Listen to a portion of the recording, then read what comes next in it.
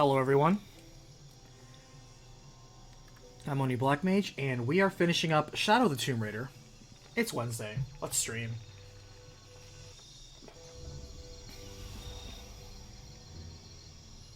This is probably the finale. Not just for Tomb Raider, but for streaming until further notice. I actually was doing a little bit of work on some scripting earlier today. Although I still haven't forgotten the recap project I have to do.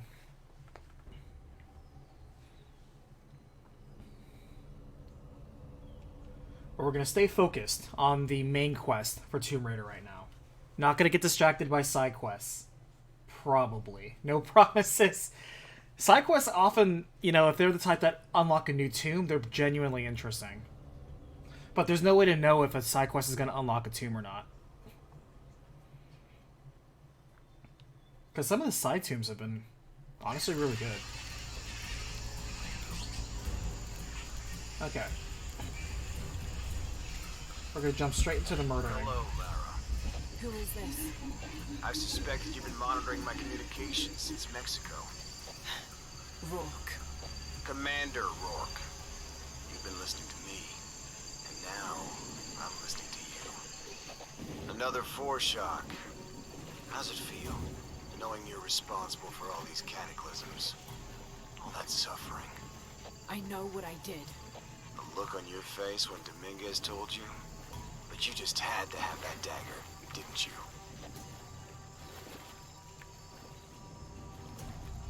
Forward outpost. Croft is moving into your area. Find her. Cross slipped right through the guys at the beach. It can't happen again. We'd better do a sweep. Anything interesting in that new shipment?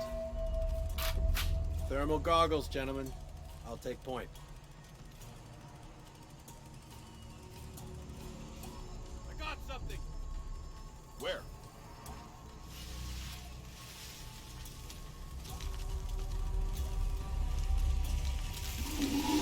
Shit!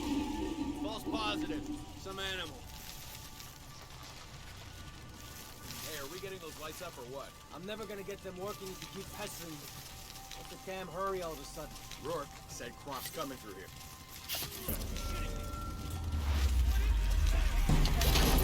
There we go, got the double.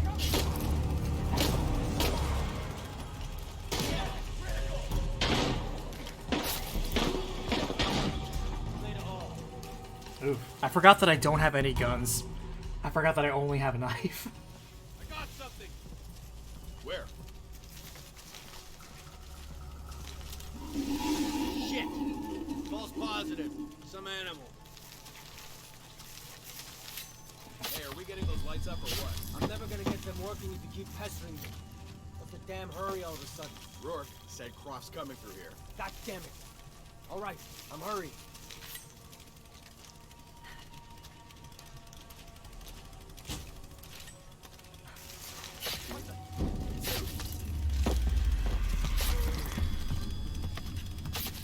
Hide if you want. It won't matter.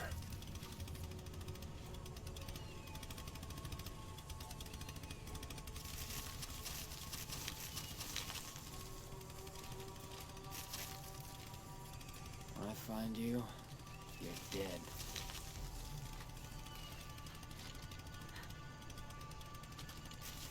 Let's go around the side. You figure Rourke's alerts for real? Absolutely. He wouldn't change her orders unless he was sure she was... Don't believe.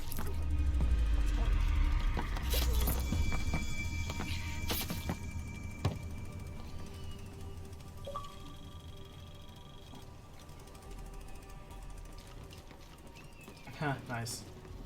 There seems to be like an achievement for almost everything you do. I'm okay with that. I don't know why she's not taking the guns off these guys.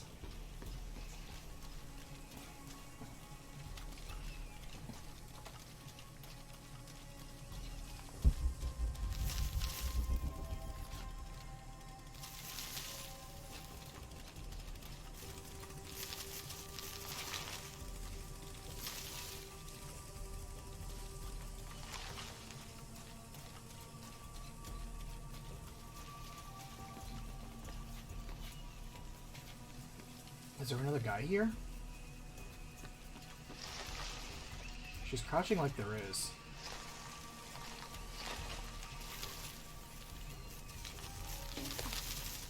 Oh.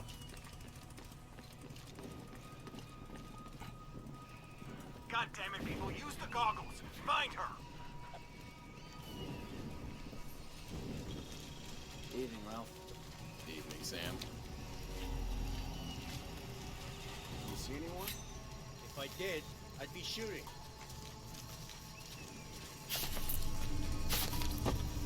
This has been going on way too long.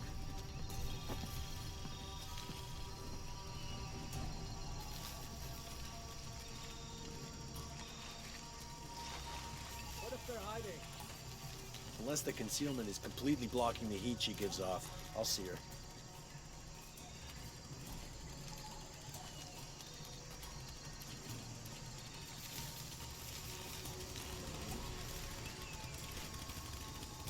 Goddamn Lara Croft again. We've got to stop her. Don't worry, we will. Yeah? You that sure of the new equipment? No, but I'm sure of Rourke.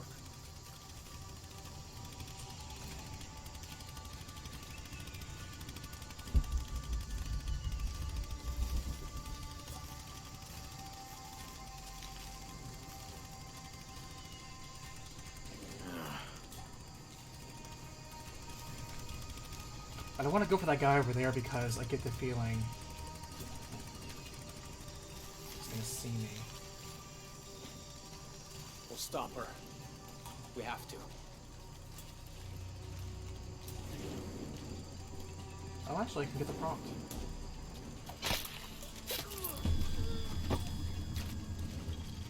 There we go. Rourke's out for blood. It's like it's personal.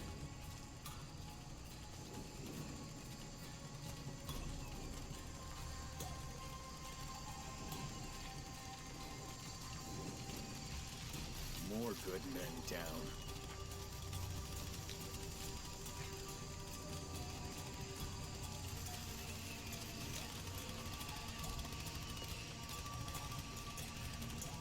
It has to stop.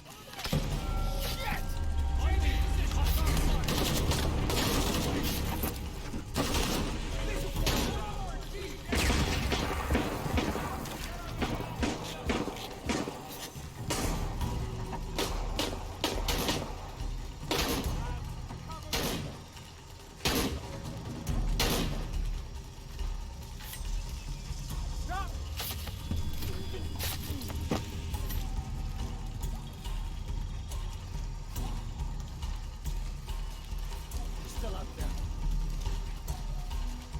That's a good hiding spot. Copy that. There! What the fuck is that?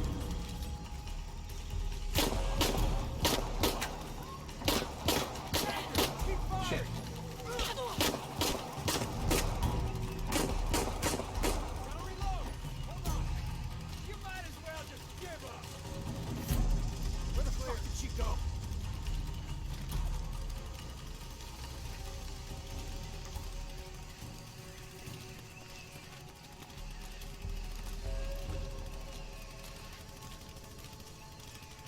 You won't like what happens when I find you.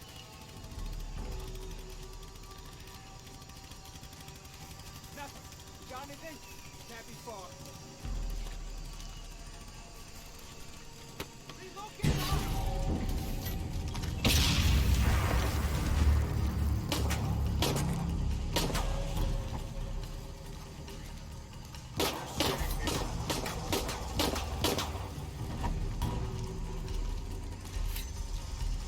Ah! Is that all you got? I'll kill you with my bare hands! He'll kill you with his bare hands.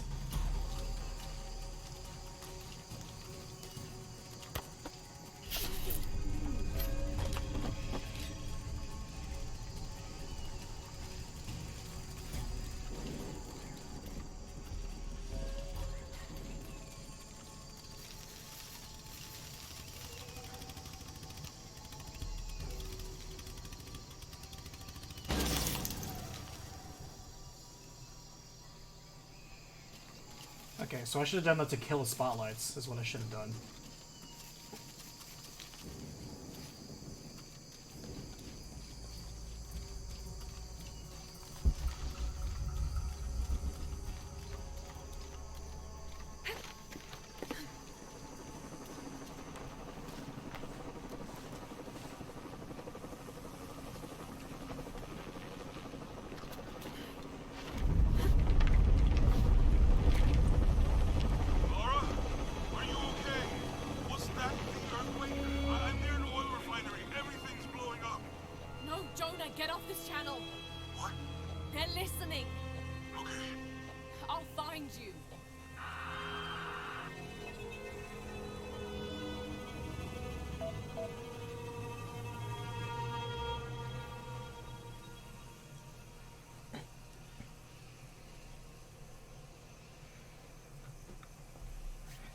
Sorry, I had to reply to a text message real fast because I'm professional. Alright.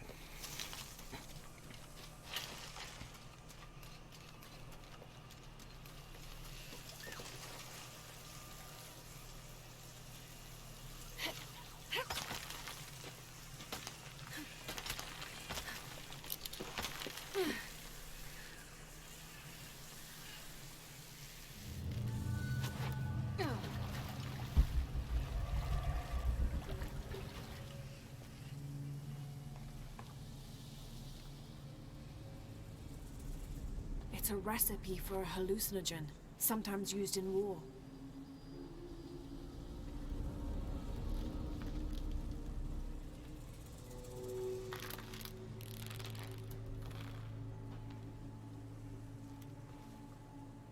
This should help. If I use this on my arrows, it could be an advantage against Trinity.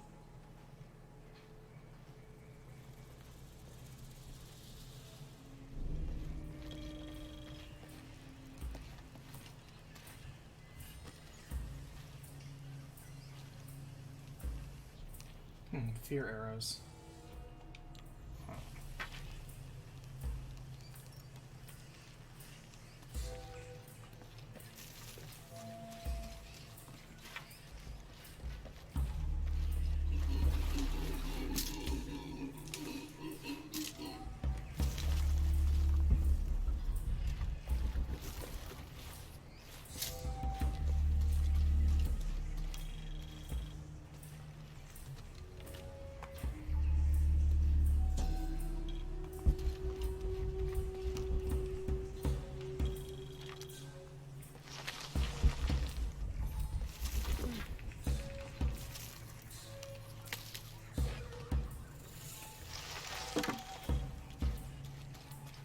All full up.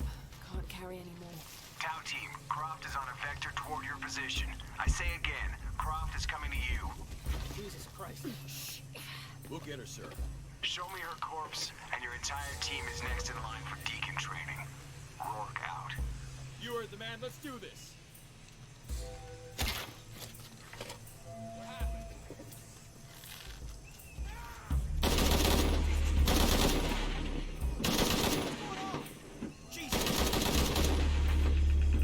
Taking casualties. Oh, jeez. Stand down. That's brutal.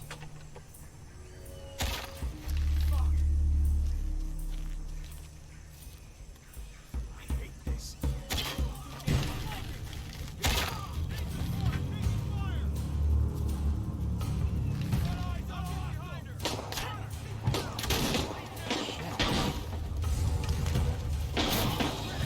Shotgun down. Man, I didn't think they saw me. Brutal.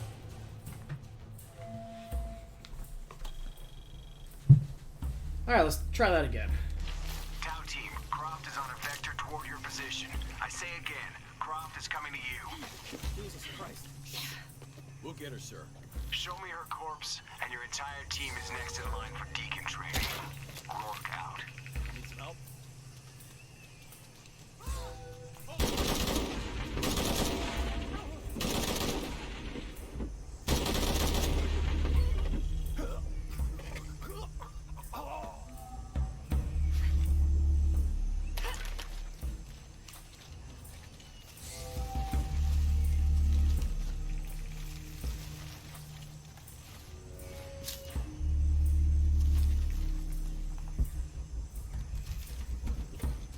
She's got no All chance. full up. Can't carry any more.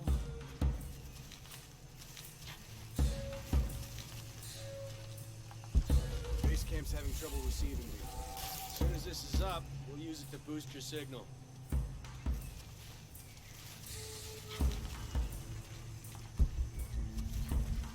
Okay. How the hell do I patch these together?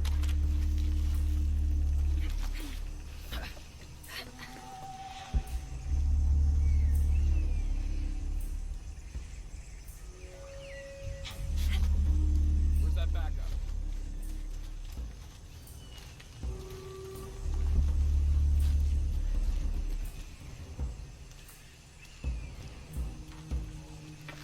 It should have worked. Why isn't it working?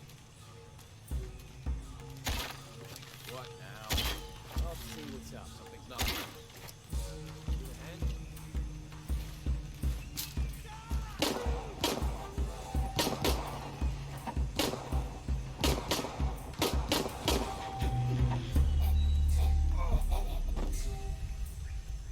So that counts as a stealth kill. That's pretty cool.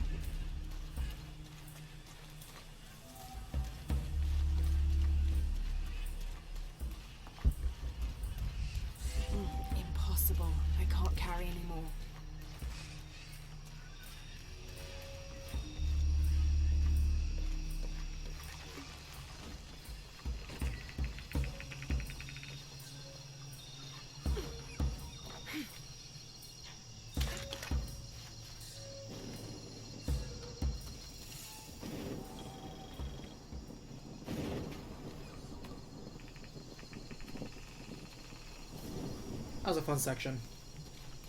Jonah? Jonah, come in, please. He's not gonna answer, Lara. What? He's dead. Now you can add your friend Jonah to the list of people you've gotten killed. Fuck you, Rourke. If you want to pick up his body, it's at the refinery. I'm coming for you. Ooh. I hope they didn't kill Jonah. He's probably lying just to rile her up, since he wants her to, to guarantee where she's at. But at the same time, ugh.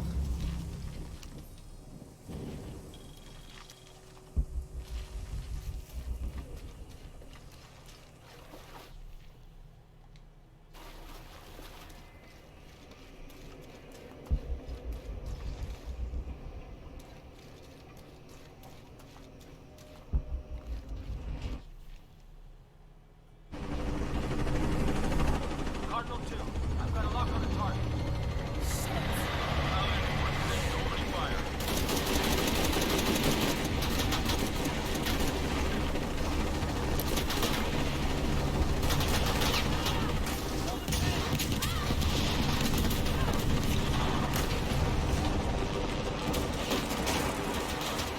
It's been a while since we had an action sequence.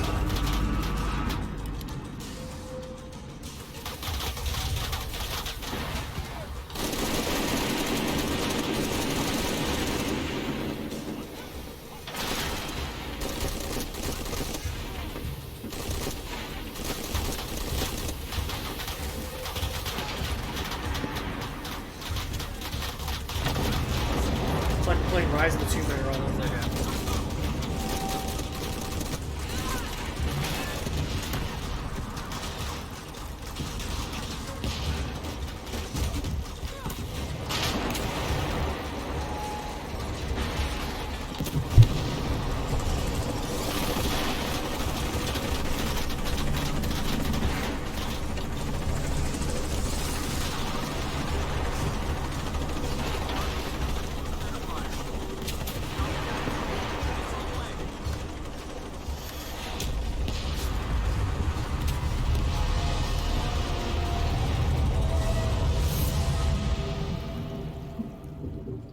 Sometimes I feel like I have to keep going, and if I don't, then I'll just let everyone down.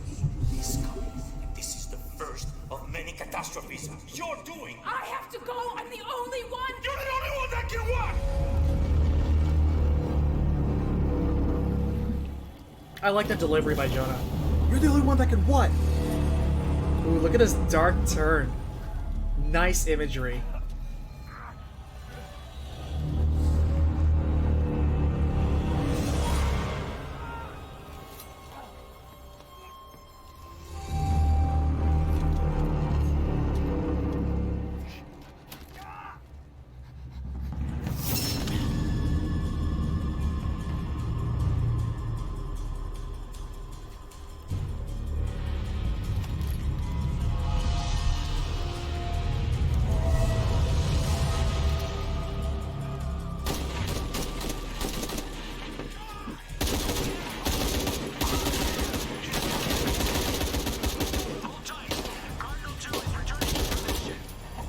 Where are you?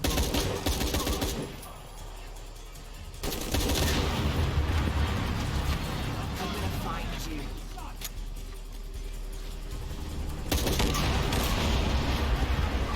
You can't hide from me, Rourke. You are fucking dead. This is Rourke. I've been called back to Cannes. Winters, Croft is all yours.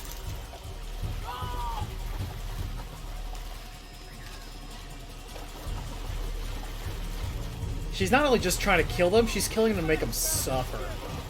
This is where she starts getting, Cardinal 2, reinforcements on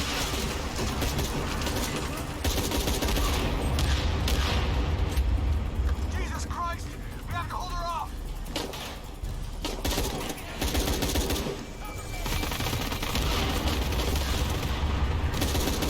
Cardinal 2, taking shrapnel but we're stable. look at that imagery right there.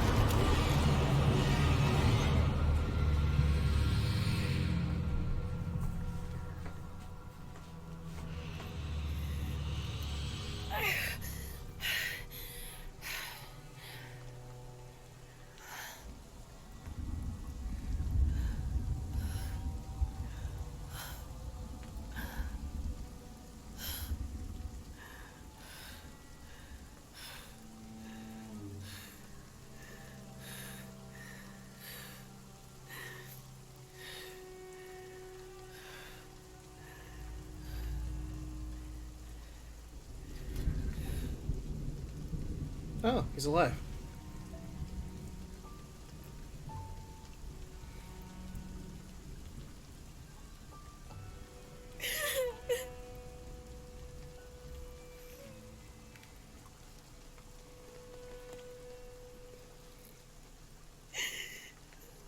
Hey.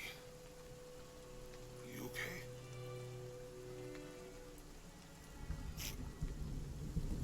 I'm making everything worse. You're not. Hey, you're not.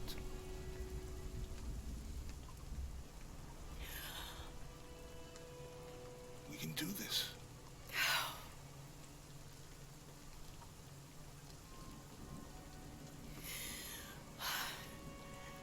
Come on. Where to next? Can't stay here. I don't know, Jonah! What was that clue? The heart of the serpent. Something. The heart of the serpent is in the cup, near the many stone faces. And what kind of cup are we talking about? Some kind of chalice? Chalice that's not very Mayan.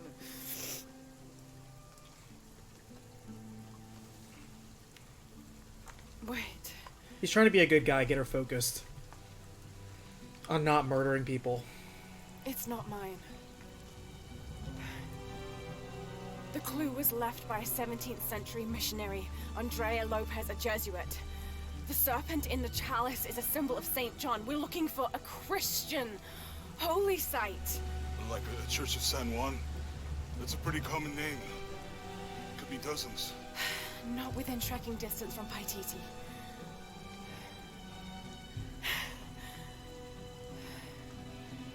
Come on, the road is this way. We'll get out of here, talk to some people. Okay. What would I do without you?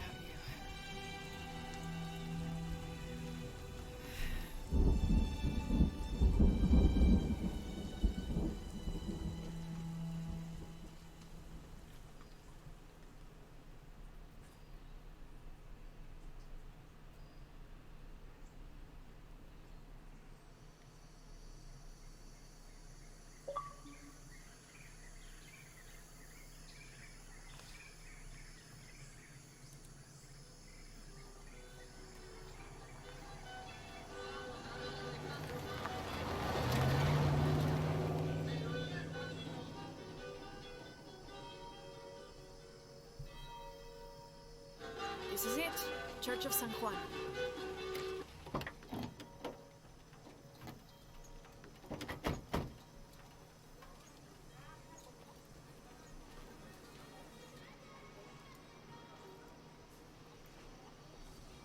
Let's split up. I'll look for signs of Lopez. We'll ask around, see what we can find out. My friend Sarah's an archaeologist. She works near here. You want to go see if she knows anything about your riddle? That would be great. The stone faces have always been Sarah's obsession. Most people come here looking for treasure, but not Sarah. She just wants answers. Have you been friends a long time? Since we were kids.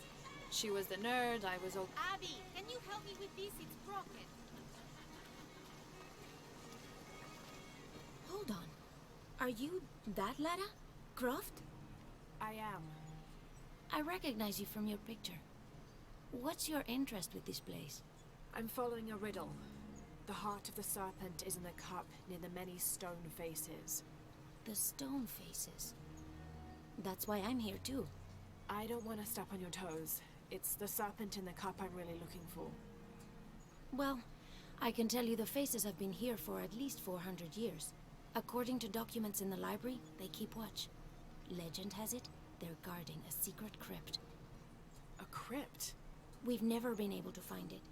As you can imagine, that's what drives the treasure hunters crazy. But if the infamous Lara Croft is as clever as they say she is, well, if you were to find it, you might be doing me a favor. You think I should start at the library? Yes, it's over by the cemetery. It's one of the oldest buildings here. Make sure you credit me if you find anything. Thank you. I will. Smart. Side quest, man. Did you say someone's missing? Yes, Isabela, another member of the field study. I checked on her after the first tremors this morning, but her tent was empty. You should ask Manu. He probably told her where to find El Dorado. This is serious. We had a fight last night. A bad one. I'm sorry, Guillermo. I didn't realize. Please, continue. You had a fight. I don't mean to pry, but... It's all right. We've been very close friends for almost a year, and I think both of us would like there to be more, but neither of us has broached the subject. Isa and Sarah, they often don't get along. Sorry, Sarah, but it's true. Because Sarah insists on her team being very down-to-earth, while Isa has a passion for folkloric tales of hidden temples. I often get caught in the middle. Those stories always come from somewhere. Even if most of it is made up, there'll be some kernel of truth to it. That's Isa's viewpoint too. Anyway, there's an old blind man who lives here named Manu who's full of these kinds of stories. He convinced her there's a secret crypt hidden around here, and last night she asked me to come with her and find it. I refused, and we got into the old fight. It ended with her calling me a hidebound coward and me calling her a foolish child. So she ran off. Yes, to, as she put it, prove all you naysayers wrong. This morning I heard rumors that she vandalized the cemetery last night. That's when I started looking for her. When I found her missing with no one knowing anything, I started to worry. What if she went looking for the crypt and something happened? I could never forgive myself. All right. You stay here, so if there's news or she comes back, you'll know about it. I'll go looking for Isabella, starting with the cemetery. You'd do that? To be honest, I'm as curious about that crypt as she is.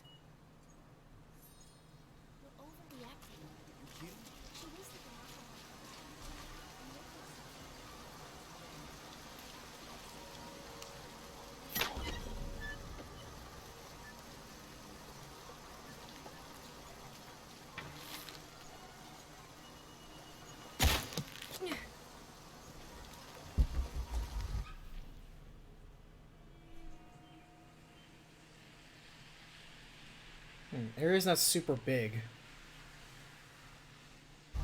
But it's just a mission. Alright. You do that. I'm gonna check. Abby's friend mentioned a crypt somewhere around the library. I'll meet you there.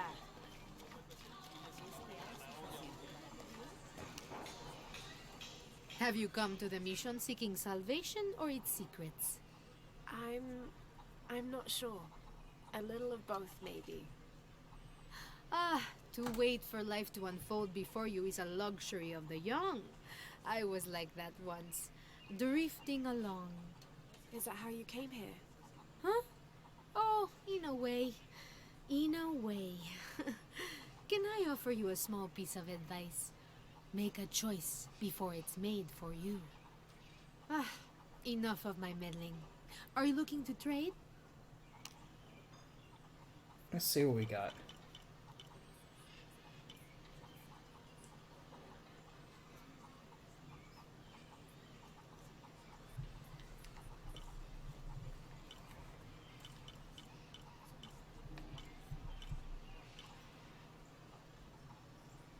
See, this is what I'm talking about right here. Shotgun shell holder. That's a good deal for both of us. I'm sure you will be satisfied. Good deal. I'm sure you will be satisfied. Good deal.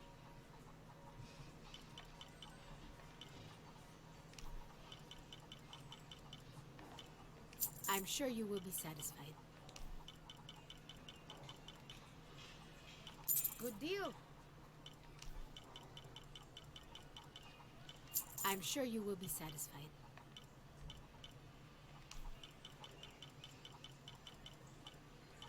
That's a good deal for both of us. I'm sure you will be satisfied. Pleasure doing business with you, friend.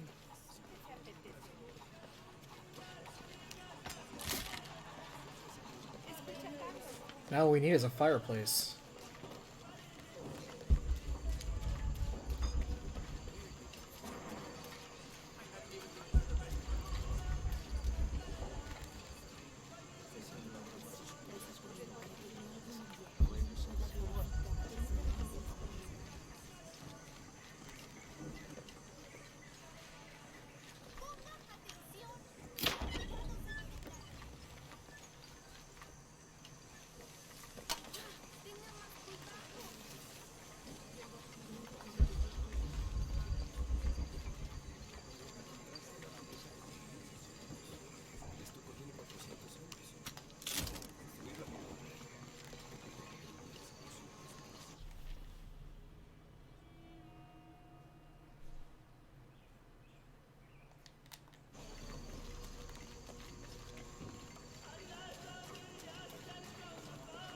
kind of want to explore just a little bit.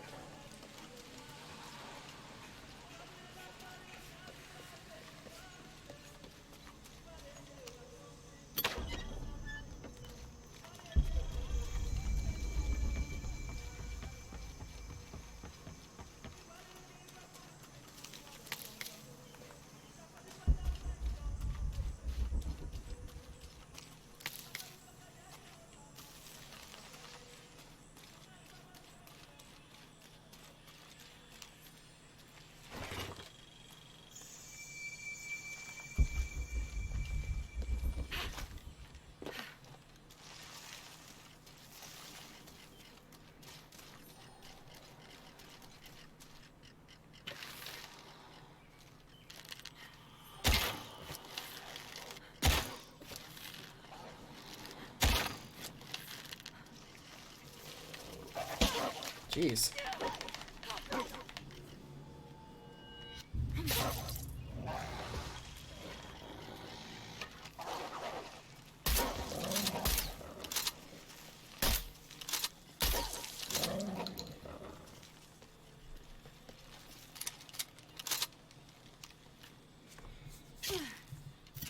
Once again, I don't think I can carve those things. Nope, too full. Sucks. Hey Dark, what's up?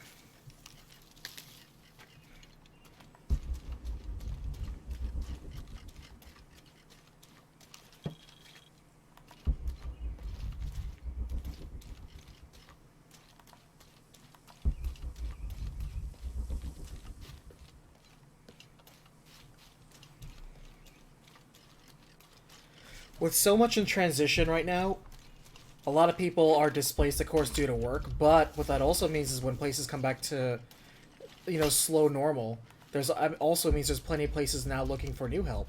So if anything, this is a prime opportunity to change positions. So if you're not satisfied with where you're at, definitely start dropping, you know, resumes around.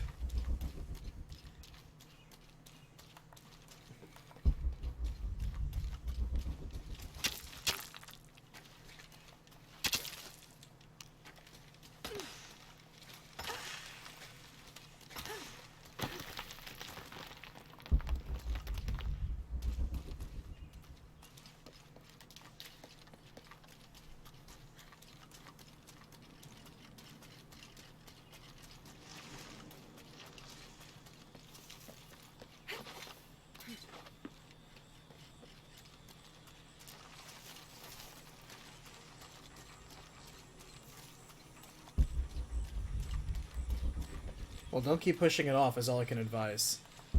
The sooner you just put yourself out there, the sooner you can start seeing some results.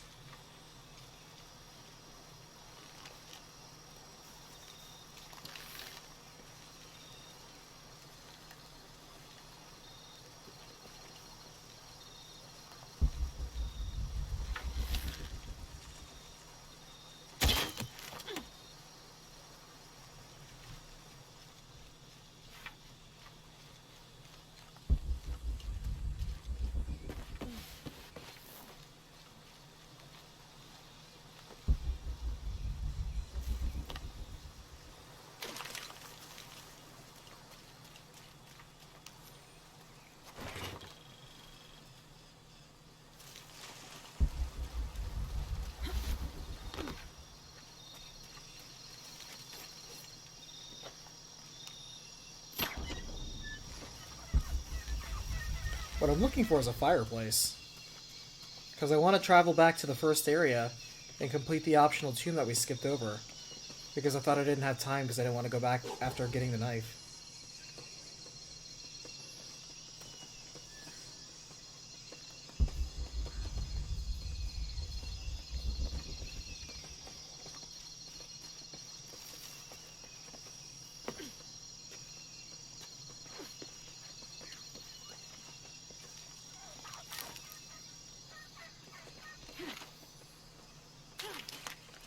Hey Nano, how are you?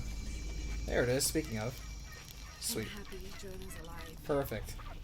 Alright, so We're over in San Juan right now. We're pursuing the last bit of information for getting the last hint. We ruined an airfield when we were trying to murder Rourke. We had a really cool dark scene for a while. We had a really good stealth segment going through their guise where now they had heat vision goggles so they could see you hiding in the underbrush. But there was a really cool scene after we blew up like the oil field that they had where it was like Lara was thrown into the water and then she was kind of reflecting on the choices she'd made so far. They threatened that they killed Jonah. And then when she was rising from the water, there were like flames behind her. And like all the guys were freaking out because she was just this dark silhouette that was just killing and just murdering with this completely accepting tone on her face. I was like, oh, she went full dark heel turn. It was great. And then she felt bad afterwards, but honestly, it was a really cool scene. I like seeing when the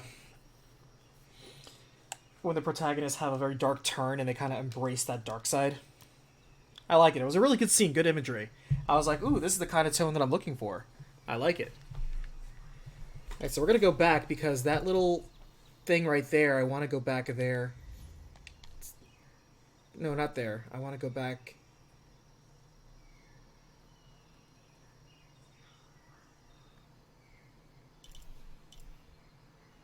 here.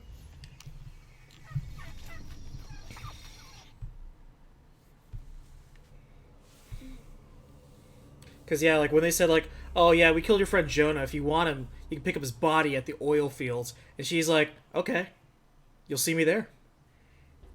And he was like, yeah. Because he was like, she was just so calm at that point. She was like, I'm just going to murder you. I'm not even going to talk to you. I'm just going to flat out murder you. Now, she hasn't murdered Rourke. We killed a helicopter. But, I liked it. It was a dark sort of acceptance. Where it's like, we're just going to do this. I'm just going to flat out kill you.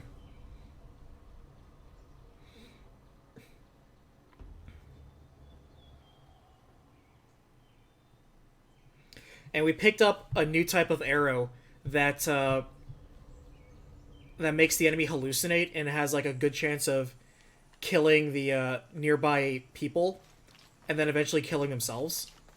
I'm like, oh, that's a really good disruptive arrow. Especially since it's a guaranteed death, and it also counts as a stealth kill too. So if you plink somebody with it, they'll go mad before killing themselves. Very nice, very handy, I like it. Alright, so the two I think we need to go to is over here.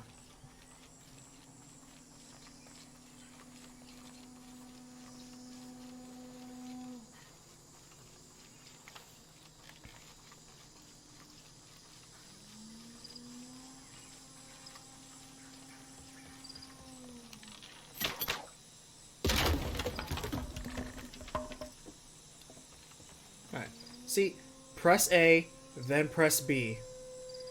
Pressing A, then pressing B. Nothing happens. I'm just saying.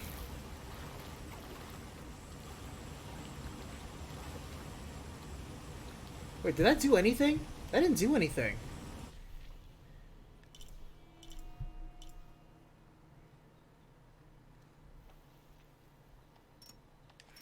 Damn it, I thought that's where we had to go.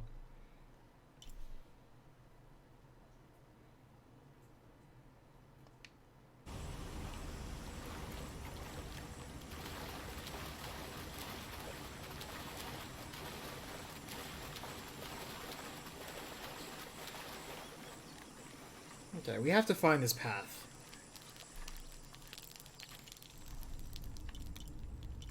First things first, let me change my arrows.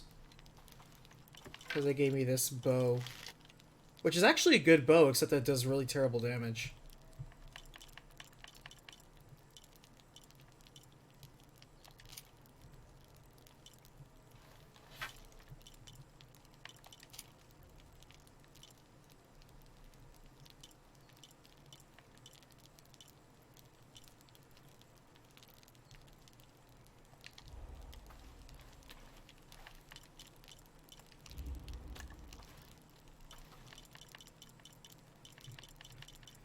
Back to our good old faithful battle dress. Oldie buddy goodie. Okay.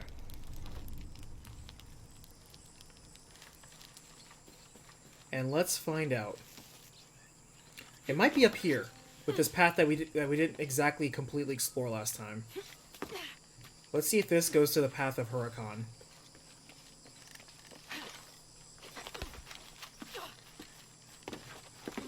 I do like that every time you visit a location later in the story, it gets later and later in the day to kind of show the passage of time.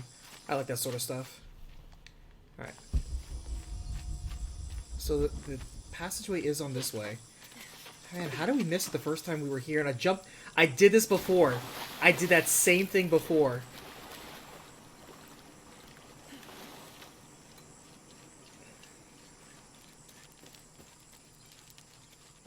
Later on, maybe when we take a break, I want to read you guys the opening preamble for the recap. Because I'm going to do a recap, I have to do the intro like a recap. And it's a short little preamble. But I like it. I want to run it by you guys. Make sure it sounds natural. It's weird saying your own name. As like, created by blah blah blah. It's like, oh, that's me.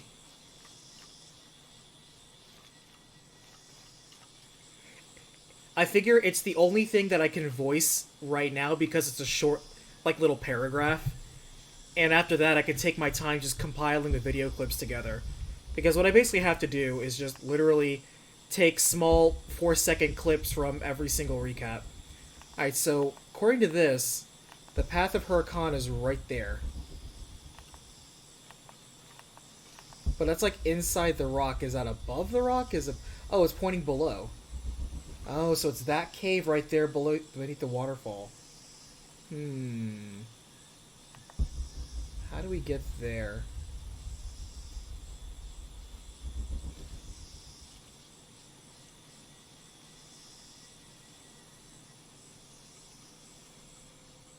Well, it's not this way, that's for sure.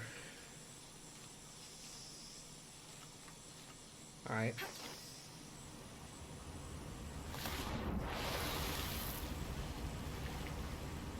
Alright, that looks like a climbable rock. It is.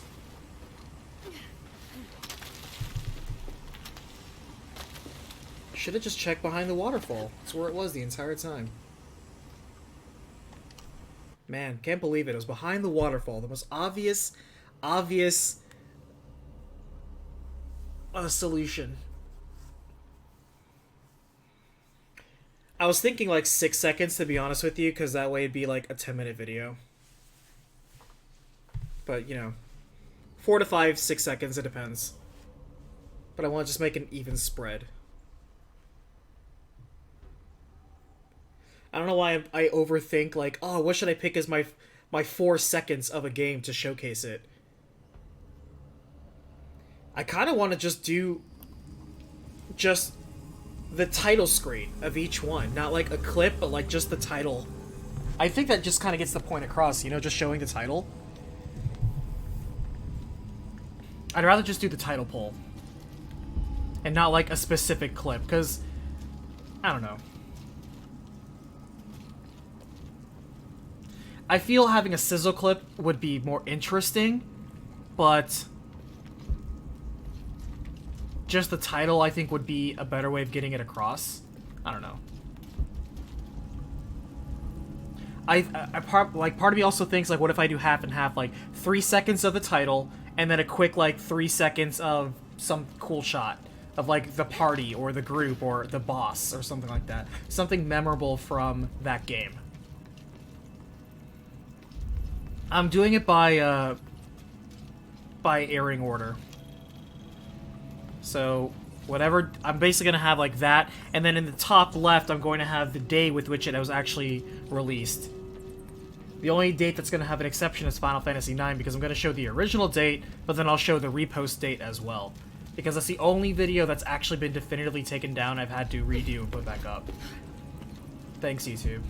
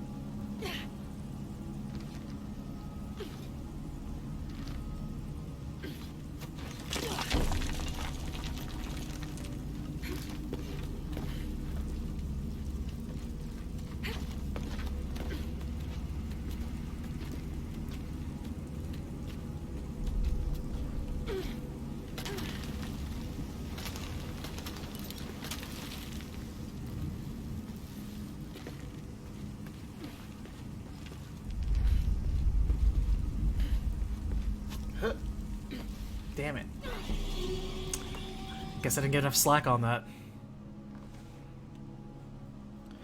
I'm not gonna do it in order of release of the games, because this is recapping the history of recaps, not recapping the history of the games.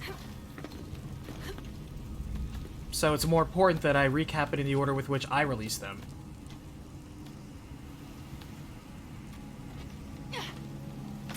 The playlists are already in... Well, actually, they're not in release order. The recaps are either in, Oh yeah, that's what I was talking about. They're in order of release of the recaps. That's what I meant.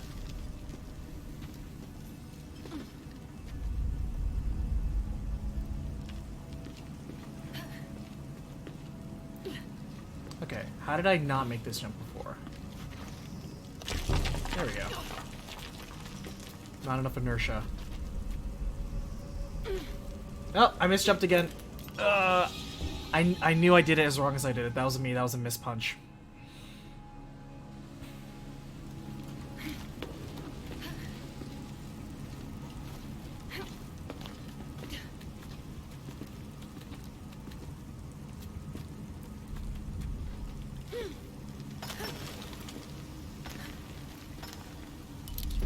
Yeah, I know. Lara always has to suffer the worst deaths because of me. They are significantly less violent, though, than the first one. The first one, the deaths were gruesome. Man, I just didn't get the inertia again. I gotta do it faster. Like, you saw her getting speared, impaled, like, decapitated. Like, it was gruesome. The second one, you know, violent, but not as much. And this one, I kind of brought back some of the violent deaths. Like, you see her get her head skull cracked open. They were not ashamed of just brutally murdering Lara. Which I respect.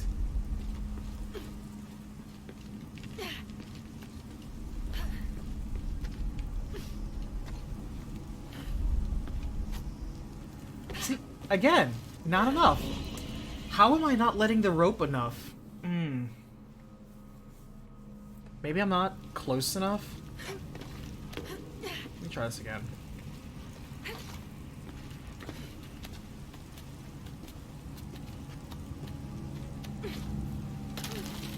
Alright, we're gonna go all the way down, and all the way to the left, and then lower. Okay.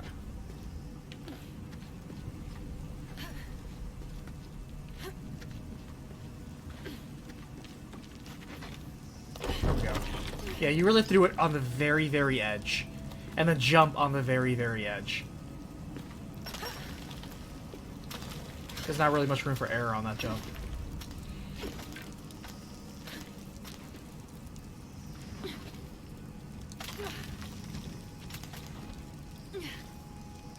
This is a weird angle, because the game wants me to look over there, but Lara doesn't naturally look over there. That was an awkward jump.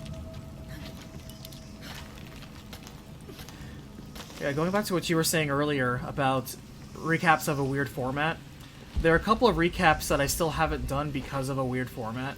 One of which is like the Saga games. Saga / like Legend of Legacy, I think is what it's called, and then Octopath Traveler. They're all made by the same guy. And he has that habit of, I like making games that are just stories of like 6 to 8 characters, and sometimes they interlink, you know, sometimes. And that makes it non-linear in its storytelling, which is cool for kind of making the adventure what you want to be about, but that's a pain in the ass to try to recap. Like, where do you begin? Where do you end? Where do you start? Where do you end? It doesn't have a clear definition, so you kind of have to just chart one for yourself. Do I make it one long narrative? Do I make it mini stories? How does one do this? Alright, so we got lots of wind here. Wind dies down. But it doesn't die down for very long.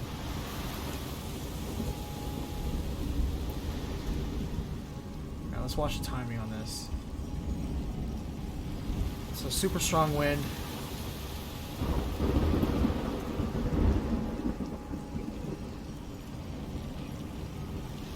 And you have 5 seconds.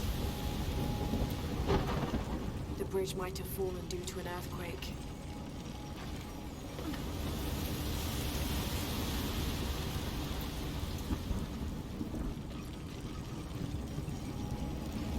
Shit.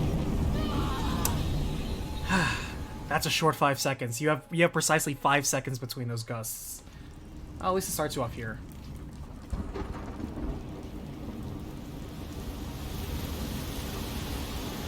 It's actually storming in real life right now, too.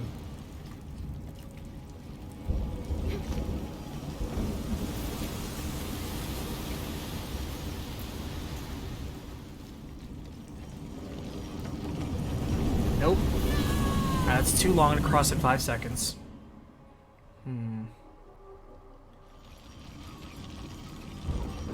What I'm hoping I don't have to do, it depends on how the story goes. If the story involves multiple characters crossing over, but it's just like the adventure from that character's perspective, that's not a big deal. Because I could just cut between different characters and just kind of sew the narrative together. That's not that big of a deal. Alright, I need to lower it. What is this? That's a close slide. Oops. Jumped that too soon. Well, the thing with Zero Time Dilemma is that all the timelines eventually converge into one true timeline. So I can get away with that.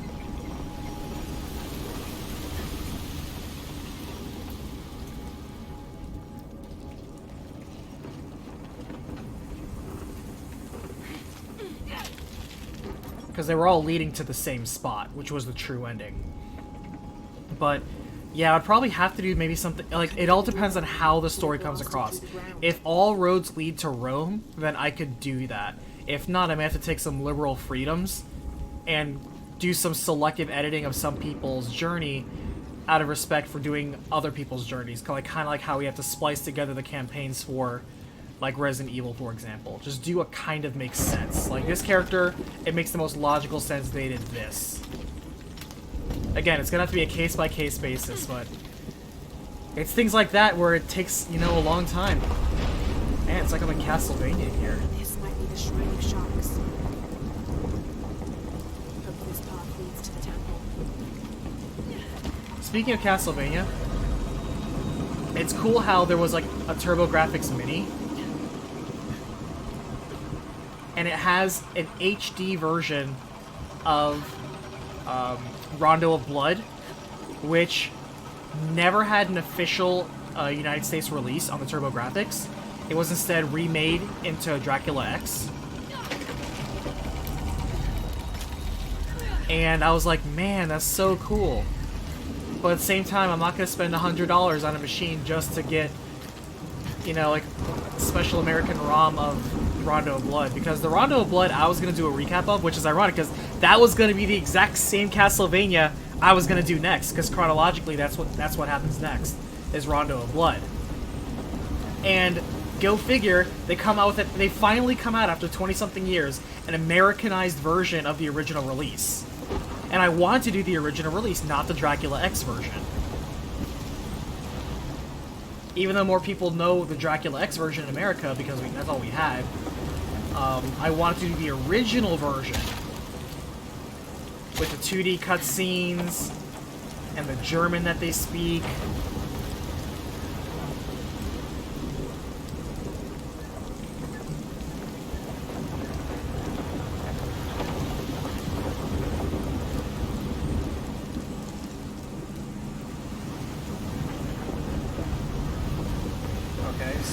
With me, or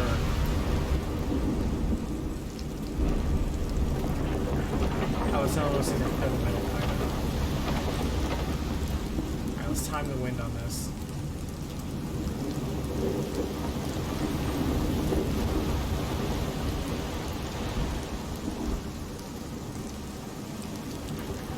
It's about 4.5, maybe 5 seconds like the last one.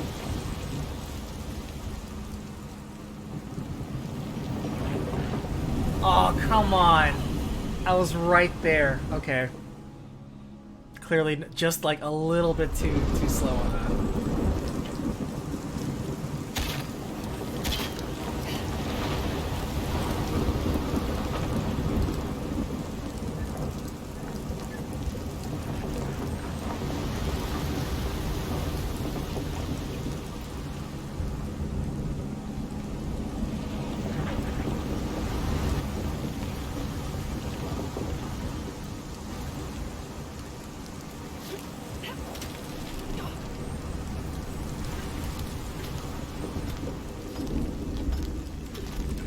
Timing is very demanding in this crypt.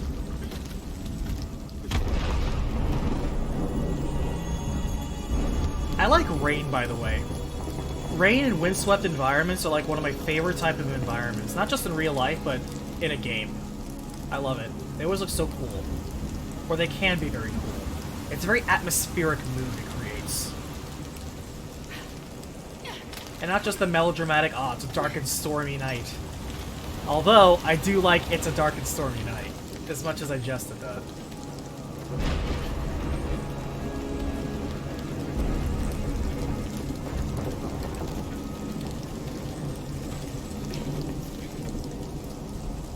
I think what I'm going to do is I may wait on Dracula or Rondo of Blood. I'll get it done, like the script, because the script is the script. It doesn't change. The only thing they did in Dracula X is they swapped it out for 3D models instead of 2D ones.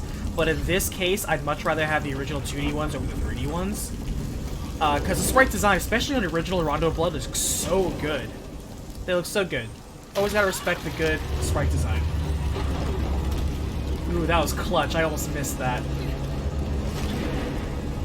And, what I may do is borrow footage of somebody who has posted the English version, who obviously has the TurboGrafx Mini, and just post like the title screen and the opening intro in English, and then the rest of it will just be the same footage that I have. Because gameplay footage is gameplay footage, but of the cutscenes, I would want the cutscenes in English. That would help the overall thing. This looks like it can go both ways. Maybe not.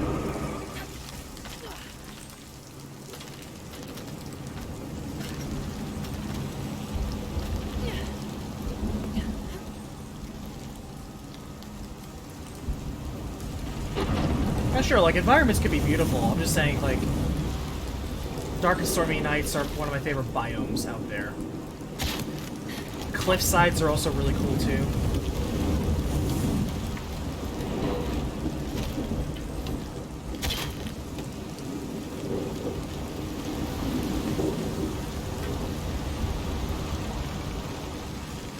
That's gonna snap. I hear it snapping. Shit, I waited too long. I have to say, though, desert is probably my least favorite biome, because I almost never see anything creatively done with a desert. And honestly, what can you really be creative in a desert with? It's just dunes. It's sun and sand. Really not too much options for creativity there. Occasionally you'll have an oasis.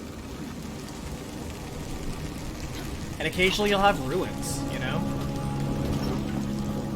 But desert's always so limiting. To me, what's always been more interesting about desert biomes is not what's in the desert, but what's under it.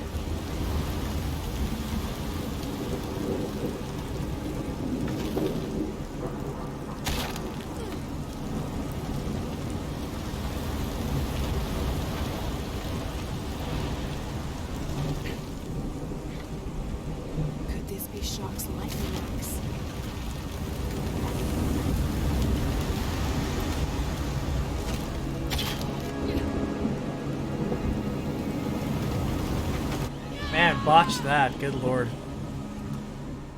This one is brutal. Oh, generous. Alright, so clearly that's not the point of that.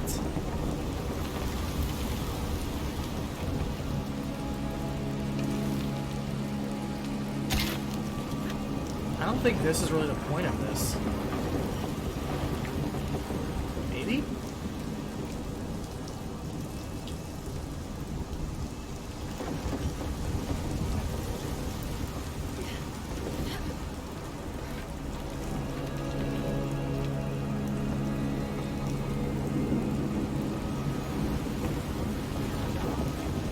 Because there's a thing over there. Ropes might be useful.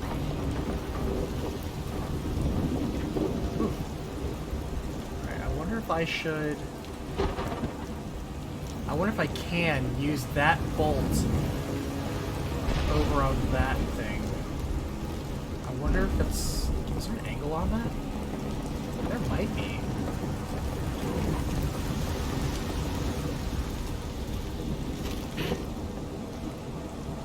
Could this be sharks bumping this?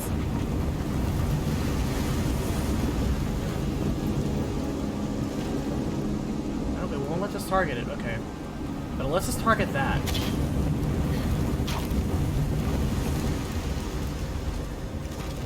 Alright, let's see what this does, if anything. Okay, here we go. We got a thing.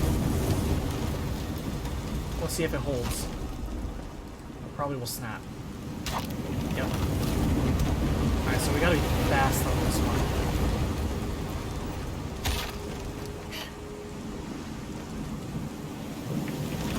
Ah, damn, not fast enough.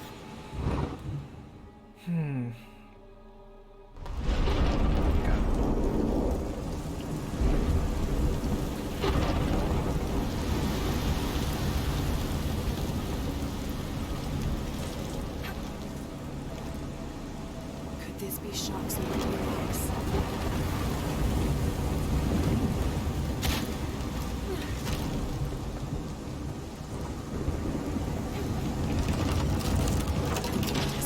Structures for centuries.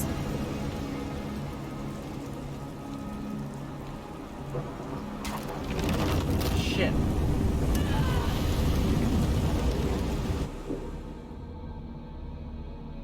Wind Waker is a beautiful game. And the cell shading has only proven that it holds up to the test of time.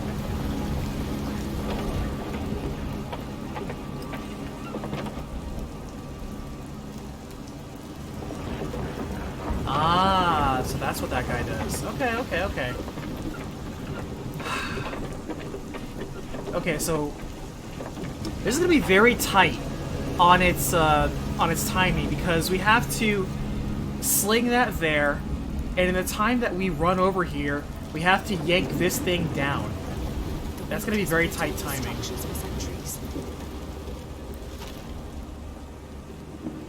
Alright.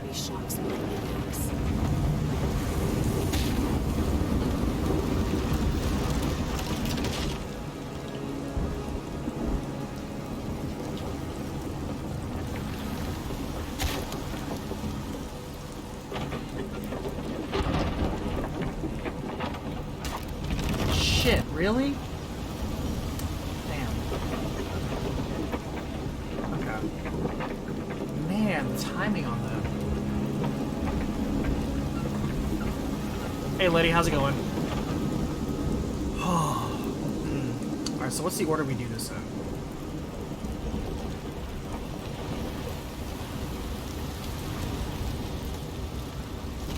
And there's gotta be some point to this. Oh, wait, I get it, I get it.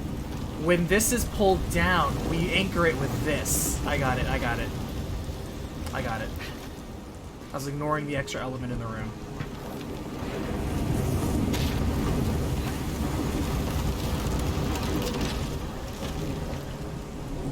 Okay.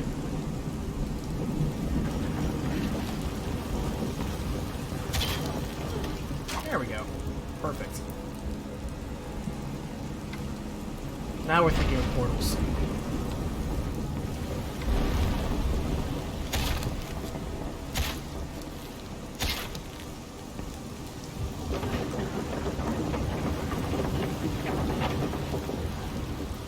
Just gotta do this. Little dance.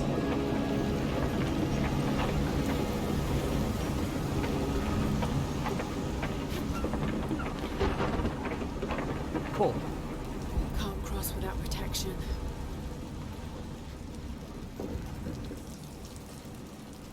Good puzzle. Alright, there we go. That was a charming little tune. The shield is gone. The shield is gone. Jonah, Lara, what is it? put Koryanka on. Coriander, the shield's been taken. Then Amaru has it already. He wouldn't risk bringing it back into the city. It must be even deeper within the mountain. All right, I'll go after it. Alright, what kind of movie are you gonna give me? Letty, how's your day so far?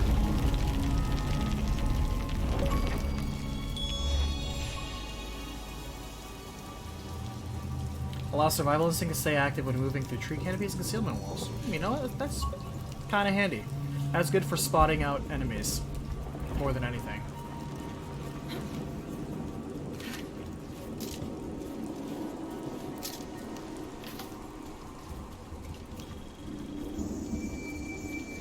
Do that skill point. Let's see. If YouTube shut down my entire channel. Let's see, I do have a cloud backup on library just in case YouTube deletes my entire channel, so it does exist digitally on a mirror site, so I do have a backup that way.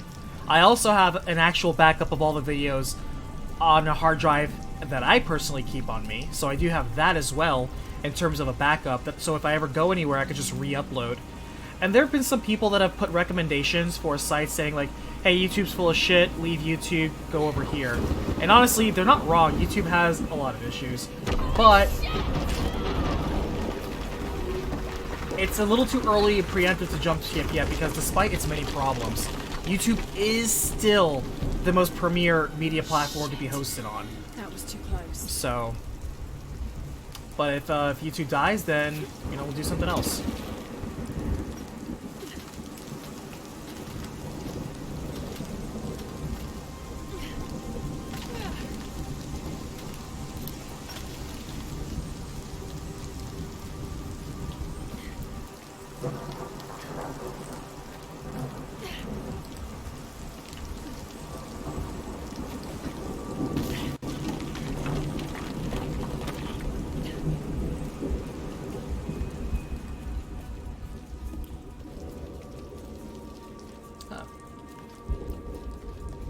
Two-part tomb right here.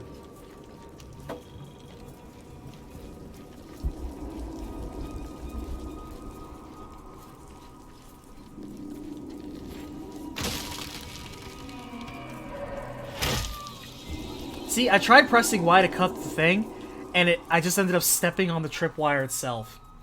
I saw the tripwire, and you see me trying to cut it, and I'm not cutting it. I didn't cut with the proper prompt. So, let me just slow up and wait for the proper prompt, and there we go. Trap after a trap, I see. They're doing a lot of that. Trap after a trap.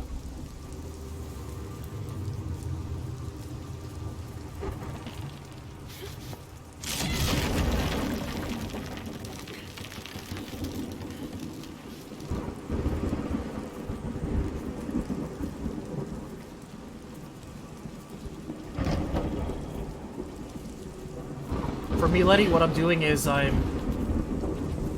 still doing online work. Right now what I've been doing is online gigs. Making a little bit of scratch here and there. And of course, packing steadily every single day. The project that I'm currently striving to work on before I have to pack up my PC and everything is the recap. Can't carry anymore. I really want to post that. Because, you know, Jtron had a good idea in, hey, maybe I should post a channel update. But I'm like, let me do one further. Let me post the video, but then in that video that will have my update saying, hey, thank you so much for, like, you know, recap, this is where we are. And please enjoy this. You may not see me for another 2 months. I'm not dead, I'm not quitting. It's just lifestyle adjustments, reacclimation. It takes time. I'll come back when I come back. In the meanwhile, please continue to support me. Watch playthroughs on OBM Plays. Join the Discord. Follow me on Twitter if you want. Please become a patron and or Twitch sub. That helps me. All of that. I'll do all the things in that video.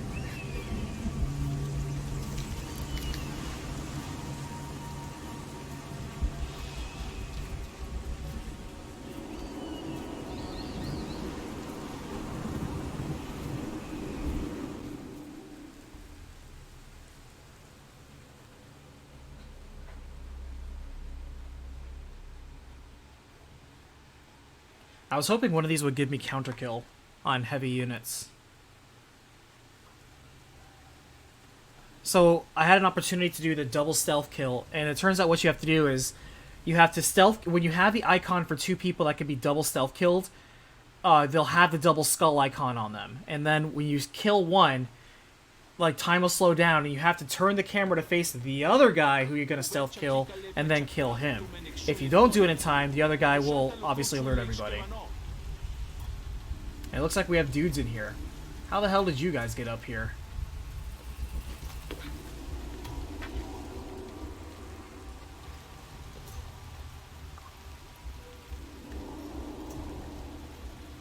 And I don't have hallucinogen arrows. Alright.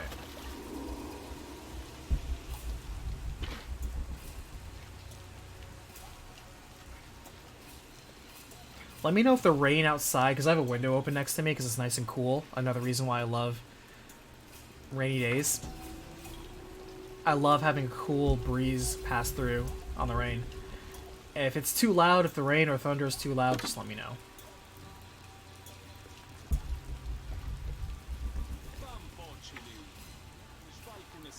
We got a lot of guys here.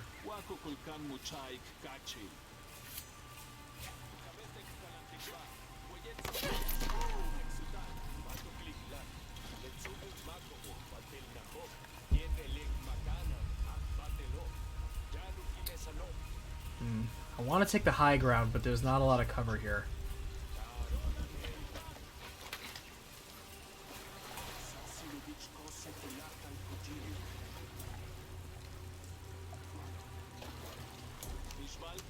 Splat some mud on ourselves so we can camouflage.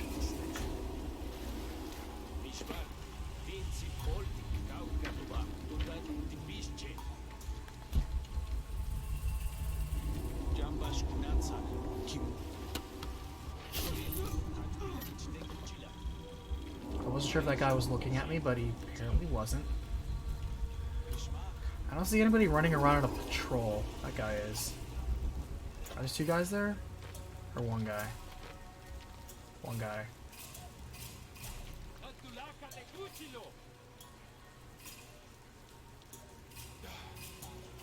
The problem is I don't have the murder silently ability. That guy will see me. If I cross the bridge, that guy will see me. Those guys will definitely see me. In fact, they're already looking for me.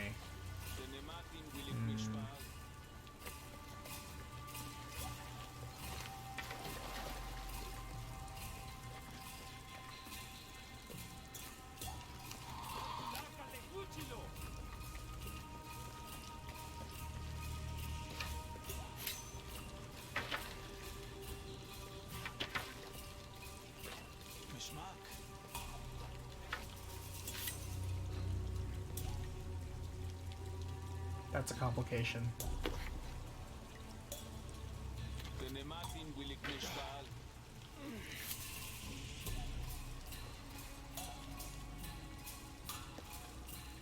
Okay, we're gonna try to kill the dude.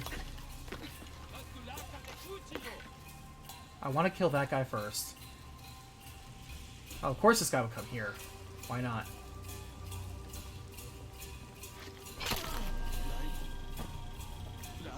That worked.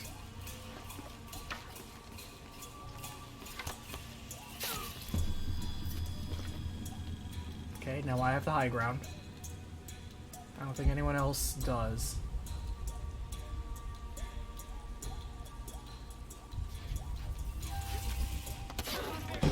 Shit.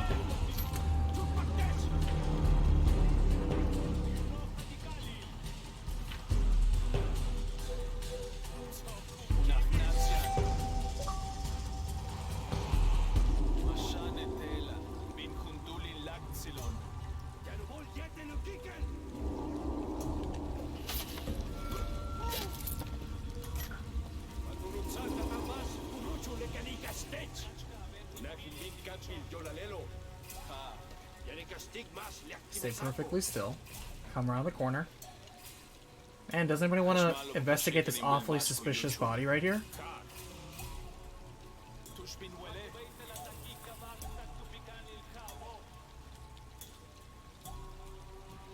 Like you.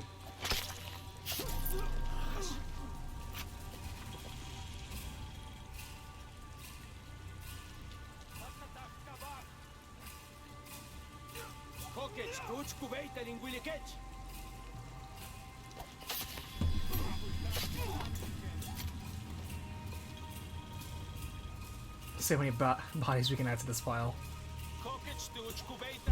I think there's 2 more guys. There's that guy, and I could have sworn there was another guy. There, yeah, there are 2 guys.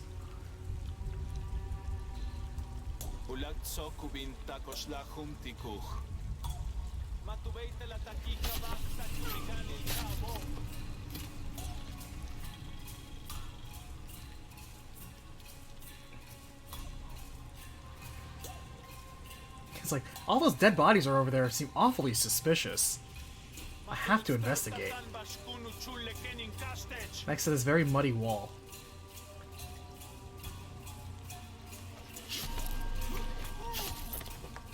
I love stealth kills. I love this image right here. Too good. Alright. I think we're good.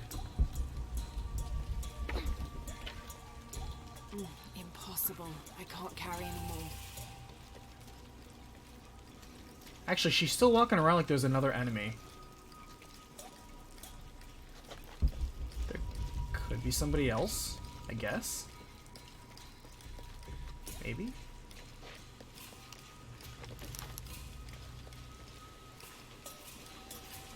Has to be a way in. All full up. Can't carry anymore.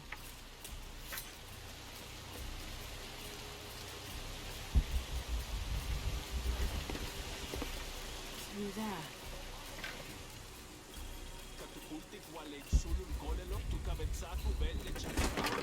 Shit.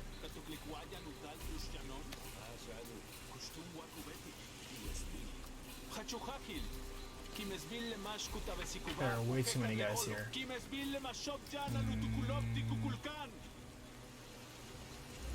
At least 6. I want that guy to turn around. Because if they all get me in a corner, I'm just going to get butchered. And if I leave out here out of the shadows, I'm pretty sure they're going to see me.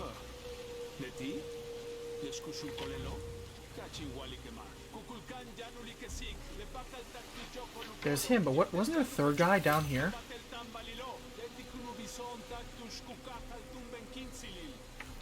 Alright, let's get started. Yep.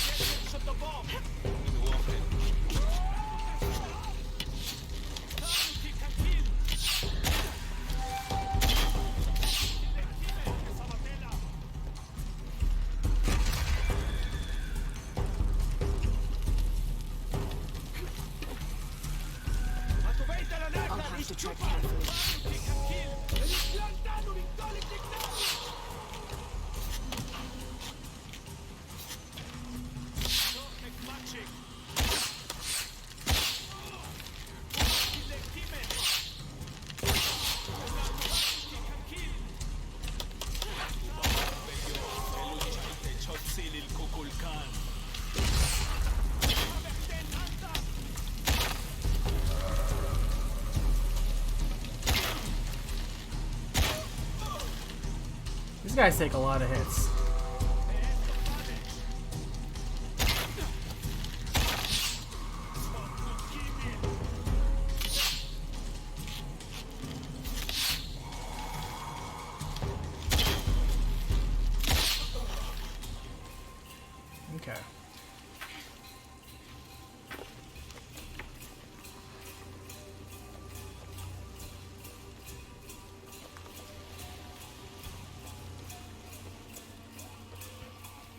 There really wasn't too many opportunities, in my opinion, to sneak attack and kill.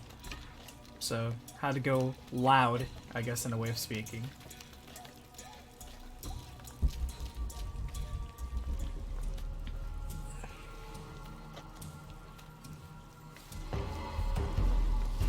Jonah, Koryanka was right. The cult moved the shield deeper into the mountain. Koryanka, Lara found it. The Agemaker's shield. I knew it was true. It's beautiful. I'm... Find her! Damn. Lara, what's wrong? Someone's here.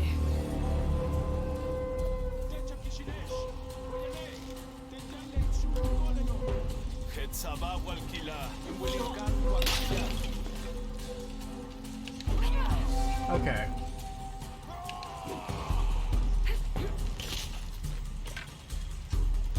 You have to basically go very early.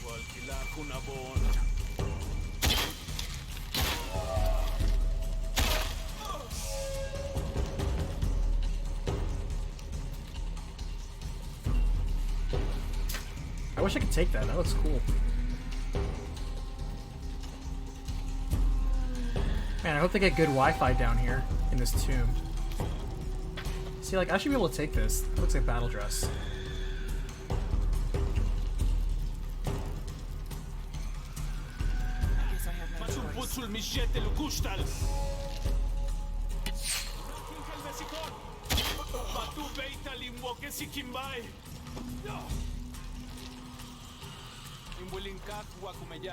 Yeah, you have to dodge super early to get the dodge kill. It looks like if you get it just right, you can in fact get the headshot on them. Using grenades. That's not very tribal.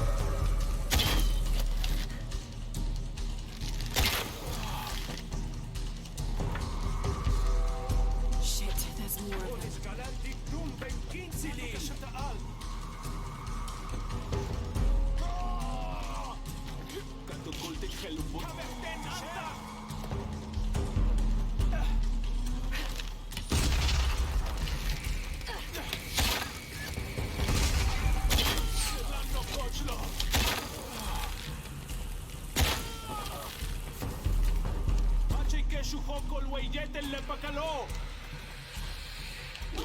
Okay.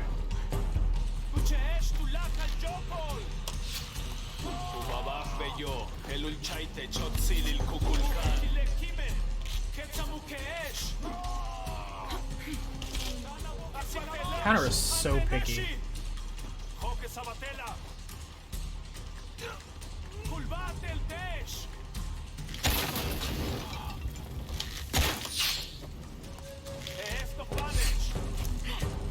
Oh, I'm out of arrows.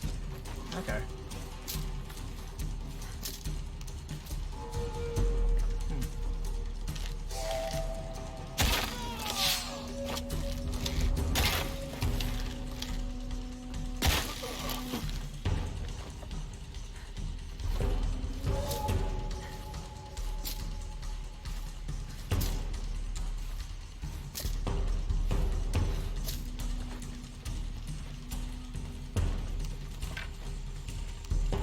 I'm so used to being able to pick up arrows off dead people. But I guess I never bought that perk. I'm not even sure if they offer that perk in this game. Scavenge arrows. This is a long tomb. Oh, it's Rourke. Shit. Croft! This little cockroach just won't die. She's got the goddamn shield! Fucking shoot her! You got it, boss. I'll shoot the bridge she's standing on.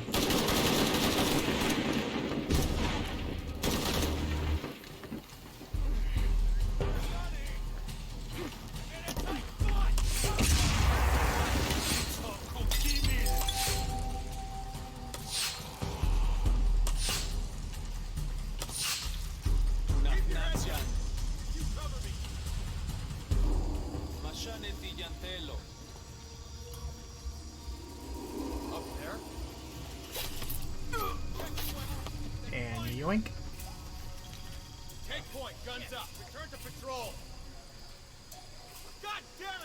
hunting us! Copy that. We'll find you, did it. Gotta find out what the hell's going on. Yeah. You wanna hide all the time? Also, they're using guns. I should be able to whip out my guns right now. Oh, I can whip out my guns right now. Cool. Never mind. Gotta find... Fuck, great. Let's keep this party going. God damn it, she's hunting us! You see anything? Start shooting. Gotta find... This is why I love stealth. That's right. Keep lining up, guys. Notice the bodies. Get closer.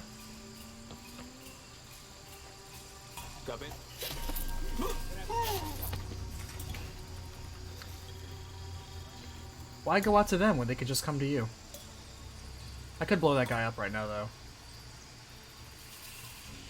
We're taking casualties! This is just such a little... perfect little kill spot. Serious. Man down! They can't be far. Need to get to the bottom of this. I could let me... Oh, there we go. See anything? Start shooting.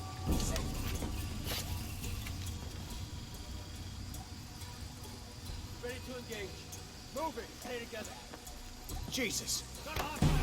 Oh, one of them finally saw me.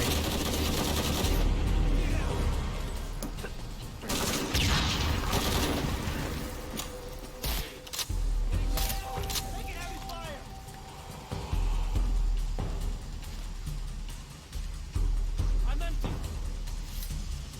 Hold it. Just hold it a second. Come check on your injured buddy here. Don't you want to know if he's alive or not? That's right. Be a good little soldier. Nobody gets left behind. With the exception of one... Oh, there's another one. Turned around. I hope that's all of them. GG, too easy.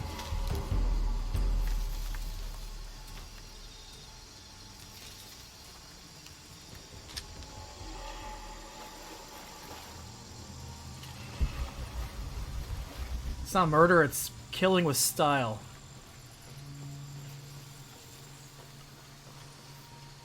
Okay.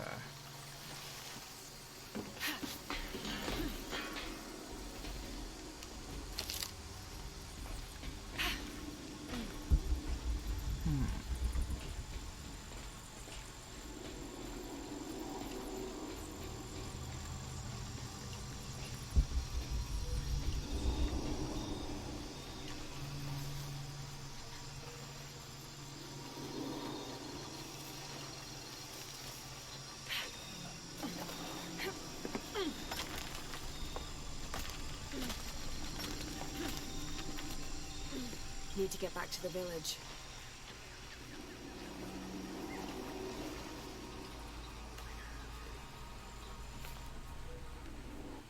Nice.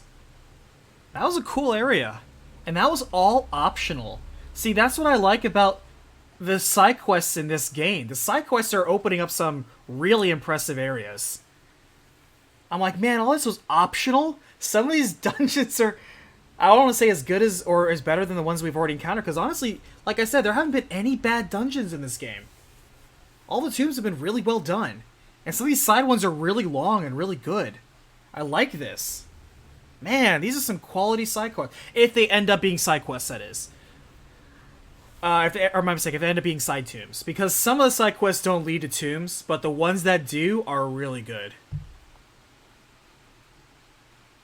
I like this. This is good stuff. It's almost a shame, then, that you have the opportunity to miss that sort of stuff. Alright, what kind of reward do I get? I got your shield. I'm telling you. What are you two up to? Ucho and I are swapping scar stories.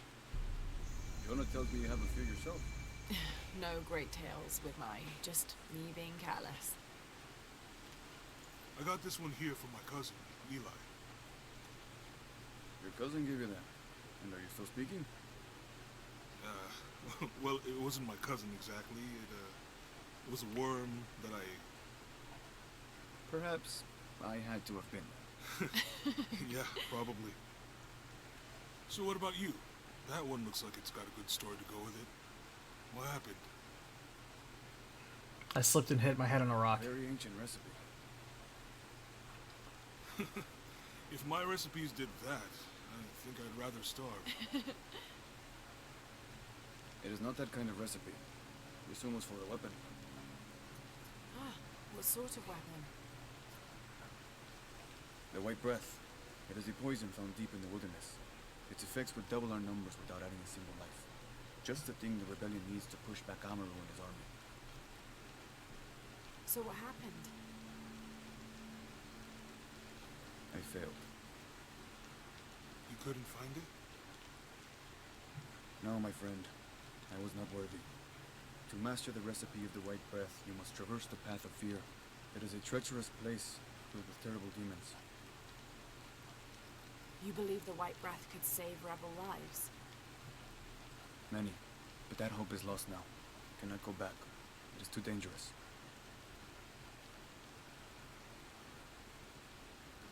I'm not gonna lie, some of these side quests are more interesting than the main quest. I appreciate your offer, Lara, but the path of fear must be taken alone. I work best Then I'll alone. go. I cannot ask you to do that. You didn't. I'm offering. No. Lara, maybe this isn't something... Uchu, I can help. Please, let me.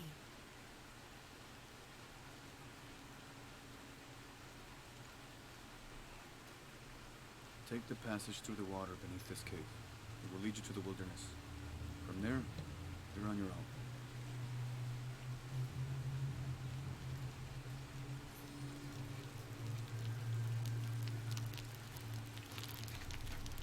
Alright, we probably got a bunch of skill points now. Yeah, we got 10 skill points. Good lord. We are stockpiling. We can buy a bunch of stuff now. Alright, here we go. Alright, so now we can craft fear arrows. Oh, we already have that. Fear arrows last for longer. That's good, because fear arrows are worth it. I don't know where the ingredients are for fear arrows, though.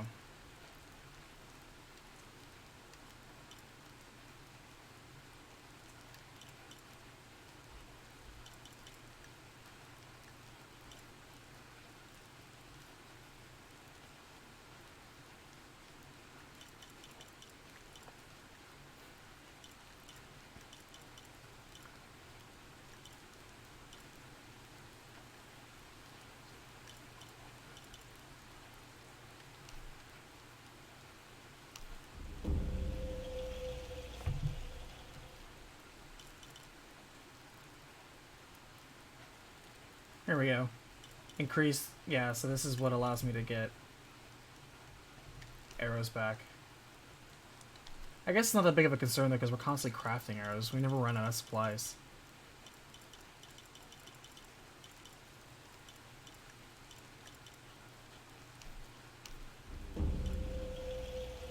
I don't know why we haven't picked up swim faster. How we skipped over that.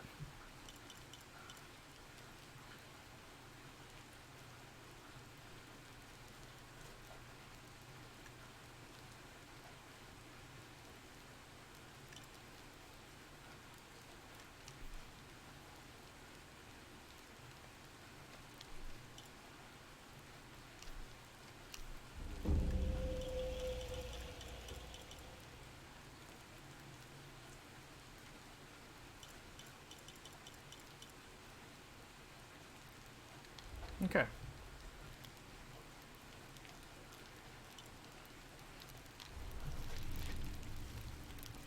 Let's go to this path of fear.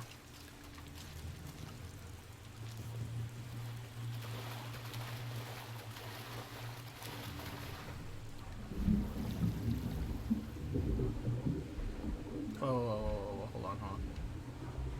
Was that gold? Yeah, it was. No, it's jade, even better.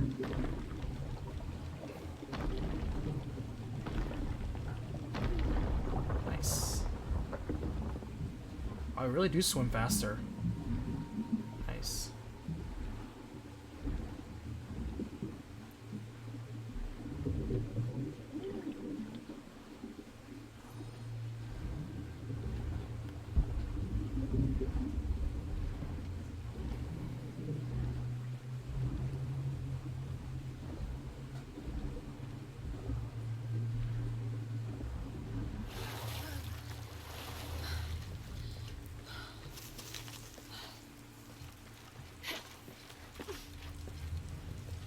all full up. Haven't we been here before? I think we've been here, but we haven't been on a quest here.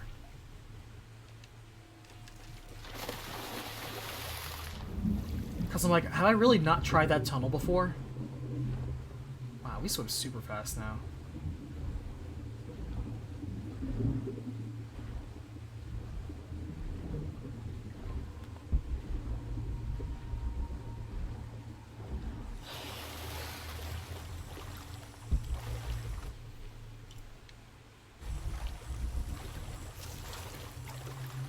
This all seems vaguely familiar.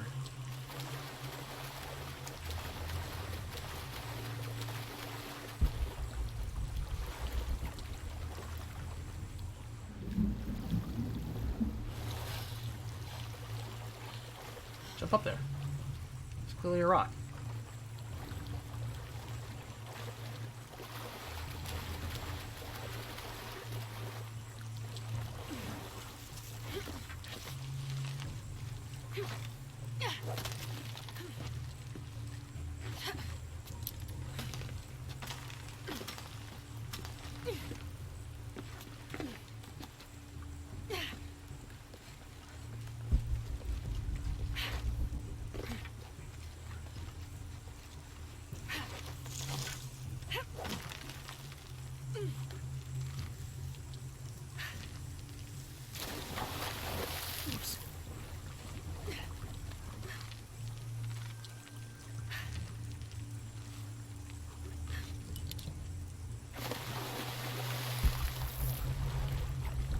You jump in as piranhas literally everywhere.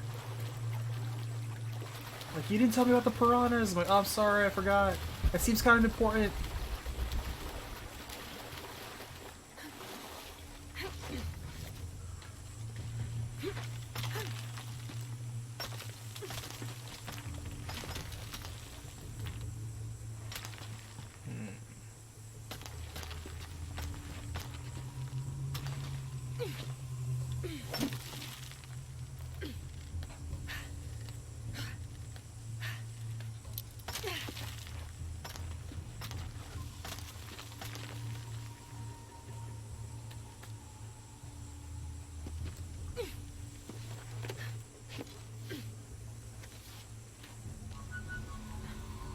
Man, the side quest is still going on. This is all part of like one big side quest too.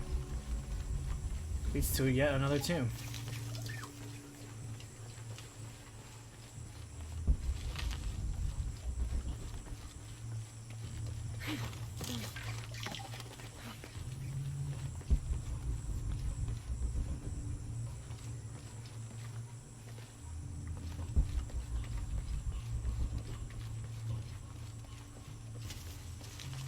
Yeah, I'm sure Rourke will be here for some stupid reason. This can't be the path of fear. I must have... Hello? It's a ghost. Can you hear me?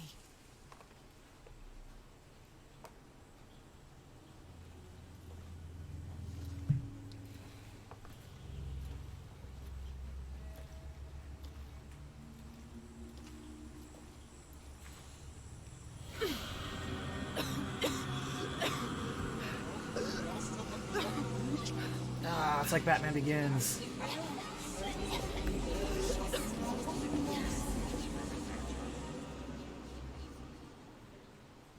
Now we're gonna fight Zambos.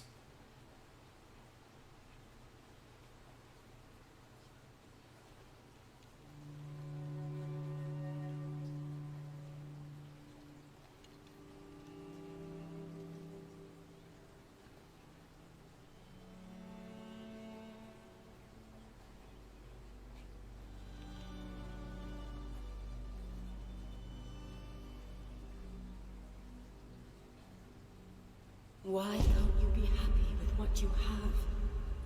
Mom!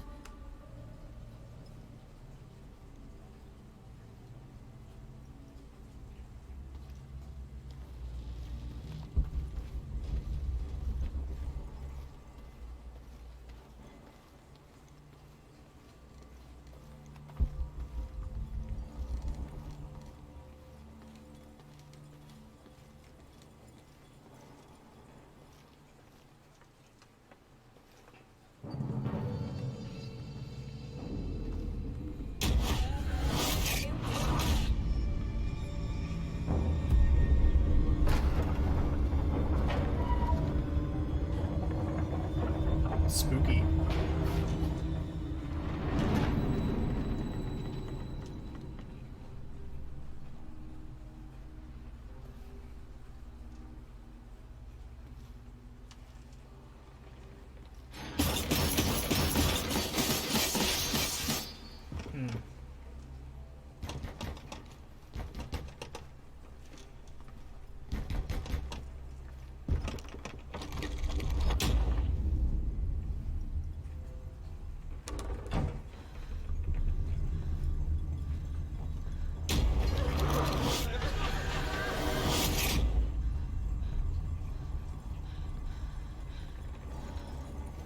And this is a side quest? This should be part of the main quest.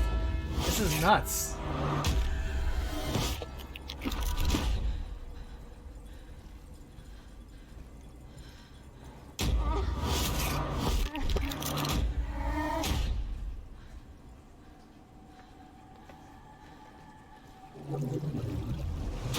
She's gonna find the truth of her dad. Her dad didn't actually kill herself, or himself.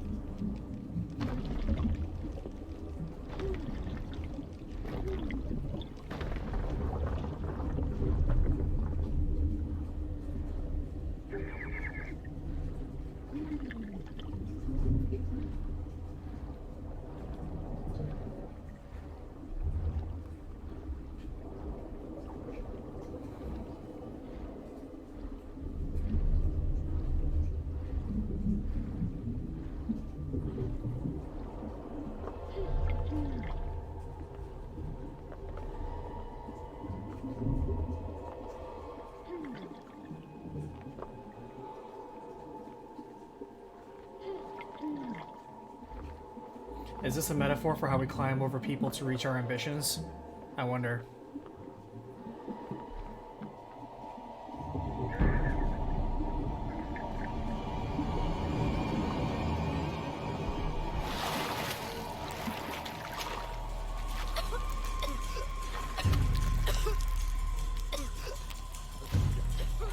If it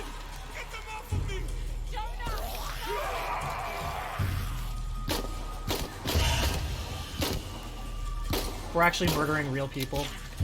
Oh man, I forgot this shit always hurts.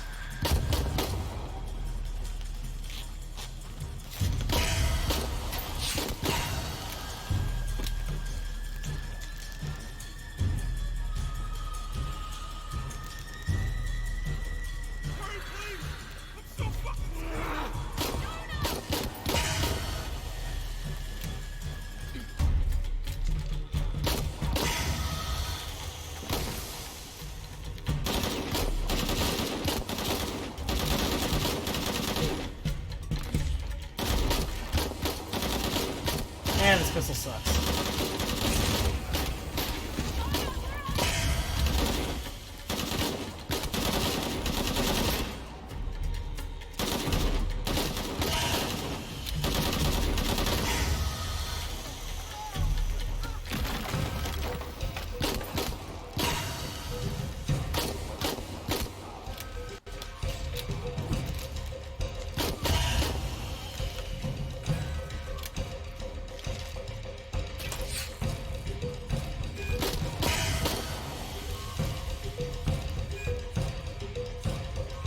Intense music playing right now, though. I like this music. The music has been very muted in this game so far. Like, there's music, and there's times where, like, oh, this music is, like, very, I don't know.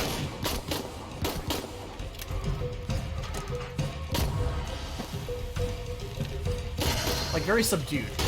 Oh, they're turning into Rourke's men.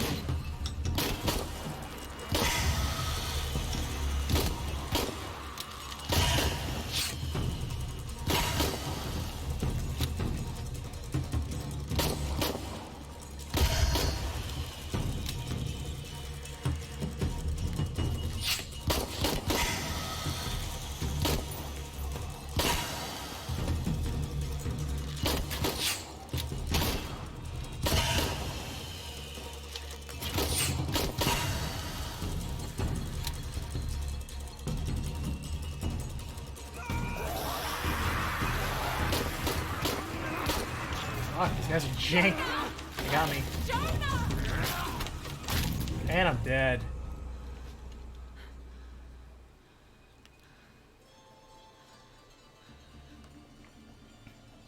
Was that a just see how long I could last sequence?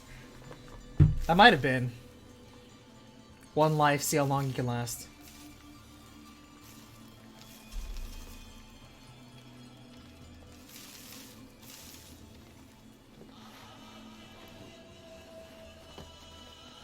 You don't know that you caused all this, Lara!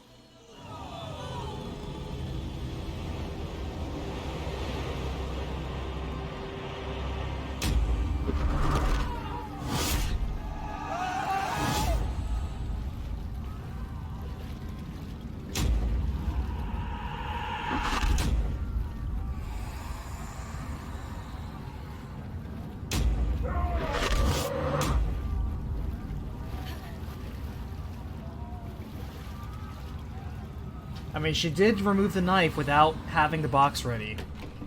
So... Ooh, graveyard. Jonah, where are you? Our parents are gonna rise up as Zambos.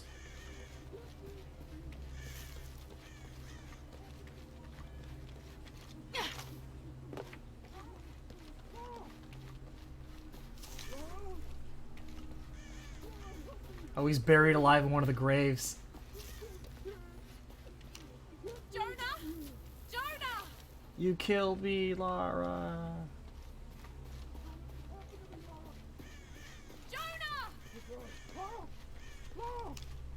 Jonah! Jonah!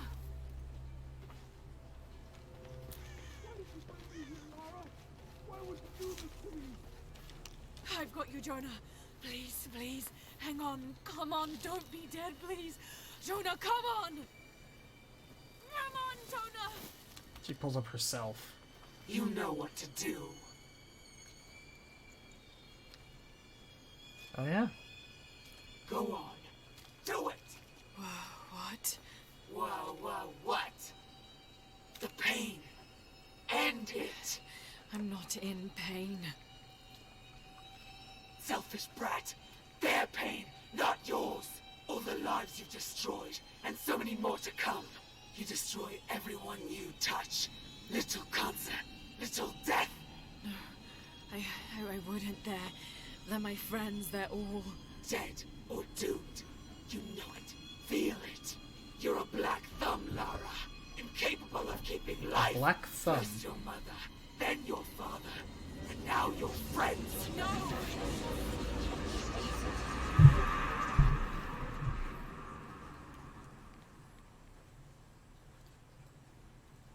Hey, it's me, it's Jonah. Are you okay? Yeah, I'm fine. Oh, thank God. She made it. She's okay. Well done, Lara. You've proven yourself worthy. Now you must enter the Valley of the Monkey Gods and retrieve the White Breath. The monkey gods? You mean the twins, Hunahan and Hunchevin? Yes. It is believed they That was a offer really the cool scene. White Breath as a means of revenge against their brothers who transformed them.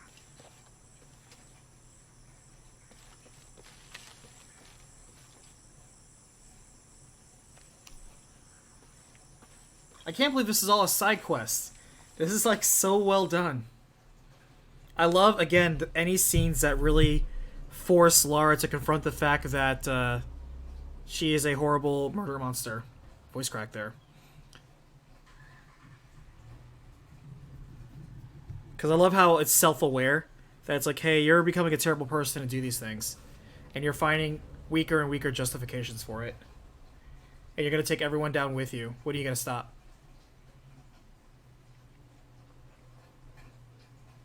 It's not as nuanced as, like, say, Spec Ops: The Line. Hunahan and Hunchevin. That was a psychological game.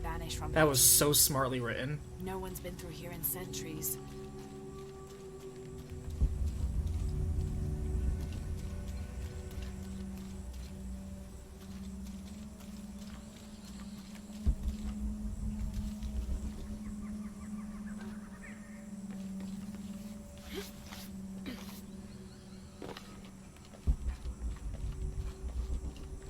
That's probably the exit.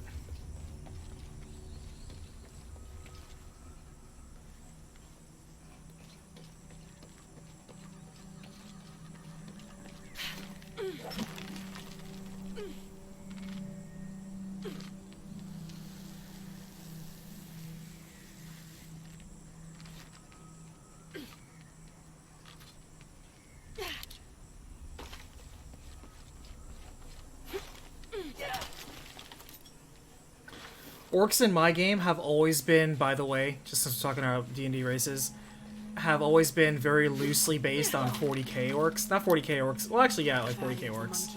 Where it's very orky. And they all speak with bad Cockney accents. And they have lots of spikes and go, wah! I love it. Where they're brilliant engineers that make the most nonsensical things. I put gnomes to shame. Alright, so we need something to pull that down. Maybe? Well, as often said in Warhammer, orc technology works because they think it should. And that's basically the long and short of it. It's like, we're gonna paint this red so it goes faster. We're gonna add an extra wing to it so it flies better. And you're like, well, why is that? It's like, well, obviously. Everyone knows red goes faster. It's just, I love it. And I love how the world reflects that. Like, orc technology just works. But it only works if you believe it does. It's so nonsensical, I love it. Mordaka! I love it. It's so good. That's one of my favorite races, for sure. But that's only an adaptation of a race.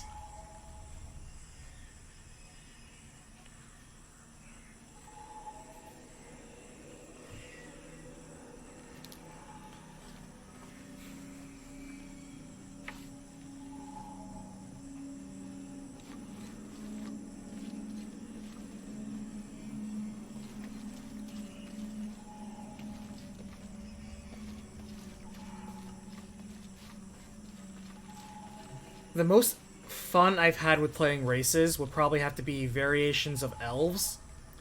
And, I had fun playing a Warforged. Approaching it from a very cybernetic sci-fi point of view. Reacting to everyone else's inefficient organics.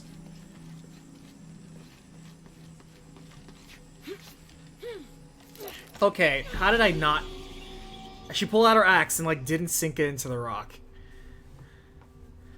Valley of the Monkey Gods. It's a massive fault line. Must have fractured centuries ago. A perfect place to hide if you wanted to disappear like the Monkey Twins did.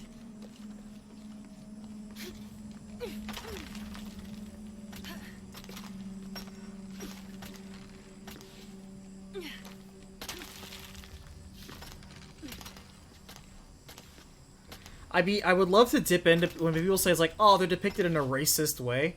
Okay, well, define that, please. Because if not, it sounds to me like you're projecting your own biases. Because to call it racist means that there's a denotion of hate in there, and I'm not exactly sure where that's coming from, because that's really not the way that, that it seems to be written. Even like the Tolkien orcs.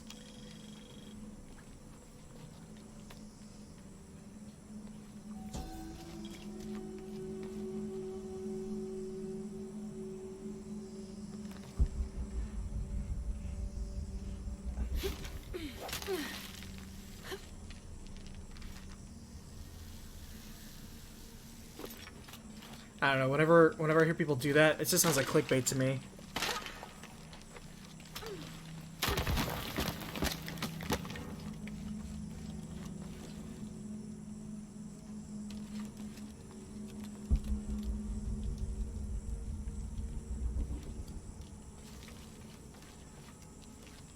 If I go down there, I'm definitely not coming back.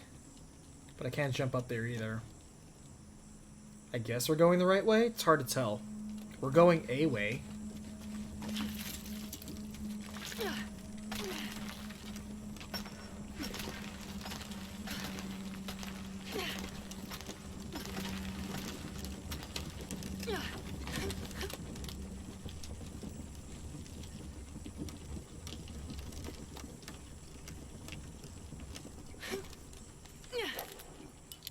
Okay, game. I'm pretty sure I should have reached out and grabbed that.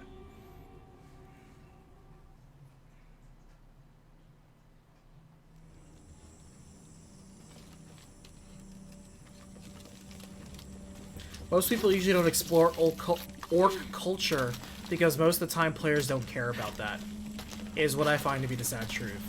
Most of the time you ever have most races be explored is usually in, like, books. So if you ever read, like, books, like Forgotten Realms or Dragonlance, then usually you're going to see a little bit more introspection into races, cultures, tribes, things like that. But on the tabletop, almost never. Because most players don't care about that. Let's be real.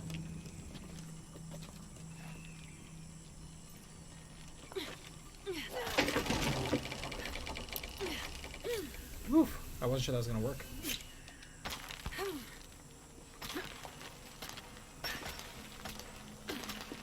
That was fast. Hunahan and Hunchevin. Those statues are enormous. This has to be a gate to something. Oh, those are enormous. Good lord. I was like, what statues? Uh-huh.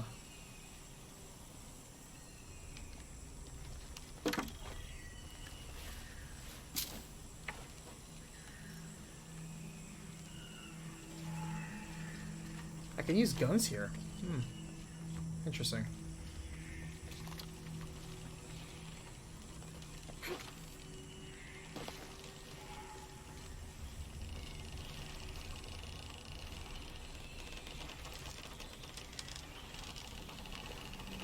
Let's see what we got here.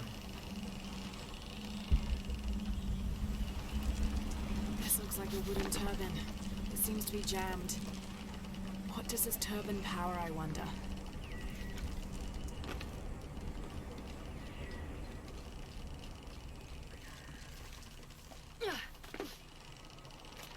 I will say though, most D&D,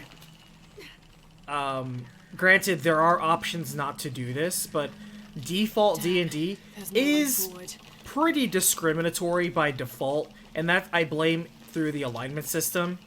Like, oh, all goblins are evil. Just there. By default, they're evil. Races don't like them. They're normally going to be there to screw you over. And sure, it's a safe assumption in most cases. But to explore the more intricacies of that is usually not interesting or rewarding, first and foremost.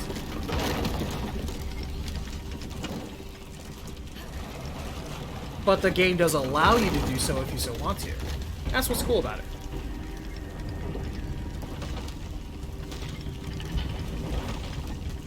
Alright. There's a timer for something. This is extraordinary. That was weird. Why would who? Well, I jumped straight into that. This place?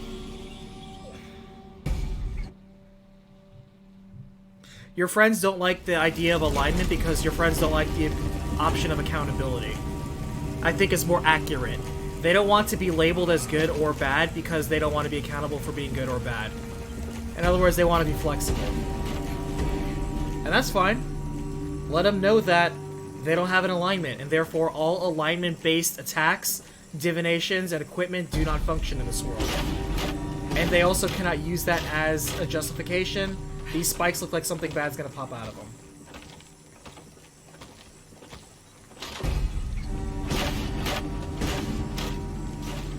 Ah, these are all timers. I see, I see, I see. I mean, I keep telling you, you just have bad players.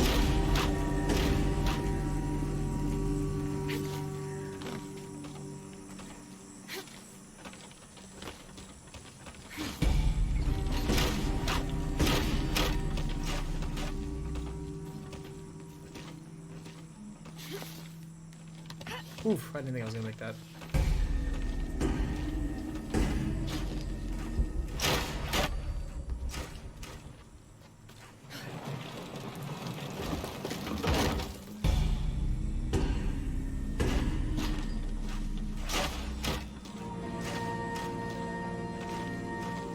What are you part of?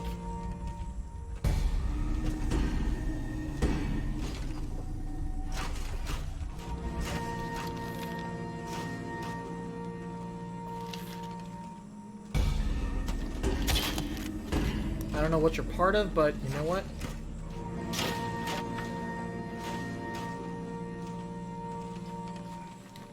There's a reason I need this platform.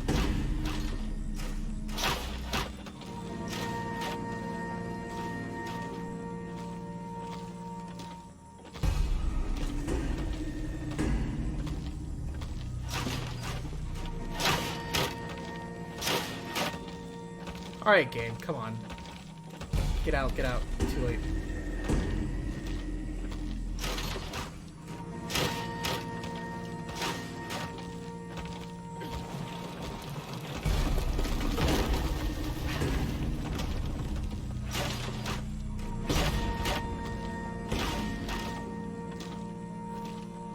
Oh, that's why I need to get out. So that way I can jump on top of these things, because there's no place up here. Alright.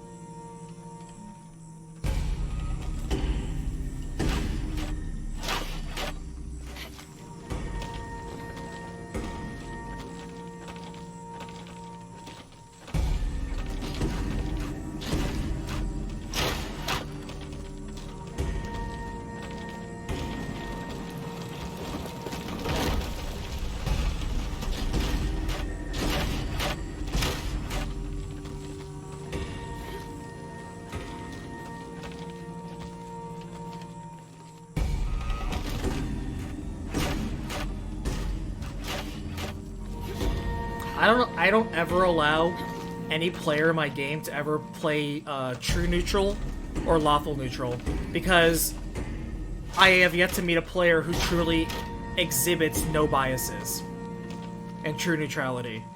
It doesn't happen. As much as people claim they do on their character sheet, their actions and thought process show otherwise. So you're not.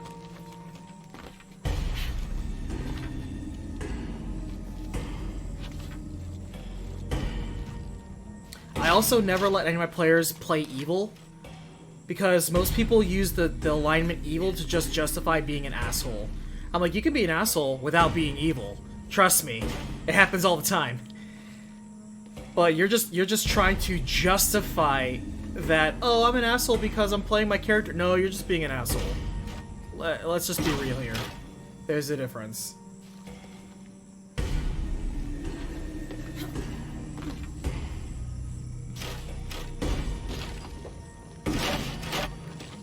And so you can be an asshole, that's fine. The person you were an asshole to is not going to care what your alignment you have written down your character sheet is. There are going to be consequences for your foolish actions. So you want shenanigans? That's fine. Two can play that game. What did that do? Okay, so that opened up that. Oh, so that way I can get back up there. Okay, so I gotta go all the way back. But then this guy isn't up.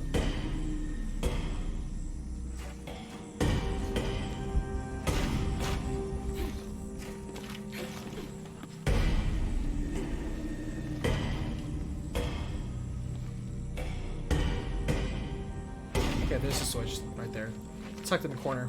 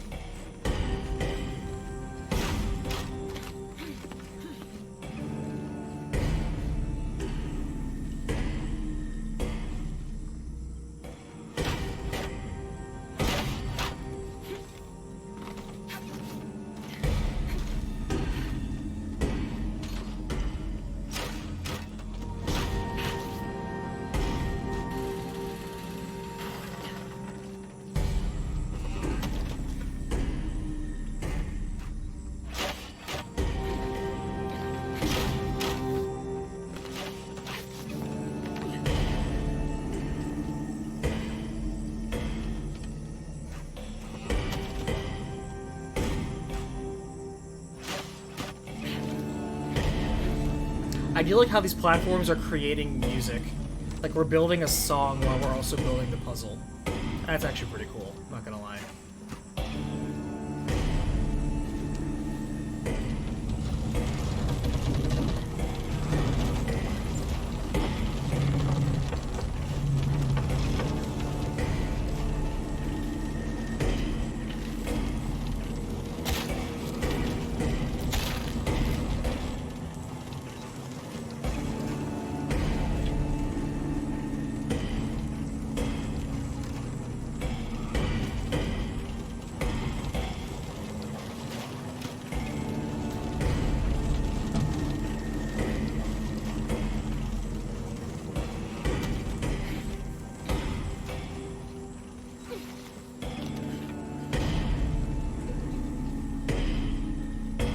What do you need?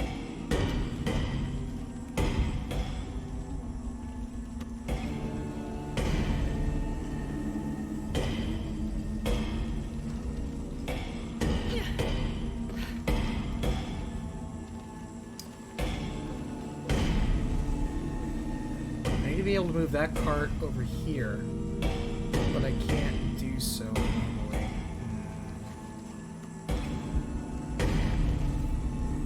We have a winch. What do we use that winch for?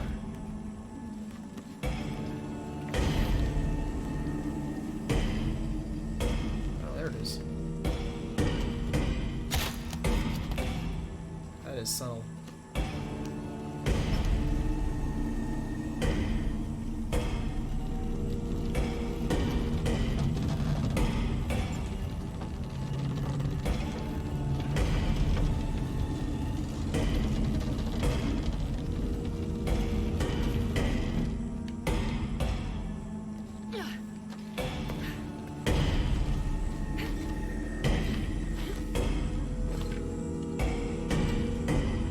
Oh, cool. I didn't have to do anything. I already did it. Haha!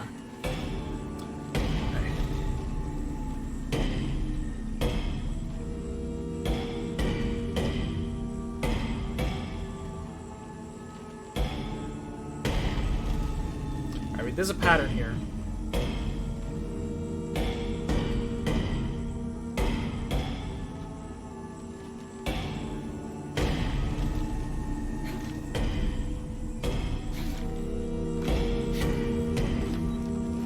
Shit!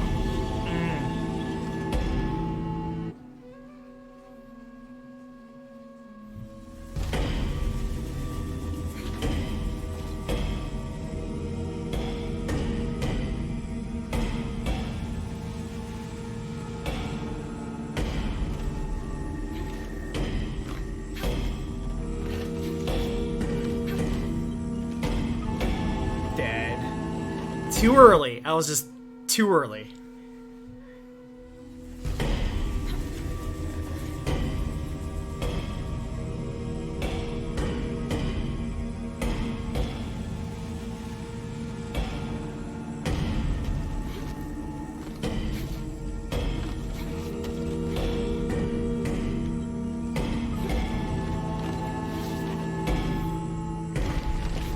Aha! First try. Let's see what we've got.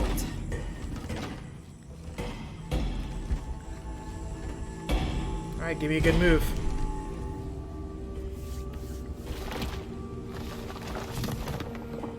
The white breath.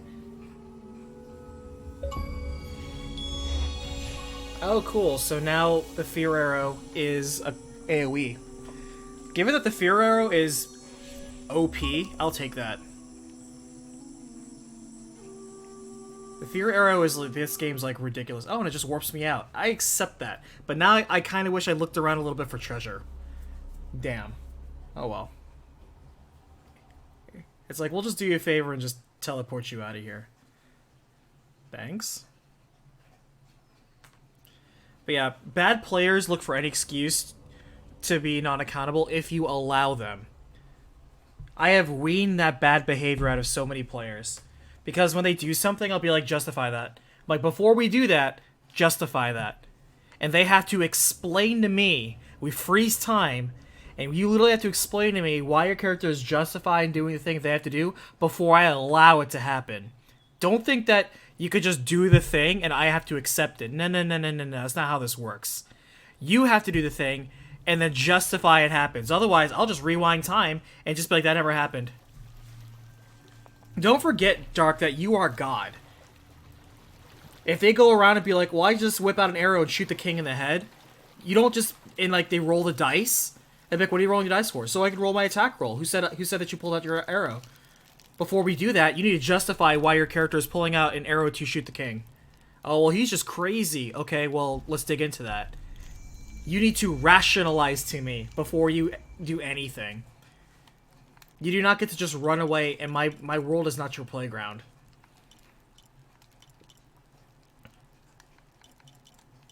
You will respect the world that I created.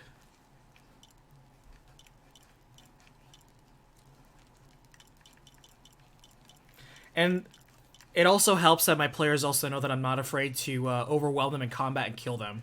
And the thing is, most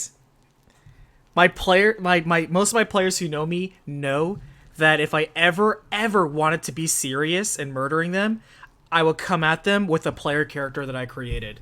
Because most of them know that in a one-on-one duel, they can't beat me. Honestly, in a 2-on-1 or sometimes 3-on-1 duel, they can't take me either. Because most people are so incredibly archaic or bad with their attacks that they're bad with PvP. So it's like, if I come across with like a custom NPC, and it wouldn't be anything, they're not loaded. Most bad DMs throw like ridiculously powerful magic items on their NPCs because they don't know how to play proper combat. I'm like, ho, you're facing somebody who used to fight PvP D&D constantly, multiple matches a week. I don't need excessive items to murder you. I am quite proficient in it.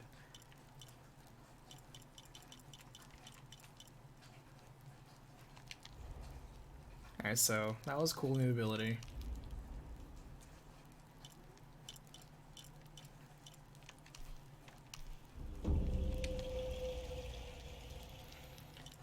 Alright, so I think we have all the side quests that we currently can do. Oh wait, you want something else to do? Welcome back. Hey, you okay? I'm fine. She found it. He goes crazy and starts killing himself.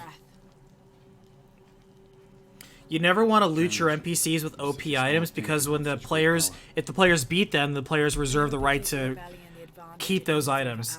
That's why I usually have enemies that are like commoners, but I just give them class levels so they have more abilities. Trust me, spears and quarterstaffs do just as much damage as long swords.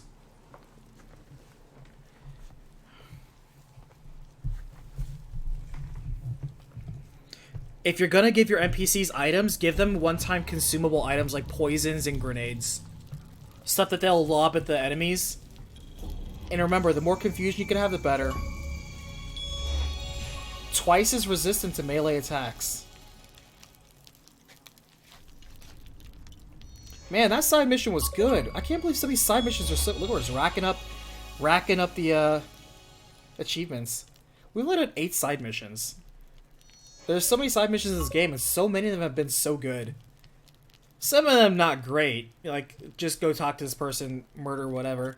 But the ones that result in tombs? Oh, man, some of these tombs are good. Good tombs. Alright, what was that one called? It was called, like, the serpent something? Here we go, feathered serpent.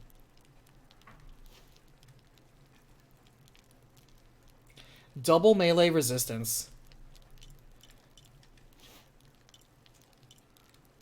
I'm not gonna lie, this one looks good and has a really good functionality. I think we're gonna rock with this. We earned it. Double melee resistance is not to be smirked at either. Yeah, this looks pretty cool. I like this. This is a good looking costume.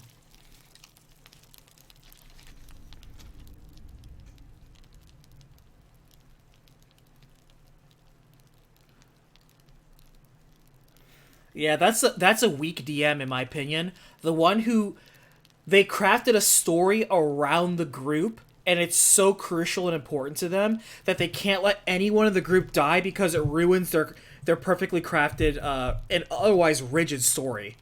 That sort of inflexible storytelling is a weakness because it's so fragile. They're like, oh, nobody can die because like we built so much backstory and all these characters care about them and their family's right over there, and like, okay, whatever. The world does not revolve around any of my players. The sooner you learn that, the better. That sounds really brutal and mean. You'll be a better person for it. Trust me, it builds character. But alright.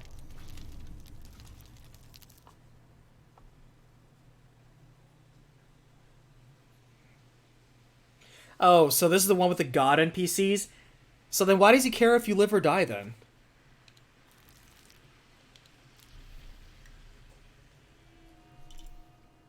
Oh, we never turned in the quest to the other lady. That's right, that's right. Where was she? There she is.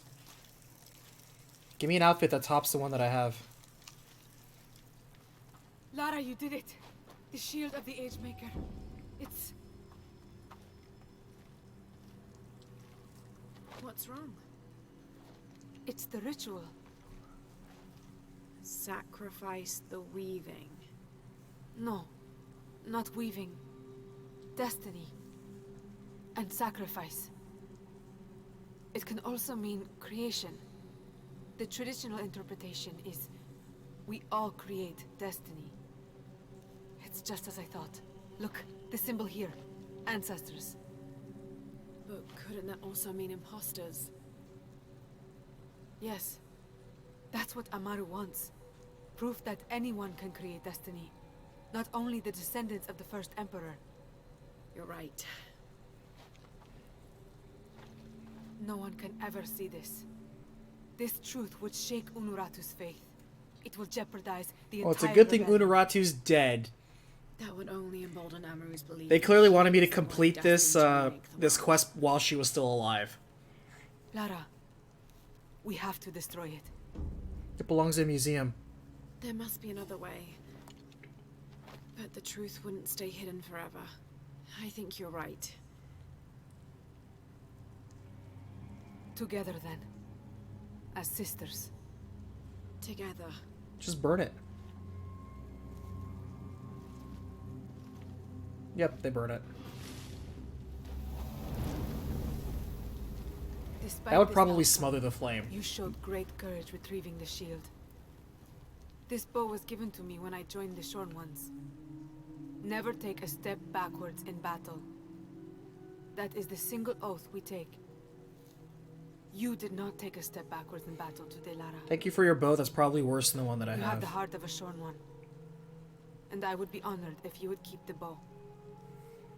She just tosses it in a pile of bows that she never uses, Orianka, but keeps finding. The honor is all mine. Thank you. Is that the shield? Yeah, I don't even want to know why you're burning that. I'm just glad you made it back again. He's like, I'm just not gonna question it. Move along. Increased bowstring tension deals more damage to armored enemies. Oh, we also get a new outfit. Reduced damage from projectile weapons, and a new quest opens up. Darn it, I keep saying I want to finish this game, but these interesting quests keep opening up. And they're giving us good items, too.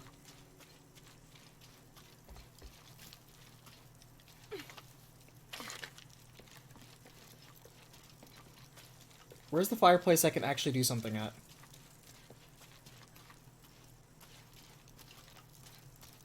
There it is.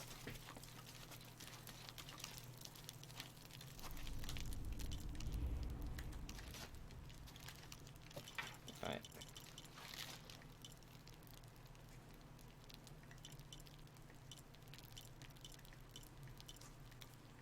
Which is the bow she gave me? There's one. Oath Taker's bow. Yeah, yeah, see, none of the bows it gave me are better than my bow. Oh, I have an extra pickaxe. Cool.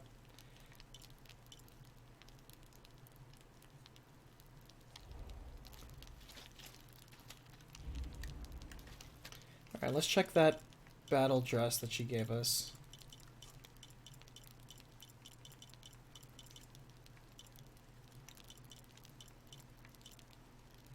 This one. Oh, so this is like a white version of the one we already have.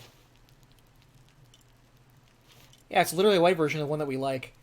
See, I like the dark colors though, so even though the white one's a distinction, that one's cool. But I have to say, that's not better than Feathered Serpent right now. Because range guys we can deal with. It's the melee guys that rush us that could be a problem. Also, this looks cool. We're just unlocking so many achievements. So we get achievements for having certain combinations of weapons and outfits. I almost want to review that just to get some free, cheap gamer score. Hello. I told you that is not a toy.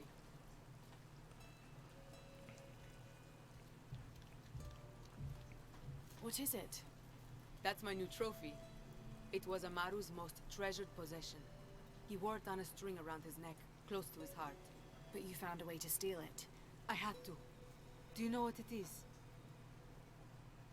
It's gonna be burned. It's a cipher wheel. A coded message.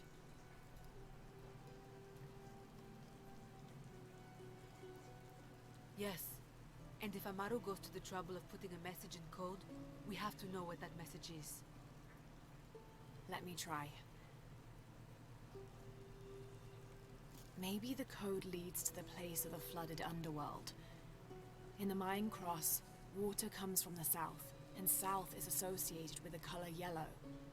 Road, mountain, sky, east. That seems promising. Lining up the symbols has given me a possible location. Do these mean anything to you? Mountain Road, Sky Road, East Mountain. Yes!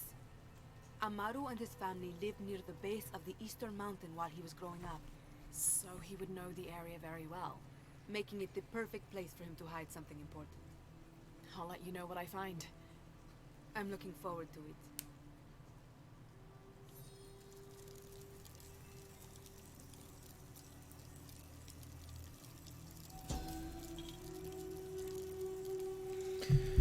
Let's see. Letty, you are asking a question about in media res? Well, I'll be honest, this game that we're playing right now started in media res. Because it starts with Lara in, like, the plane while it's crashing through, like, a hurricane into this area. And then it leads to that point. And then we go back and rewind and then go back to that point. This game very much starts in media res. Skyrim does not start in media res because the concept of you being a prisoner is already the starting point of the series. That's not an event that happens later. In media res means that you're being shown something at the beginning out of order. But that's not out of order.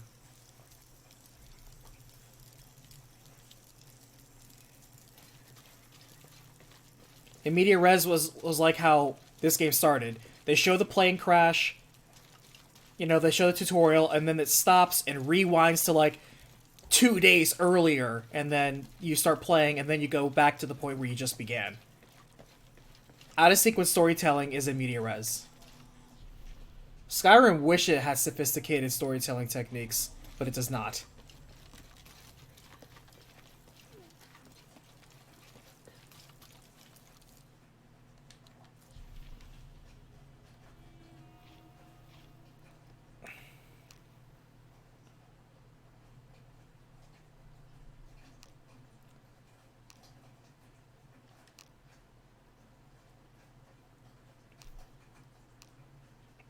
Is that in the temple?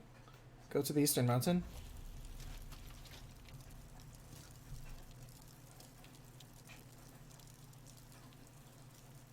Well, no, in media res doesn't have to be in the beginning.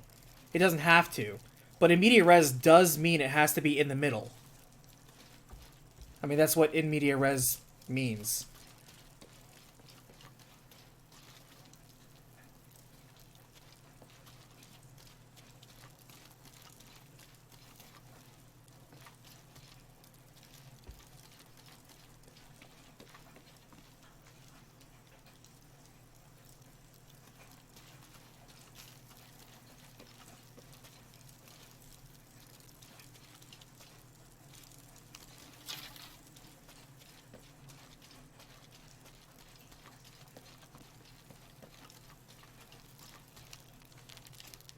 Yeah, Final Fantasy 15. That begins in media res.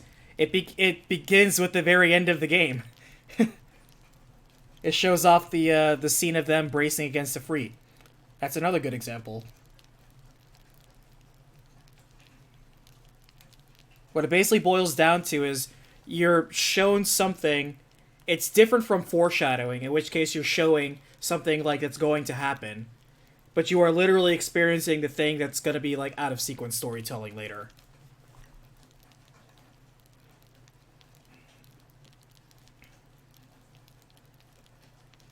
Anytime you have that sequence of story where you play or watch something and then it jumps back to 2 hours earlier or 1 week earlier, or it clearly just rewinds back in time, then you clearly have a clear defined example of in media res.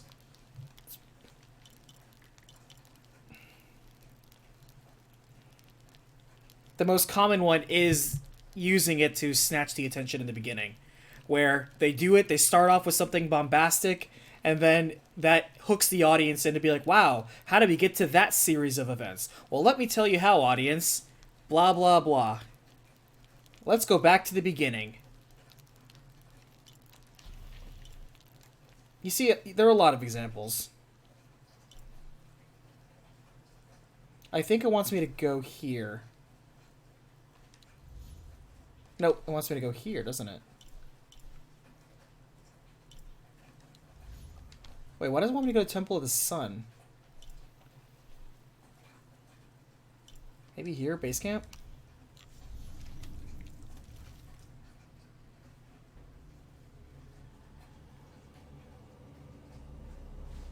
Yeah, it's very much a hot opening.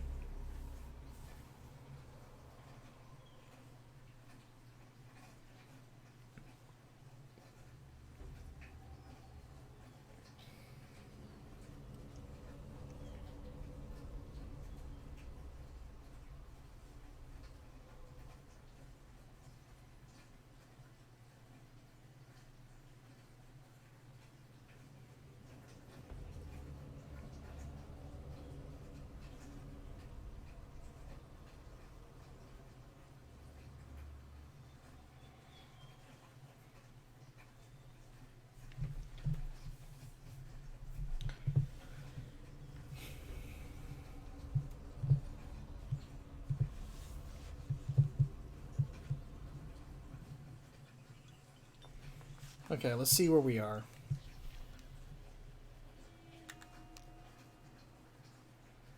Wait, there's 2 quests going on right now.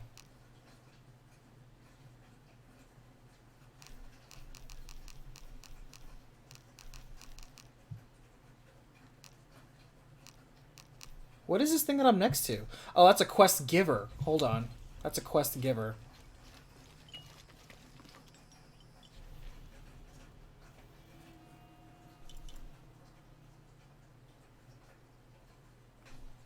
Where the hell is that quest giver?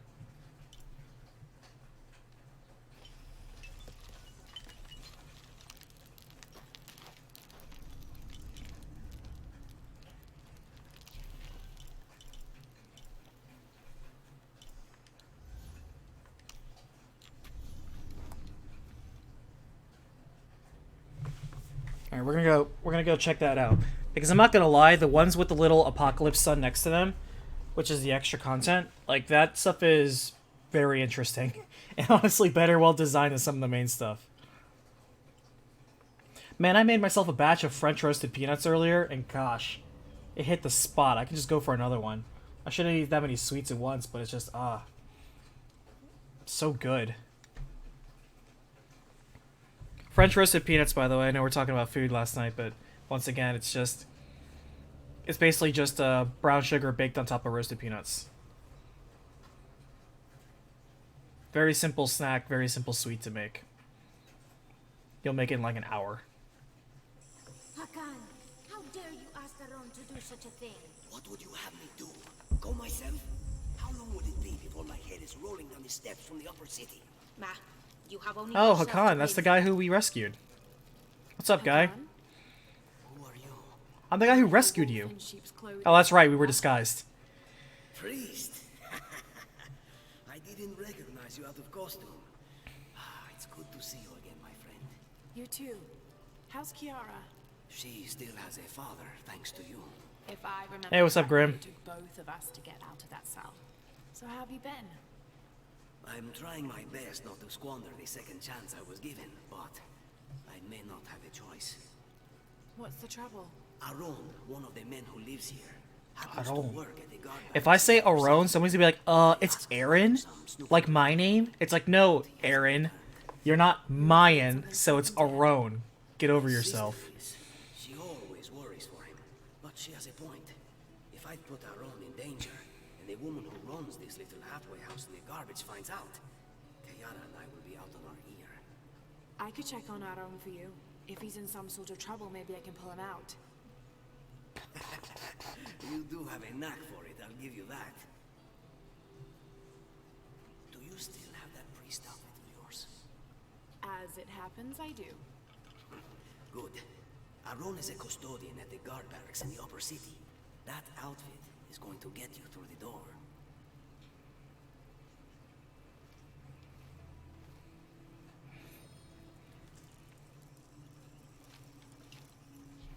Alright. Sucks, but we have to switch out of our uniform into the terrible guard uniform.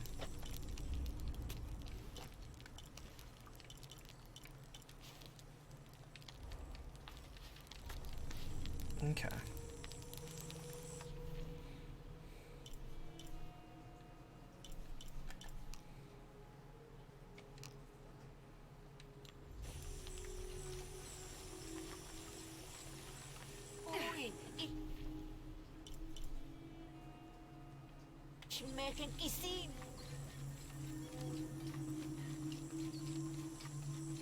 That reminds me, did we ever buy the costume from the guy who sold the things here? Or did we only buy her from the lady?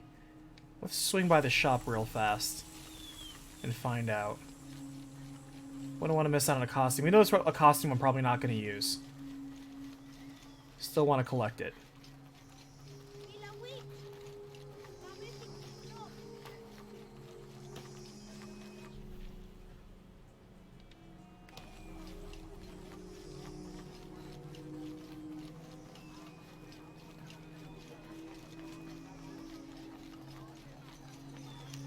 Hi there. Look what I have for you. Yeah, we already bought it. You have made an excellent choice, my friend. The gods favor us both. I'm always ready to trade.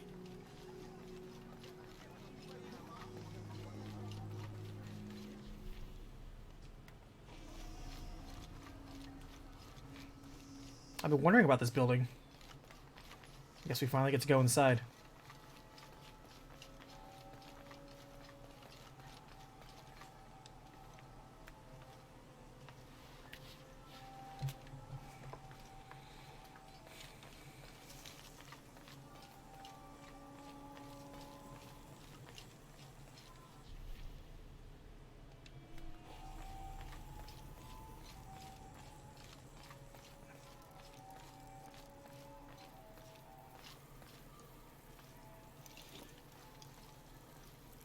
That's right, we have been here. This is how we get to the upper city. That's right. Ah, priest. Some of our brave warriors have just won the day in the name of Kukulkan. I think they deserve a blessing, don't you?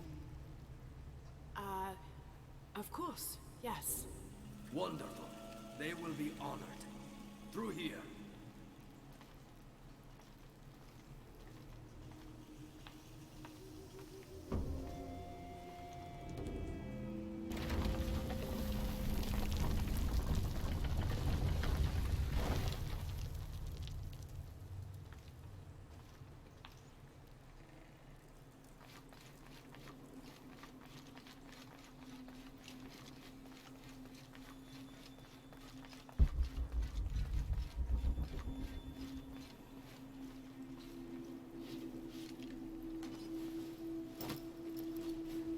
The gun's out.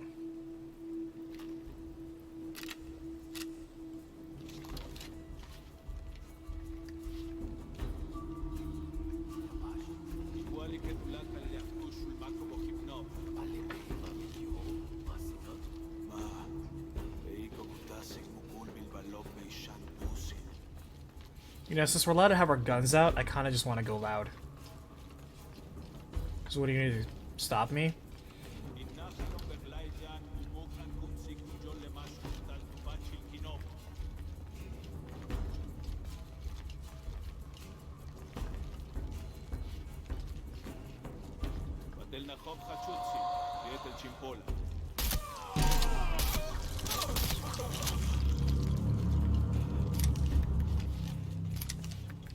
Also, silent shotgun.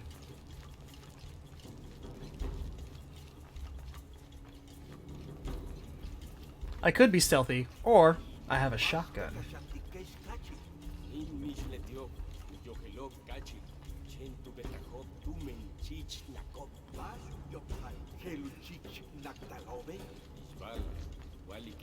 Oh, let's see if we can get a double stealth attack on these guys. Yeah, I can.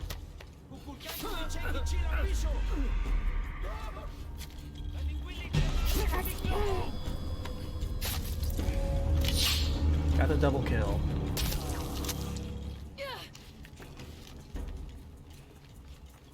Double kill.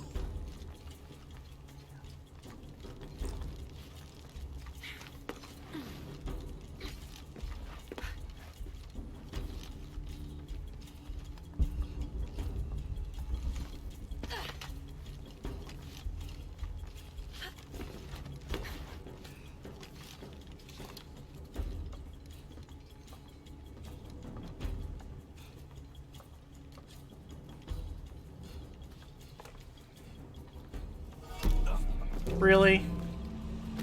That's what knocks you out? Aaron, don't be alarmed.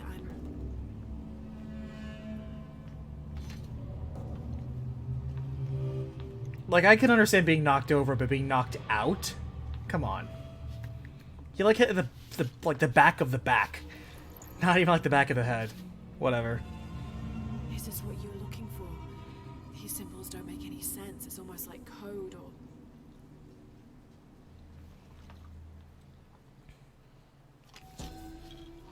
We're going loud.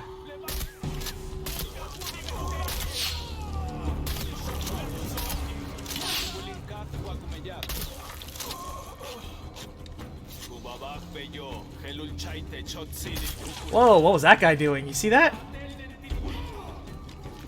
He's freaking out there for a second. He was all like, can you match my technique? And he starts shuffling in place very rapidly. He's too fast! I can't track him with my eyes.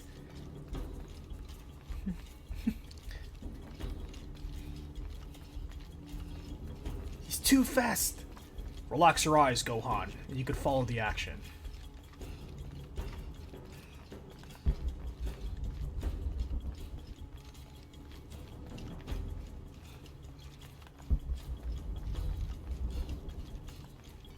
Your speed means nothing if it's death that you're running from.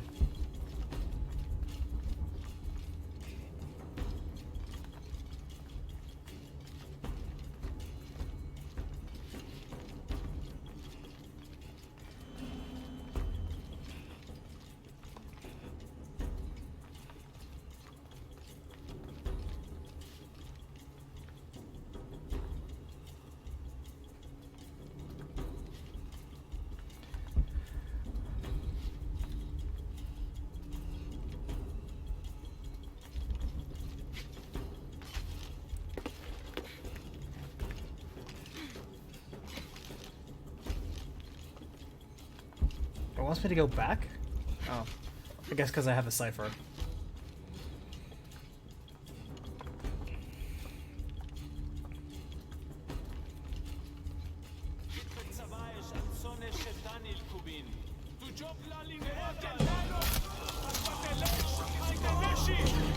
I knew you were there, but I didn't think you were that fast.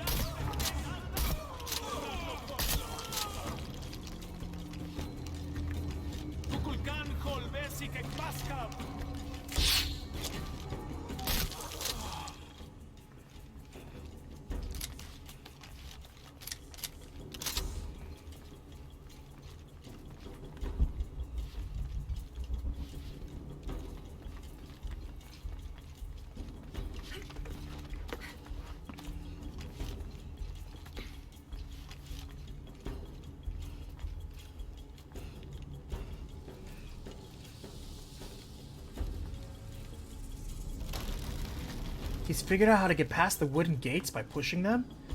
This man, he's defying the rules of the game. Everyone knows wooden barriers are impenetrable.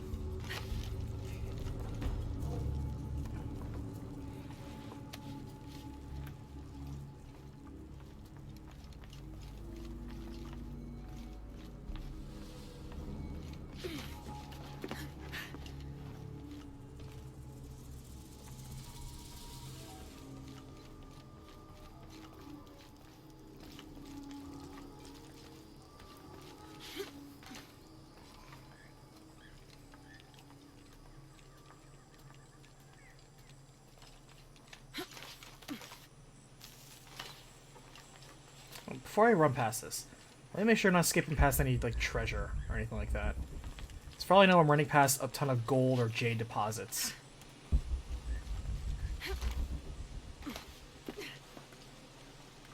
Man, that Aaron guy runs really fast.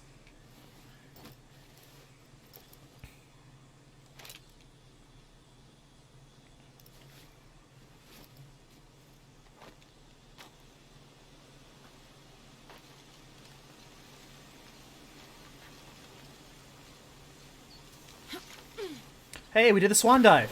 So you have to hold B. You don't press B, you hold B, game. That's how you do the swan dive. Now we know.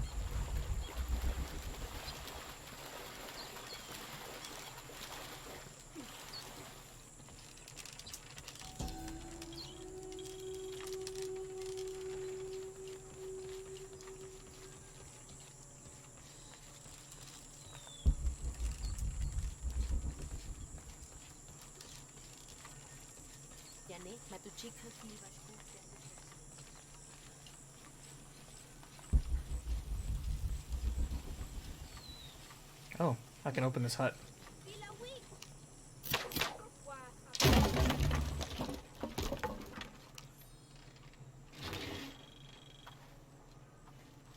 I don't have enough space for that.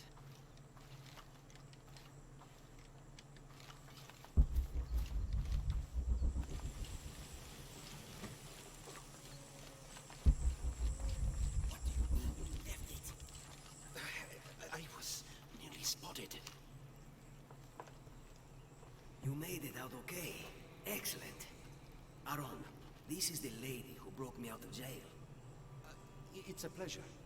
Ah, which reminds me, I'm embarrassed to say, I've never asked your name. It's Lara. Well, Lara, as you can see, Aaron is back safe and sound. It seems I sent you on an errand for nothing. I'm sorry. Maybe not for nothing. Does this message mean anything to you? How did you... When I went to check on Aaron, I saw him take out the guard. The priest? That was you? Yes. It was smart of you to run, Aaron. If those guards captured you, this message would have been lost for sure. I don't recognize the symbols they've used. It's a secret form of language Amaru uses to communicate with his people. Supposedly, it reveals the We believe it reveals the location of the High Council's nest. Only the members of his cult know how to read it. You can decipher it. My sister Atsi, she... May I answer? Atsi was my wife. She was also once a follower of Amaru. She taught me to read their hidden language. You changed her mind about the cult? No one could change Atsi's mind about anything, except Atsi. She sounds like a very strong woman. I loved her very much. So, does the message tell us where we're going? We? All right then. Do you know the abandoned village on the edge of the city? I can find it. I'll meet you there.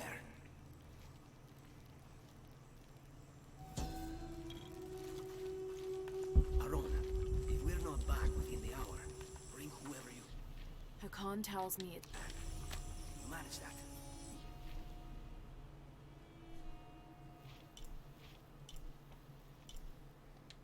Yes. Where am I going? Oh, way over there. In that case...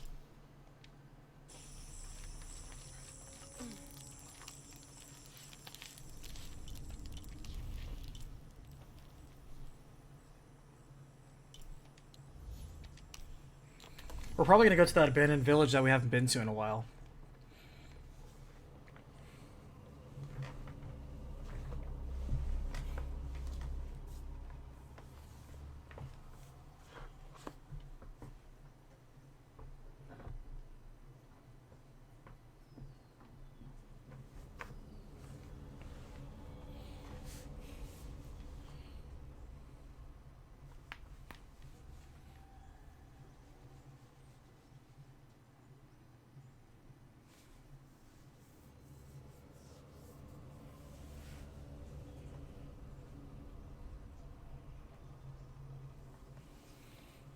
I remember when you were constantly beating up people with JUAN and Soul Calibur 4 Grim. I remember seeing that. I was like, I'm not gonna touch that. You're way too damn practiced. Your Mitsurugi was pretty good too, if I recall.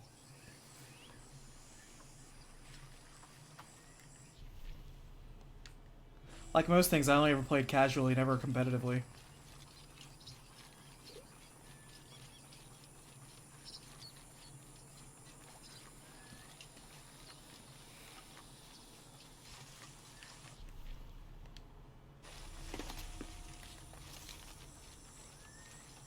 Now we're going back here.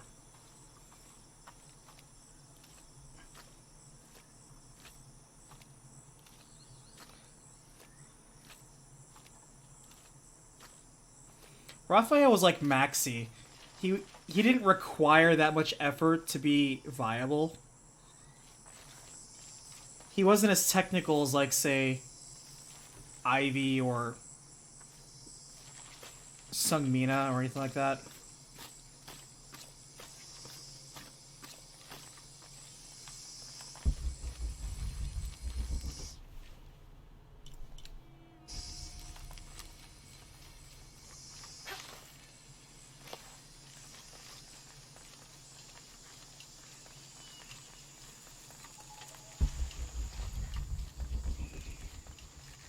Oh, we finally going to this cave? That we always wondered what the heck this cave does? We finally found the quest that tells us what this cave is for.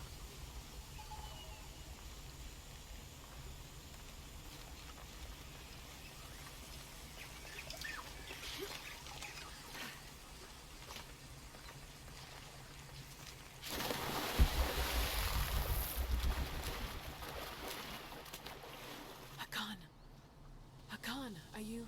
Through here, quickly. Lara, run!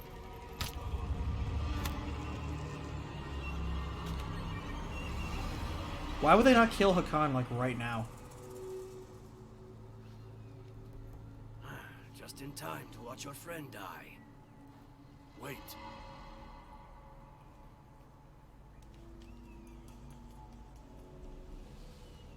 Perhaps there is another way.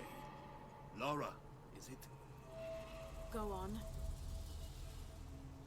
A deal. You do something for us, and your friend lives. Like they're gonna honor That's that. easy. Why? Because you impress me. You've proven to be quite resourceful since you've arrived in Paititi.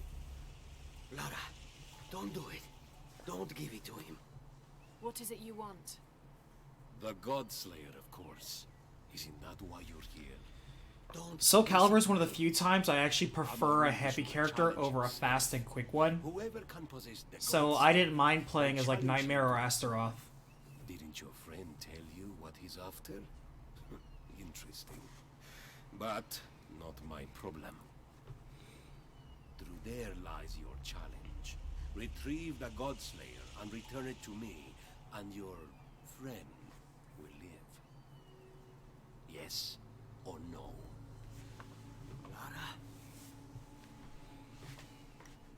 I knew a guy in college that was actually really good at Yoshimitsu. He was actually really good with him. And I knew another guy who was good with, God, what was his name? The blind guitars guy. Who was also kind of like weird and freaky, but also really hard to control and technical. What was his name?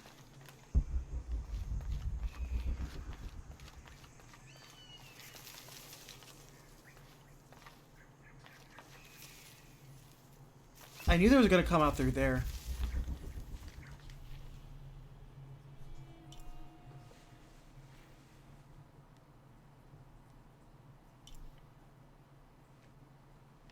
Complete the challenge tomb. I wasn't paying attention. I guess they said like, but can I not go through it over there? Is that not literally it?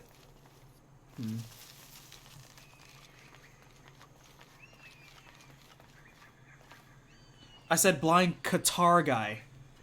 He has guitars. It's like Voldo? Was it Voldo? Or something like that?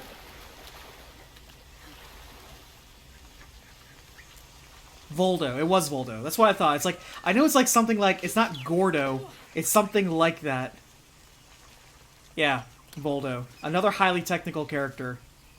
I knew a guy that, again in college, he was good at like both of those characters, and he always would just trick people up because they're tricky characters, you know. And in the right hands, they're just so unpredictable. And so he would just constantly be just psyching people out with either of those two characters, and people just couldn't handle him.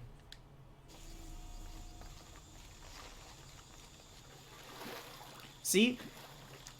Another case where we have rare black wolves spawning. I'm gonna kill him, and I can't loot him because, for some odd reason, it, like, nothing crafts from them. Nothing I have...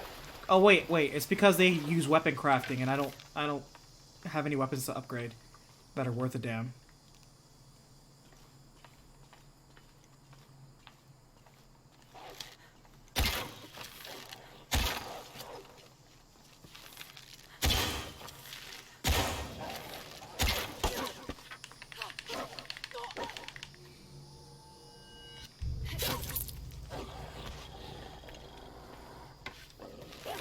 Ow! Stop that.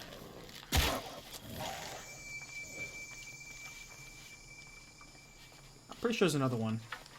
No? Got him?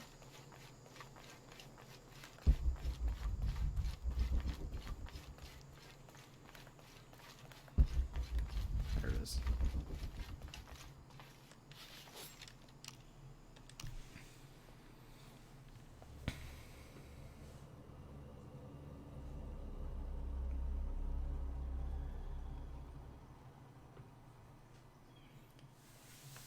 But yeah, the crazy, unpredictable characters, he was good at either of them. That made him such a clinch threat.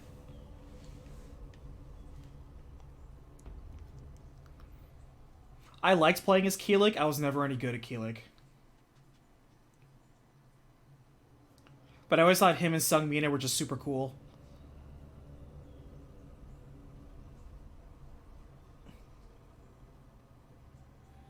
But even then, I had tons of fun with Soul Calibur 2. And Soul Calibur 4, I would say. I had tons of fun with them. 3 just wasn't super interesting. And 5 tried to be Street Fighter, which was terrible. And Soul Calibur 6 was just good. Wasn't great, but it was, you know, it was fine. They focus way too much on microtransactions. Easy enough. Avoid getting in the water. Alright, don't touch the little water. Water is insta-death. Got it.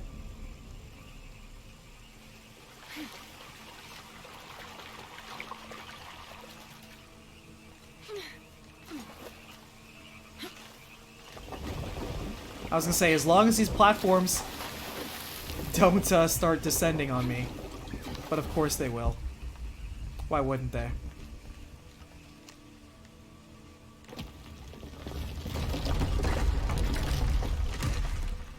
Hey Jangle, welcome in. Yeah, 6 focused way too much on microtransactions for so much. Good thing we got swim faster ability. Ooh, we actually take... It's a good thing we invested in swim faster.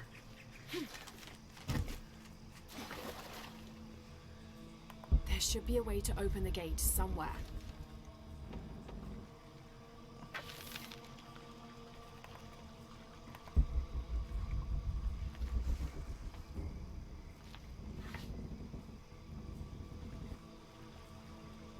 There should be a way to open the gate somewhere.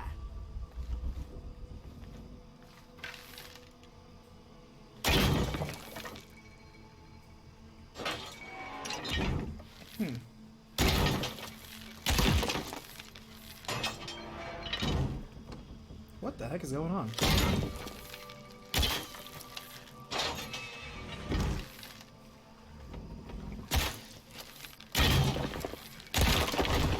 But 6 did do what I always wanted it to do. This is like a deadly river ride. This is so cool.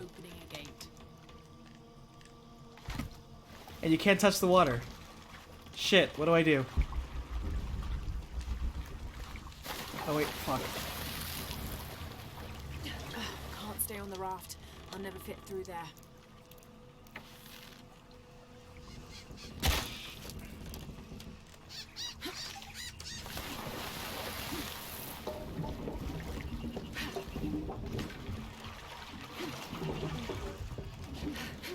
What a creative idea.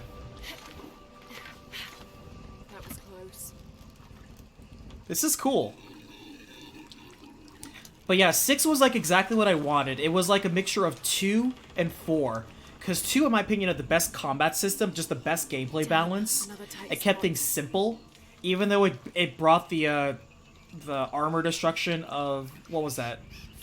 4 that introduced that? Or was it 5? I think maybe it was 5 that introduced armor destruction. But the customization of 4 is like legendary. You could just do so much. And even though you can in 6, it was just... It's like a good fusion. But of course they had to ruin a good thing with just greedy sales things. But yeah, Soul Calibur 6. Great game. Got a little too greedy though. May I point out, this is a very cool idea for a tomb. This is genuinely cool. Like a deadly river raft ride. This gate is massive. There must be a way to open it.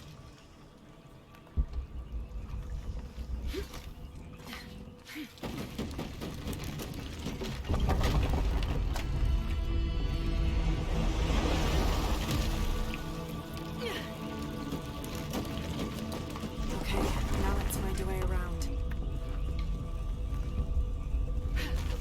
Oh shit! I'm dead.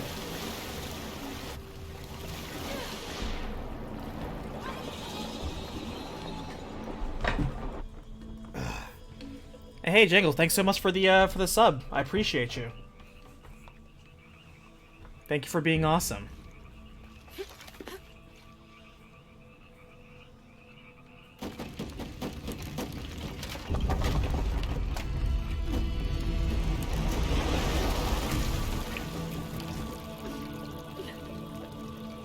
Okay, now let's find a way around. Oh, and since you said you were watching all the Final Fantasy recaps, I have to ask, like everyone else, what's your favorite Final Fantasy? Stuck again. Focus, Aurora, and a solution will present itself. You don't have to rationalize why. That's not important. I always assume that people like their favorites because they like them. There must be a way to open this gate. I'm always curious what people's perspectives are. One more to go.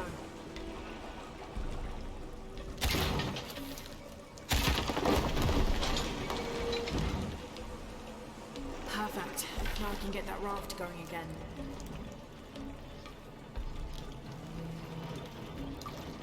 Eight and 4, good choices. Good choices.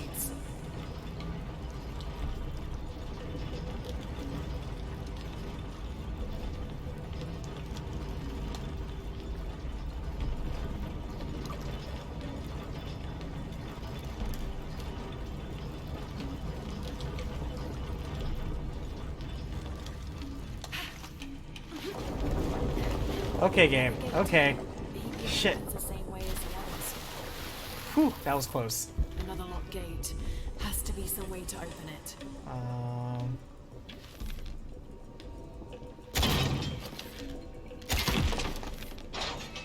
I can't stay here. These platforms are sinking. Another locked gate. Has to be some way to open it.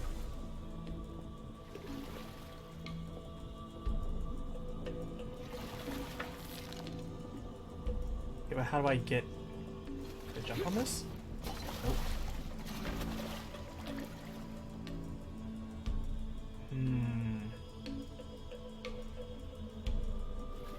Fuck. Dead.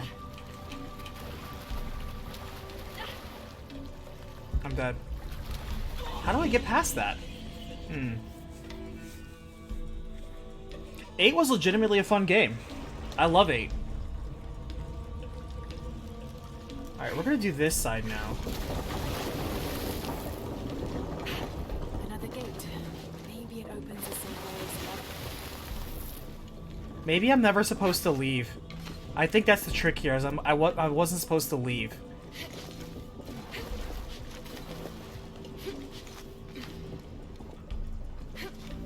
Well, I'm dead either way now. I might as well flip the switch. I can't stay here. These platforms are sinking.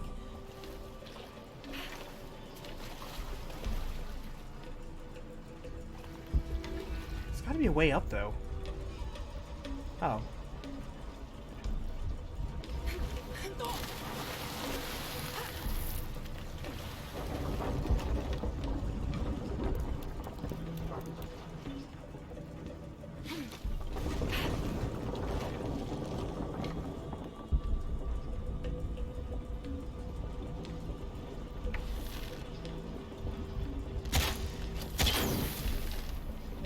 What are those things even for?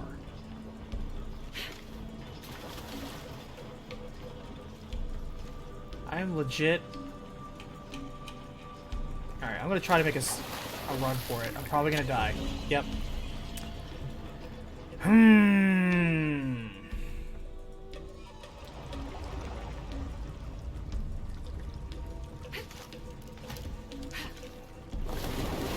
Okay, so I'm missing something. Another gate. Maybe it opens the same way as the others. Another locked gate. I do Has not to see be how some way one to open it. gets out of this. I am stuck. Again. Another locked Shit. gate.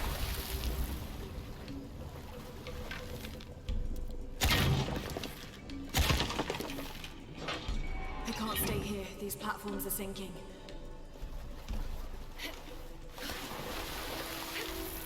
Maybe if you do both of them.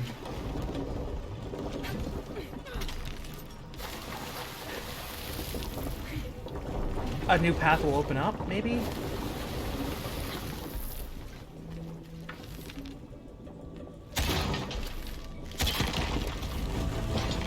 Okay, there we go. Had to be fast enough. Okay.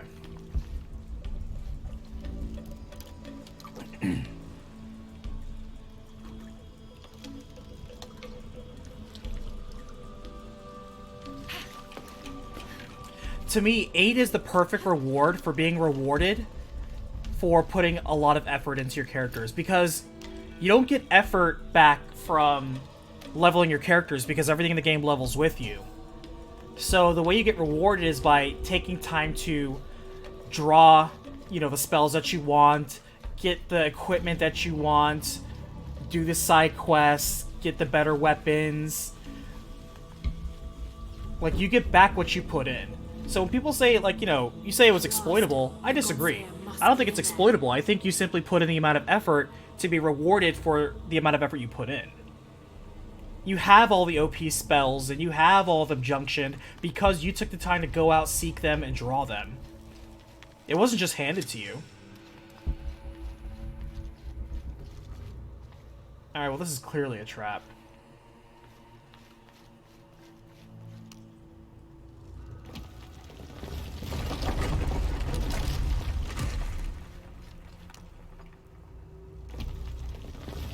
Oh, Triple Triad. To me, Triple Triad, besides Blitzball, are my favorite Final Fantasy minigames. Just so cool. Is emptying. I must have activated a security measure.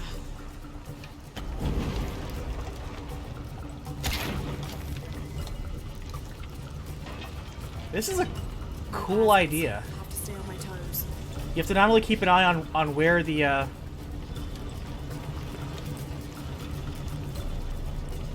where the shit is.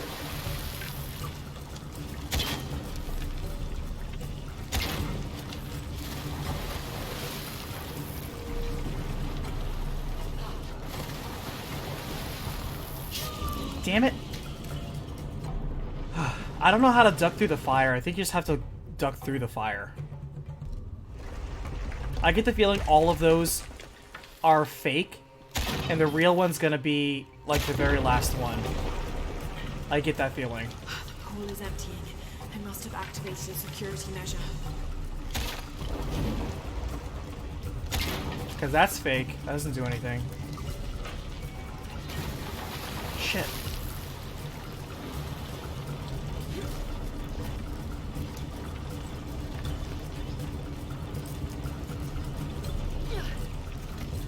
I probably have to scramble underneath this. Oh wait, hold on. That was stupid, but I just realized that... Shit.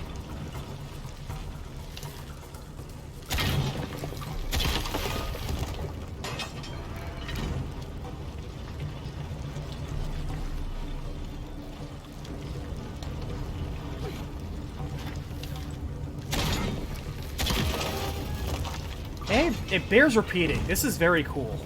This is such a creative idea for a dungeon. I love this. I need to be more careful.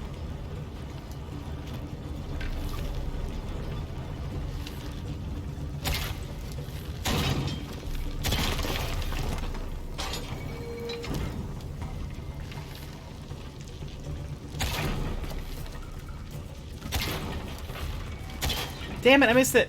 Okay. Okay, we're actually in a safe spot.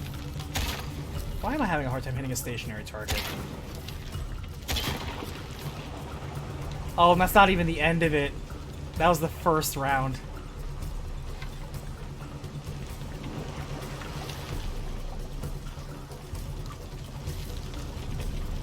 Yeah, so you're better off not even focusing on that.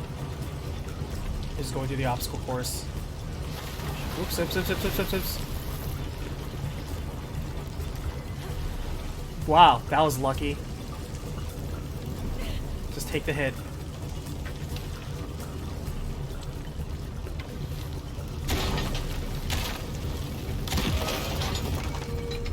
Damn it! Ah, please give me a checkpoint.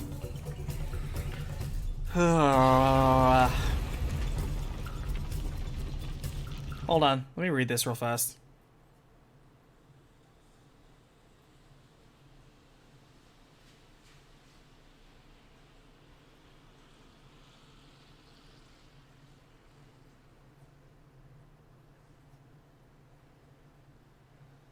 No, you're exactly right. Your friend wants a video game life bar to appear above the enemy. He's so used to being coddled. He wants everything to be managed and easy, and he probably wants an assist mode. Ah.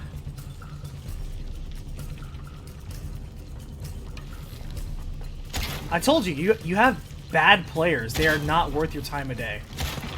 Alright, we need to be faster on these arrows, and more accurate. Actually, I wonder if I can get some of them ahead of time.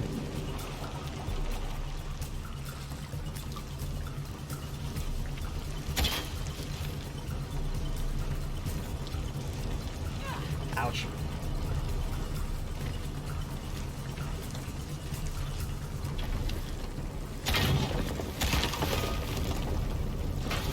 Damn it, I fell off again.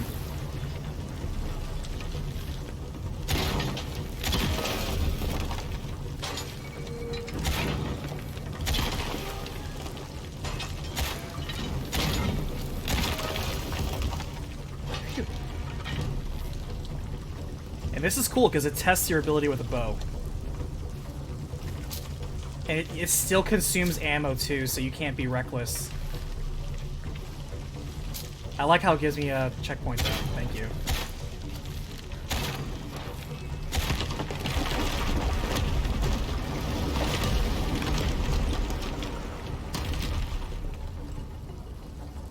There must be something blocking the tower mechanism.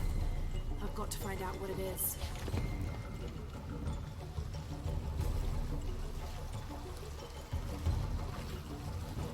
Can I make this jump? I wonder.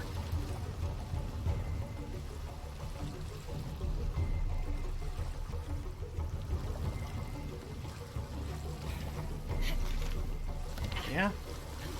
Mara's always impressed me with her jumping skills.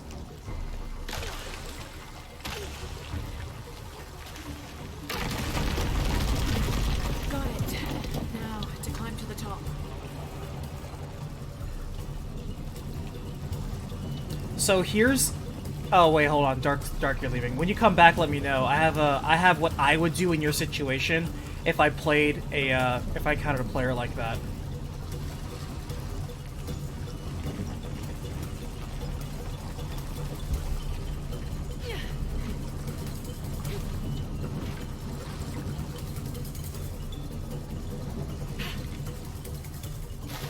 Okay. I guess I wasn't supposed to jump back out here.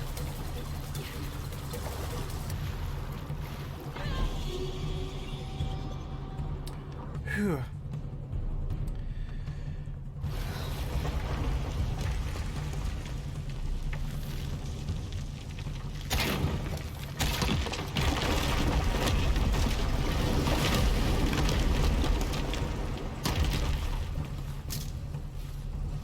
must be something blocking the tower mechanism. I've got to find out what it is.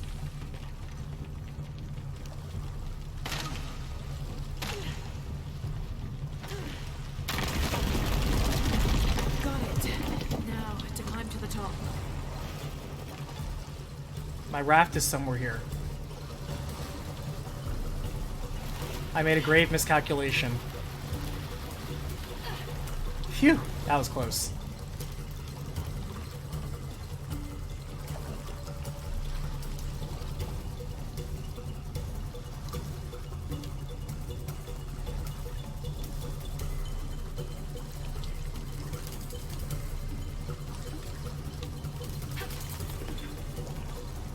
Also, I like the music.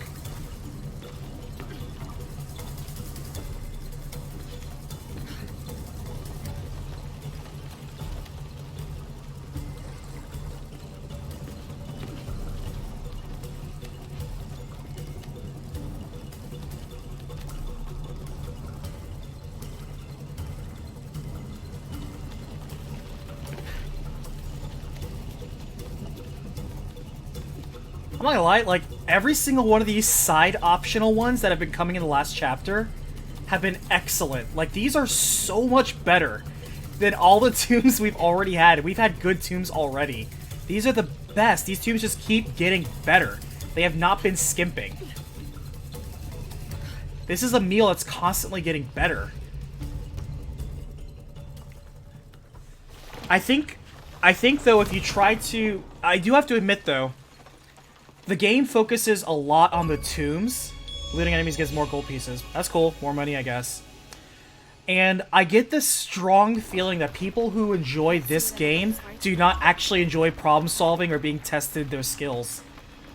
Made it. Here's another bow. I'm going to add to the pile of bows I'm never going to use, because they're not as good as the one I already have. And it's just like, wow, it's almost like Control. Control's like some of the best stuff. Oh, actually, the best stuff in the game is off the beaten path. You have to explore and find it. And this is the same way. Going off the beaten path, doing these side quests that are completely optional in areas that you don't have to be in, have rewarded me with, like, the best dungeons. These challenges are so damn cool. Like, man, I feel inspired to make something like this in D&D. How cool would it be to go through a dungeon like this? Man. A+ on dungeon designs. The dungeoneering in Shadow Tomb Raider is the series best. The writing may not be the most interesting, And there are a couple systems that I feel we could do without. But when it comes to the dungeon designers, whoever the dungeon designer team was, they showed up. They did their job. They made some great challenges. These are very creative. And I love how they're creative and they don't just hold your hand. They don't just be like, oh, well, we're just going to guide you through this experience and use QuickTime events to go through this. Nope, you got to do all this crap on your own. Get good. I'm like, wow, this is so cool.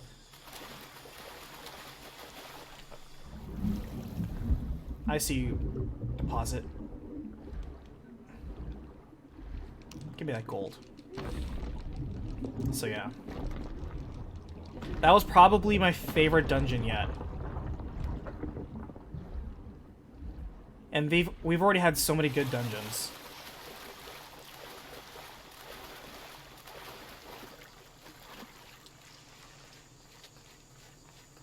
Oh, can I collect this frog? Or do I have to shoot it?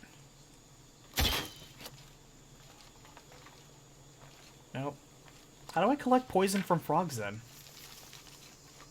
I have the ability to collect poison from frogs and snakes and spiders and stuff, but I don't know how to actually do that.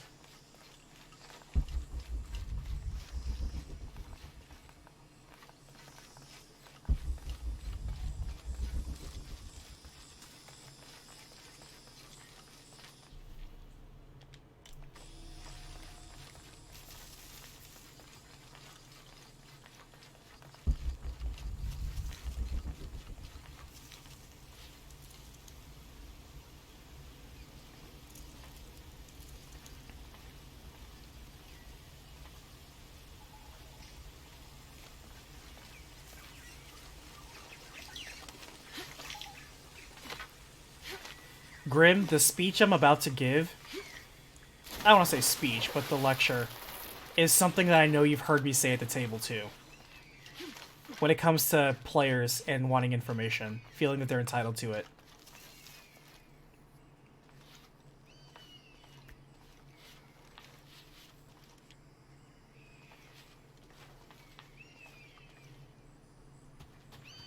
They killed him. Oh no, he's still alive. Ah, Hakan. Honestly, he took that saw blade to the gut pretty darn well. The fact that he's still walking from that is pretty darn impressive. Where are you guys going?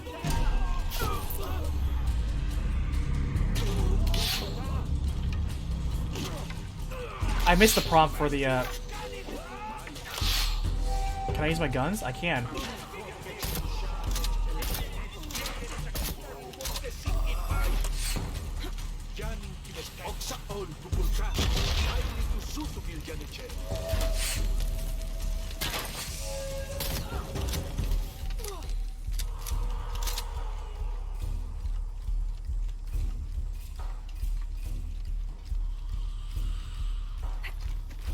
Alright, Dark. So, what your player is doing is he's attempting to persuade you for what I call metagame knowledge. Basically, it's this knowledge that you have as a player that your character otherwise would not have. With him insisting that you use the term bloodied, he's insisting that you give him out-of-game knowledge that he can then apply in-game for his character. As he just told you, he wants to know this specifically so he could ration out his spells and not quote-unquote waste a spell on a character who's almost dead. However, that is knowledge that he, the player, has and not he, the character, has. Because of this, that is metagame knowledge that he is not privy to.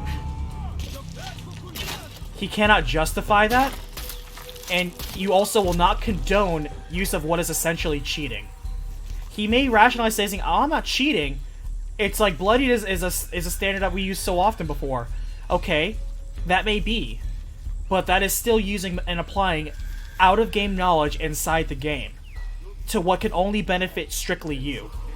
And, of course, the rest of the party. I will allow you, as you've already said, like, you know, make a medicine check. I personally would just do a wisdom check versus the opponent's constitution. But he's eventually trying to cheat. And if he tries to be like, well, you have to use the word bloody, show me the rule book. Show me in the rule book where I have to do this. Because if I don't, then I don't.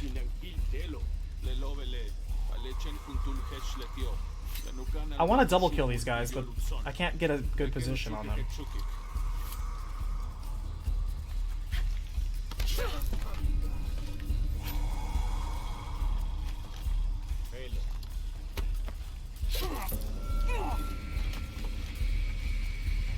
Like I said, he's not respecting your ability.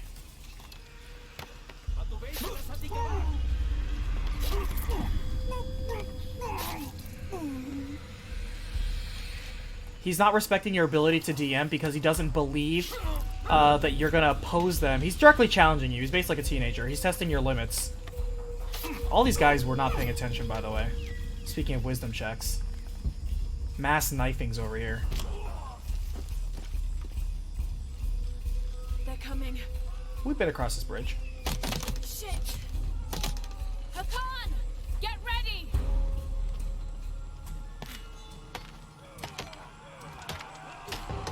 I have a gun. I could literally shoot all these guys that are going in a single file line.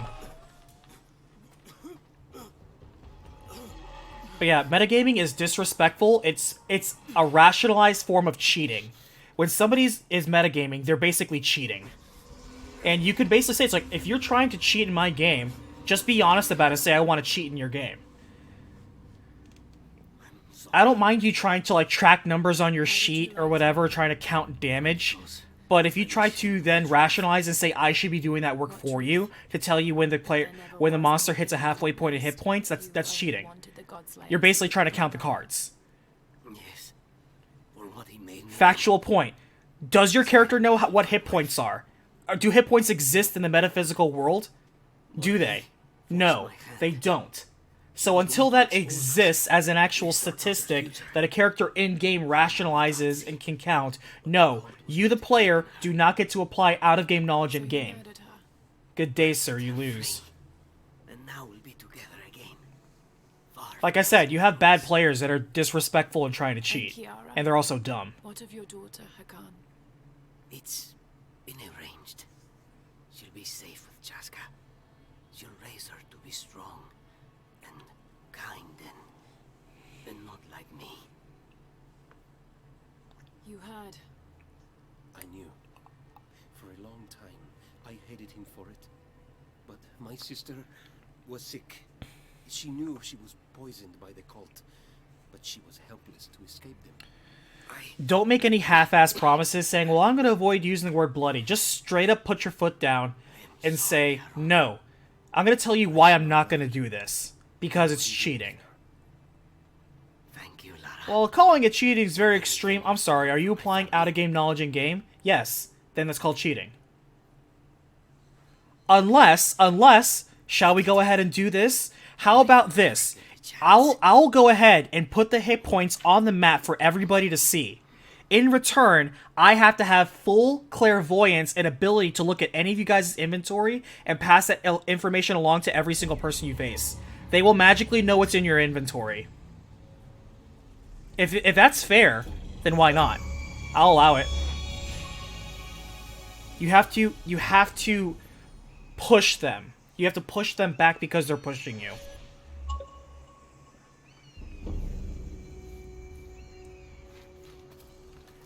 At least you rolled on the map, Grim. There are some players that shall remain unnamed that rolled, and like the moment it stops, they pick up the dice or they cover it with their hands.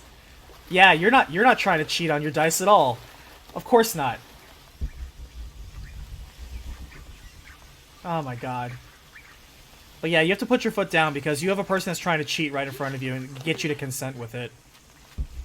But yeah, just be like, no problem. I have no problem with you telling you all the hit points that a player, you know, that's on there. No problem whatsoever. In return, the enemy's going to know everything that you guys have on you, and they're going to know all your spell slots, abilities, and everything.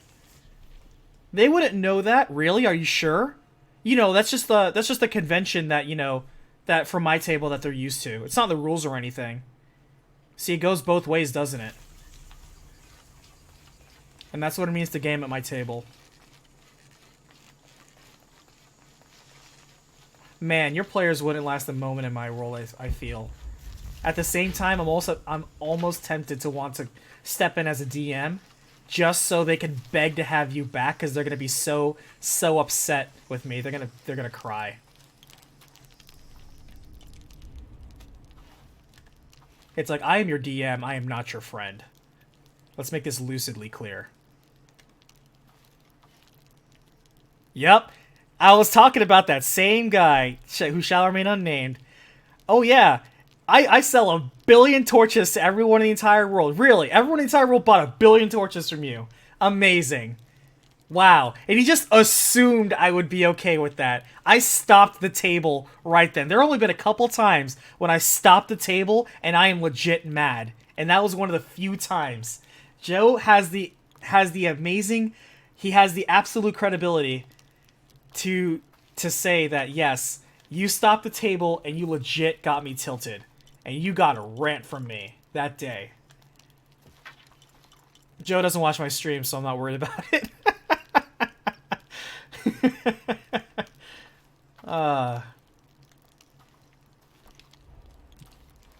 Good times.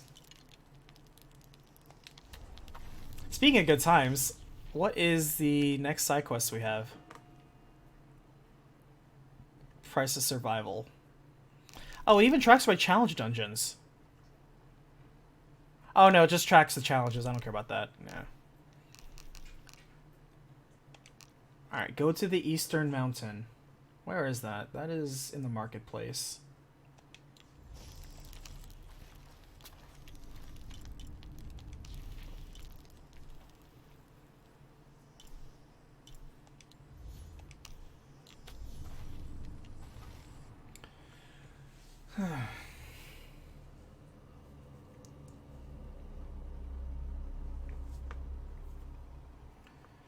Alternatively, Dark, if you want, I have hired myself out as a hitman in someone else's game one time because I was so disgusted with their players that I was like, you're gonna hire me and I'm gonna be an assassin.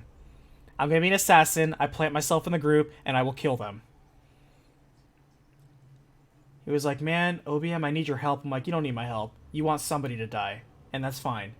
That is a service I will render to you.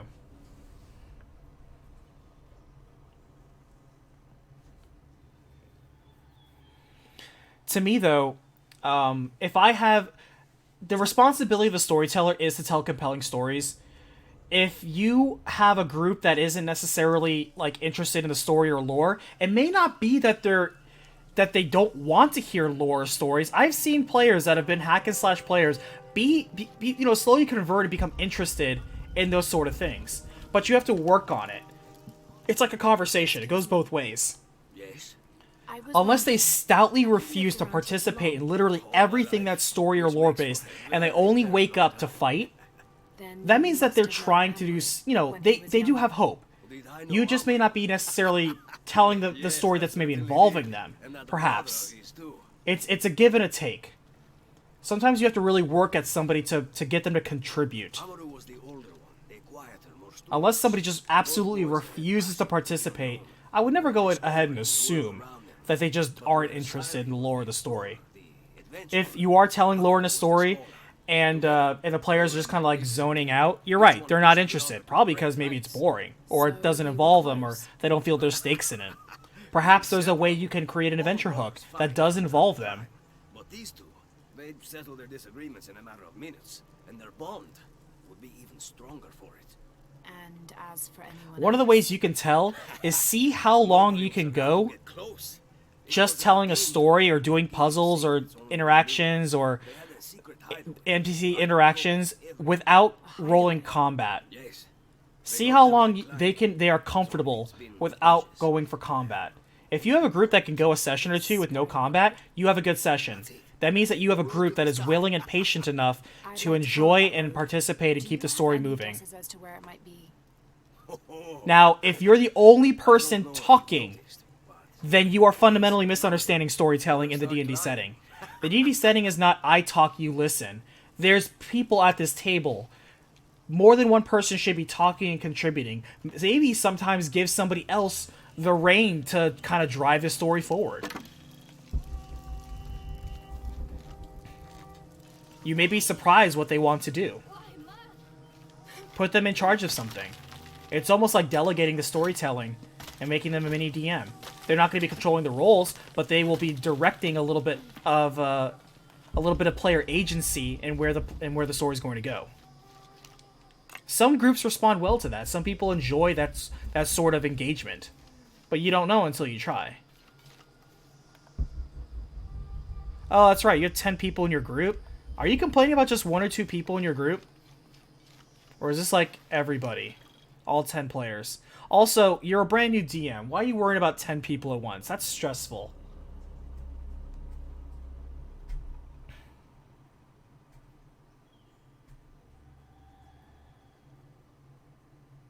Or maybe half of them don't show up, so it only ends up being 5 or 6 people. I remember that.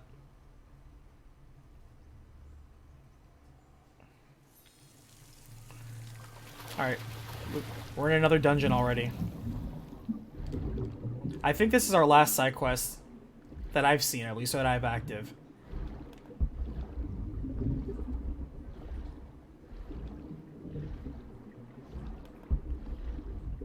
I wonder if this one will top the last one. As long as it's not an underwater one. Watch this one be an all underwater one. And then I hate it. I was like, damn it, Shadow. Well, it's like, you know, they can't all be A+ winners.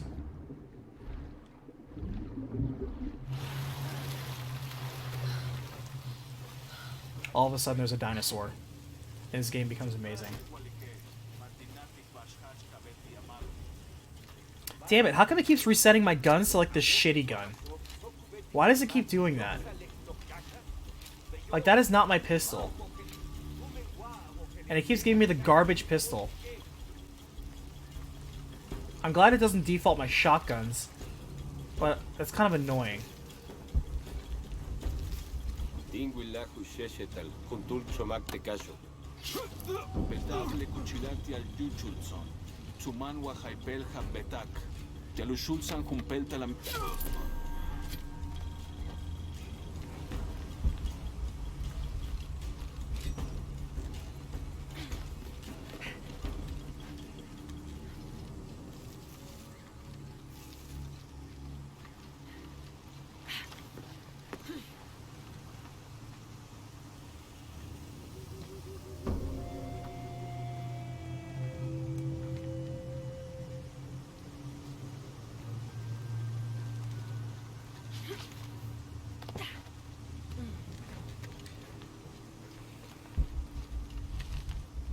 I think the largest group I've ever DM'd is like 8.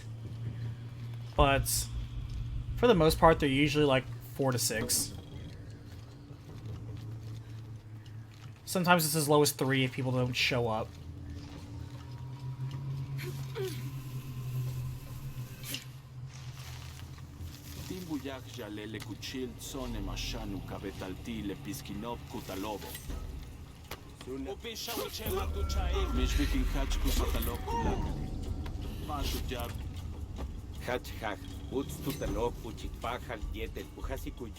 I found a glitch.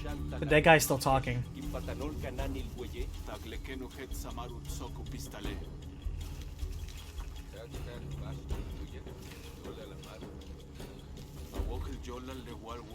Alright. It's a little hot. These guys are out in the open.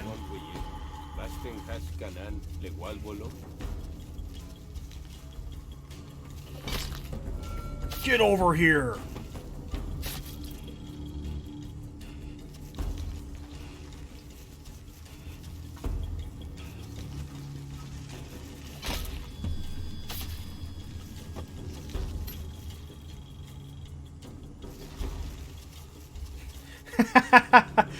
Nanomaster, how do you feel about preparing challenges that the parties are prepared for? Throwing trap-heavy dungeon a group that doesn't have a rogue or something like that?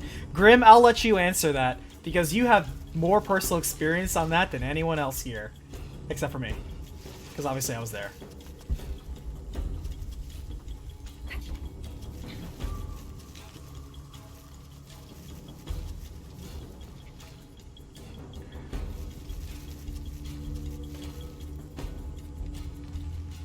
Yama lekuchi amaru. Yo olbishi. Inkate kinwale tumenma. Inwohel takpehla. Wayan lekuchi kacha. Yetel inwohel amaru bei ukat kapatak kacha. Was I ever reserved at throwing traps or puzzles or dungeons at you guys that you guys didn't have a rogue for or a cleric? Did I ever change or alter anything?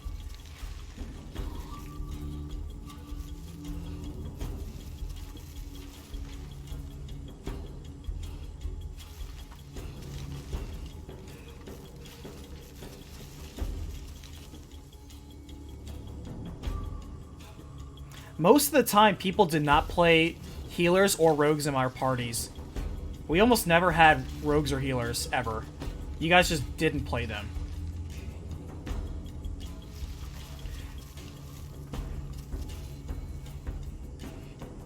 This motherfucker right here won't turn around.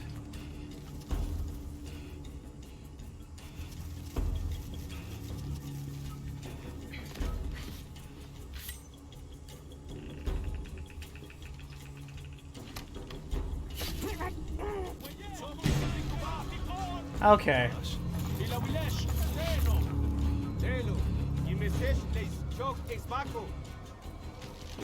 Okay, game. That was a cheap shot. Cutscene freaking getting me. What kind of nonsense is that? Alright, you wanna go loud? Let's go loud.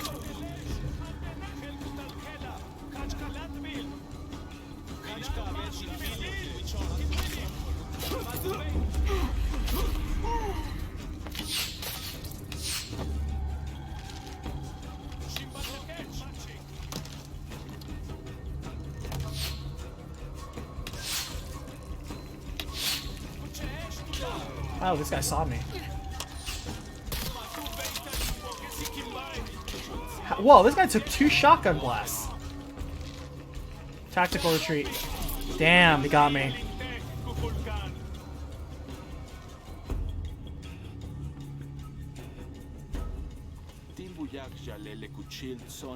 Oh, I gotta start over again? Mishbikin hachku satalop tulakali. Matu yabil kinsili. Hach hach. Uts tutano uchipahal yetel. Pujasiku yo lesatal olobo.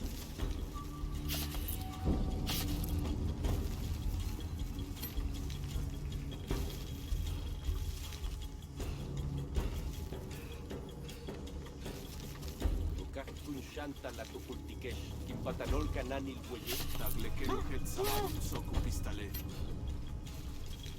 Hachach bashki huyach, yola la maru. Mawokel yolal de wal suk umansike. Yanmash ocholtek. Lekatu yilaje, hob, mishtupach talinwalik. Lep. Ubisha wichema tuchaik.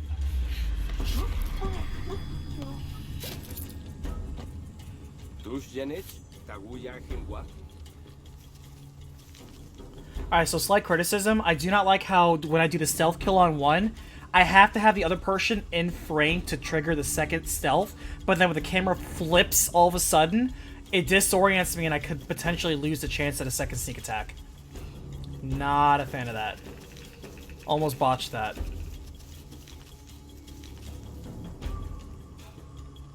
But yeah, if you guys are following what Grim's saying, I never pulled punches when it came to dungeons, puzzles, challenges. I made them, you had to deal with them.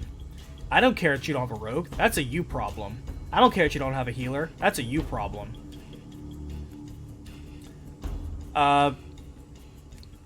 What Grim and the others eventually had to do was using the tools and the environment that they had, they found creative ways to bypass, test, or disarm traps on their own. And if you find, yeah, like, the whole point is I let you work past the problem. I never forced only one way to solve this problem. I allowed a world where you could be as creative as you wanted to, as long as it made sense. And so, because I rewarded the ingenuity of people If you wanted to just roll a disarm trap and go through it, fine. If you wanted to find a MacGyver way around it, that's also fine.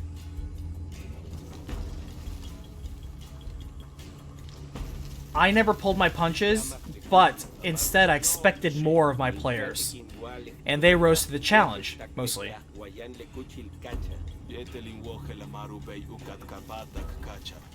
Most people who hide behind roles and don't actually have skill, they're weak.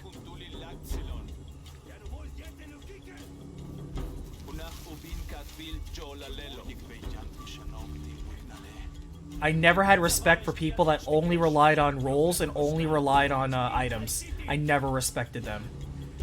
You were weak in my eyes. If anything, I love picking on you.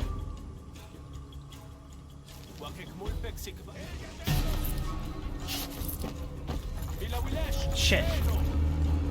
Okay, so we got spotted. We gotta be good.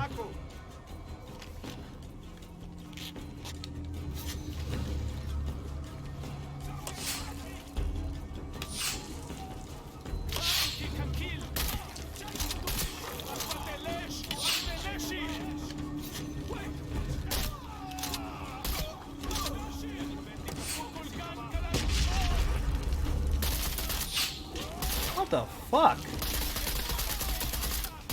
This guy's taking bullets here.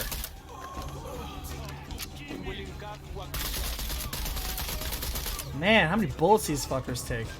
Good lord. It's a good thing I had the damage reduction thing. I would have been dead.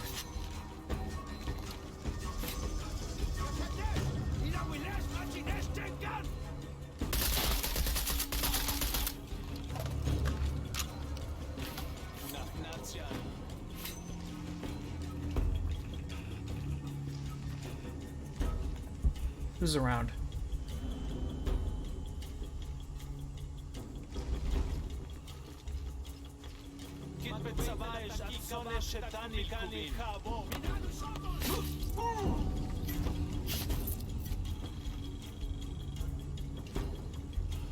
Don't worry, Dark. If you're the type of person who relied on items, I'd wean you out of it. Or you died. And you figured it out. Either or. Doesn't matter to me.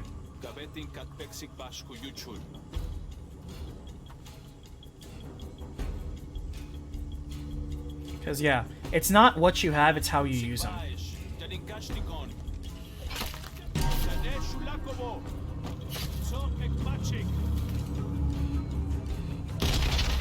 Man, fuck this guy. Alright.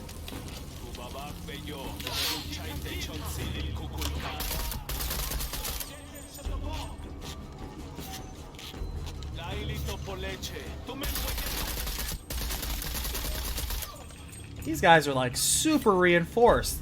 They must be drugged up or something. Man. This is not a traditional tomb. This is a gauntlet. This is a raid.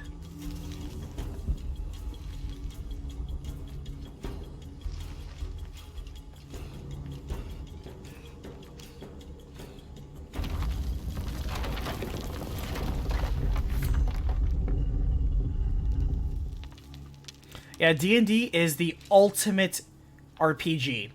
There has never been an RPG ever that allows the freedom, creativity, and limitless possibility as Dungeons & Dragons. Your limit is literally your imagination. That being said, the experience is, again, limited by one's imagination. And unfortunately, many people do not exercise their imagination. It is atrophied like a muscle they have refused to exercise. Poor storytelling, lack of imagination, poor communication skills, lack of empathy, sensibility.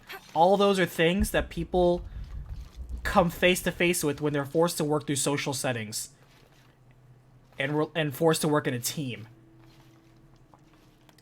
People sometimes use it to live out a power fantasy. That's fine. But it requires a compatible group that wants to also live out your power fantasy, which isn't always the case. No wonder Amaru had it so well guarded. This is Cyrie's tomb. There's an inscription in Latin. I will never hesitate again. I wonder what that means. There's also a key. You don't have to have real-life knowledge to apply in the game, Nano. Instead, have real-life sensibility. Like I've said before, most people assume players and the worlds that they're in is like a badly written video game. That's what a lot of people think D&D is that it's just a paper and pen version of a video game. No, it's the opposite. Video games are digital attempts to emulate D&D, not the other way around. In D&D, your mind is your greatest weapon, and so many people do not want to use that. And I'm not saying you have to be super smart. You don't have to be.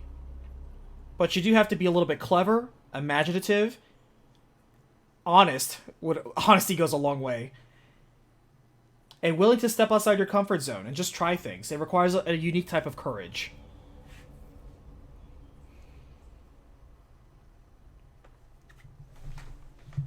It could be the most beautiful game in the world, or it could be the most miserable social experience you ever have. It goes both ways, because it's purely dependent on both a participating dungeon master and participating players. And yeah, Jangle, trust me, it's so good when it works. And so awful when it doesn't.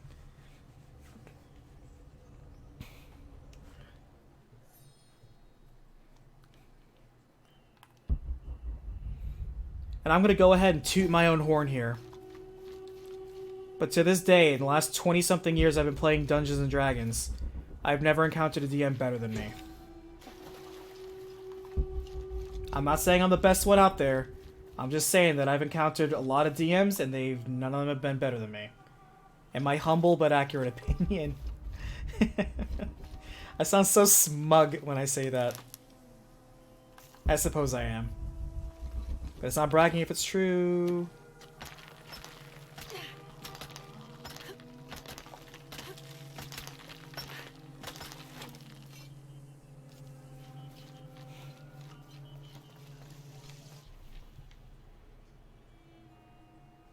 Alright, I think we locate the many trees beside the dancing water. What?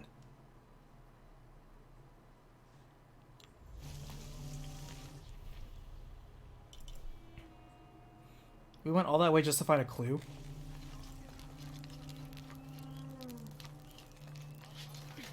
Oh, since I'm not in the upper city, let me switch to my badass battle dress.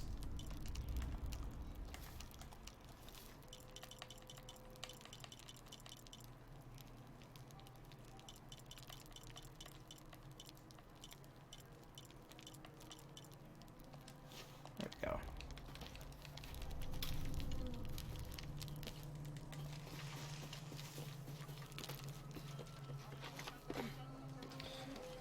Yeah, I'd have to say that's true. And even when I went outside and played on the Wizards of the Coast forums or played at the Wizards store that when it was open at the Mall of Georgia for the time that it was, opposite the Warhammer store, which was super cool, even the DMs there just didn't stack up. I was always thinking, you're ruling this wrong, or there's a better way of telling this, or I would stay silent. I would respect the DMs that I played under. I'd respect them.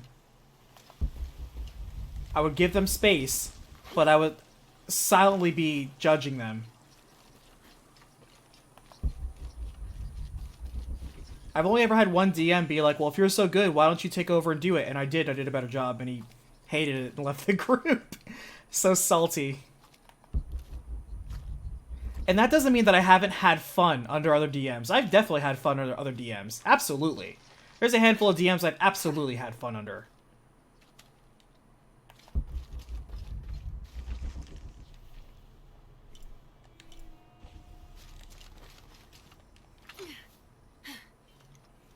But I'm not going to troll them and just be like, you're not telling a story very well, or I don't see where this is a logical thing, or blah, blah, blah. Now, I would, if it's a rules violation, I would definitely speak up. Unless I was a player and, like, you know, the DM didn't catch something. I'm not going to sabotage my own players that I'm a team of. I'm going to be like, oh, the DM didn't catch this. How about that? I wonder what else he didn't catch. Like they always say, you should always compliment somebody in public and scold them in private. That is always a better way to handle social situations, especially if you ever end up being like a supervisor or a manager or boss of anybody. That's always better. Trust me, your team will have a healthier dynamic if you do that.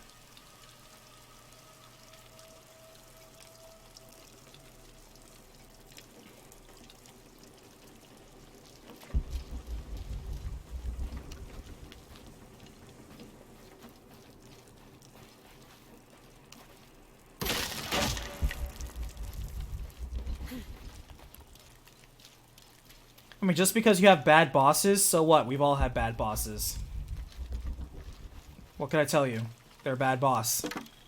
They lack communication skills. They lack empathy.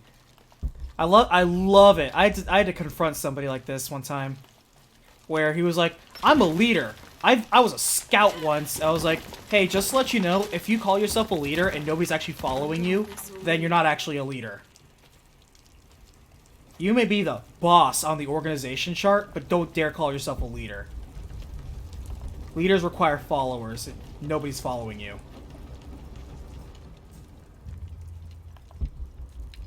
Well, yeah, but in the army, it's a different dynamic. It is absolutely about that organization.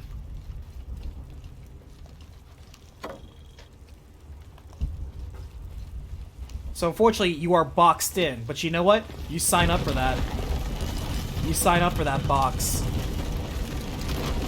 Any federal job is like that. All federal jobs, you're put in a box. Careful. Careful.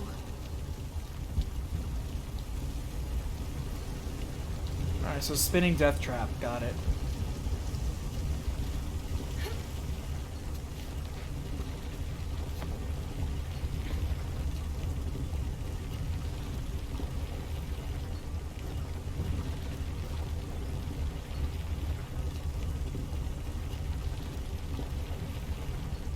Man, Gerb, I didn't know you had a whole campaign ready and locked and loaded. That's so cool. I'd run in your campaign. That'd be great. I mean, I don't want to run your campaign. It's your world, your imagination. I just want to live in it. I'd roll a character for you. Not right now. Everything's being packed up, but whenever that happens.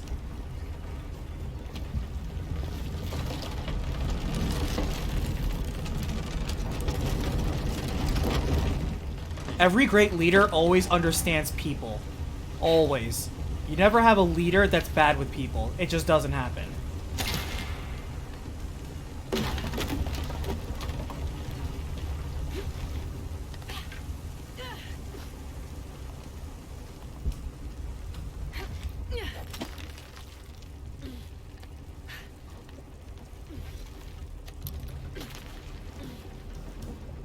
Love, fear, respect, it doesn't matter what the social dynamic is. People are motivated by, like, one of those things, at least.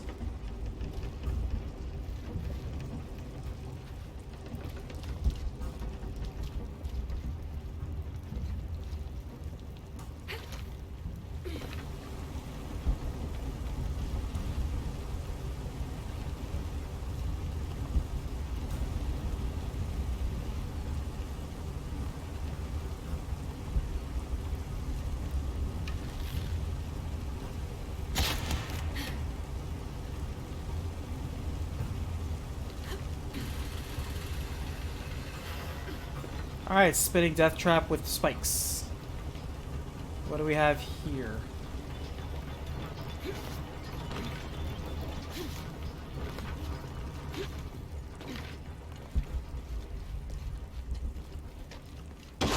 Shit, I knew that was gonna happen. Fuck. I was like, this is gonna fall under my feet, isn't it? That actually startled me. I was like, this is gonna collapse, isn't it? Damn it! Rawr, rawr, rawr, rawr.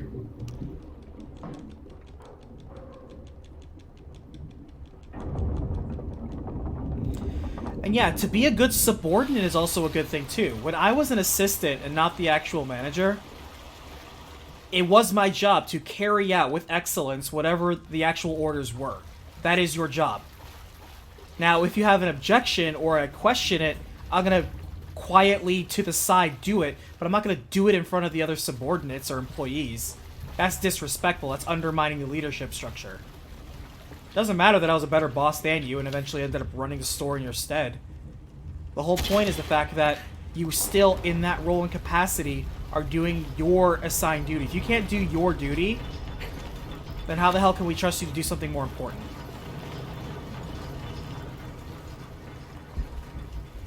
Let's see if I can reach the top now. If you're the type of person who's like, I could only be a shot caller, I don't follow the directions of others. Wow, that means you're a terrible shot caller.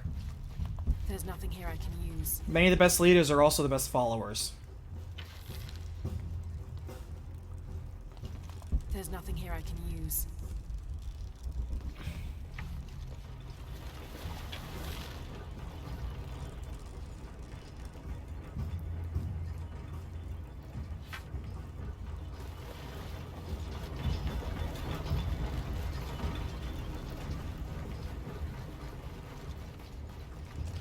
Alright. Everything is too high.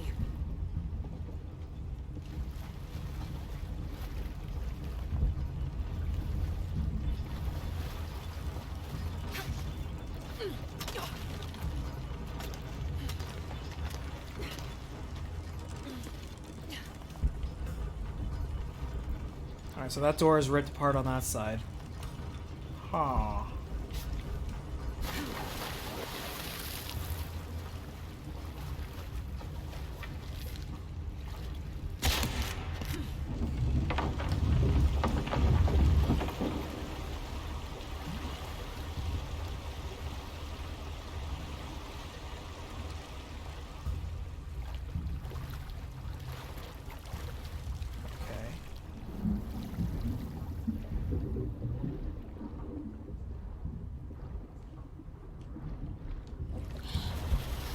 Where does this get us?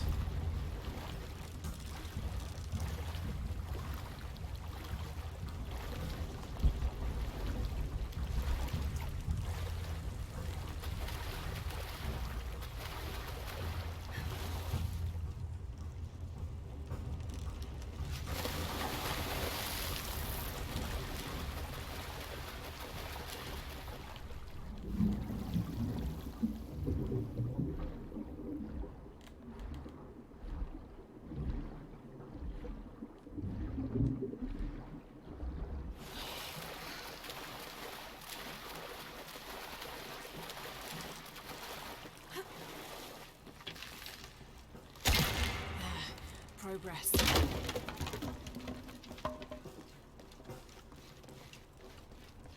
Alright, so I got a bunch of turn wheels here.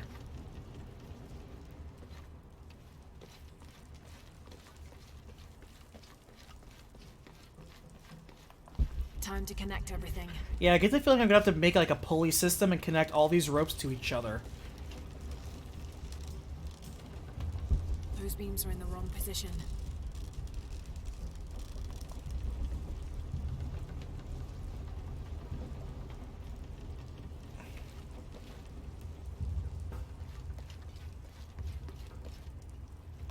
Those beams are in the wrong position.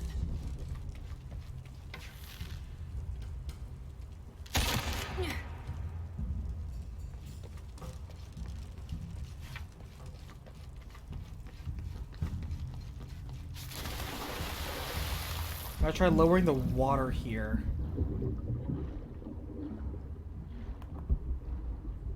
This is very dark, by the way. Good lord. Turn on a flashlight.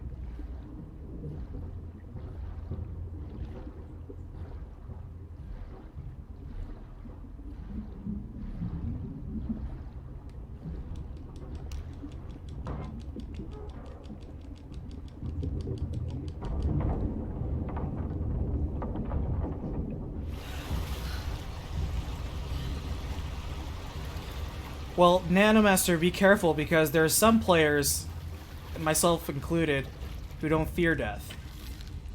You can't scare me. I never fear for my character.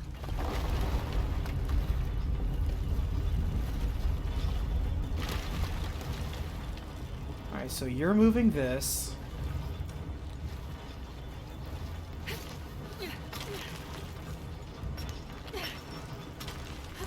You too, Jangle. Thanks for hanging out. And I'll catch you on the flip side. This is the last night that I'm going to be streaming. until I come back online. So until then, thank you so much. I appreciate your support, subbing, and I'll see you on the Discord. You have a great night.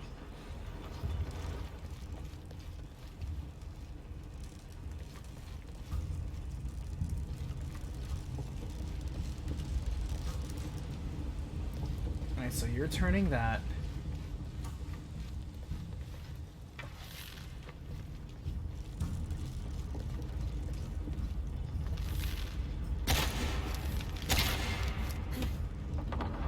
And there we go. No? Hmm.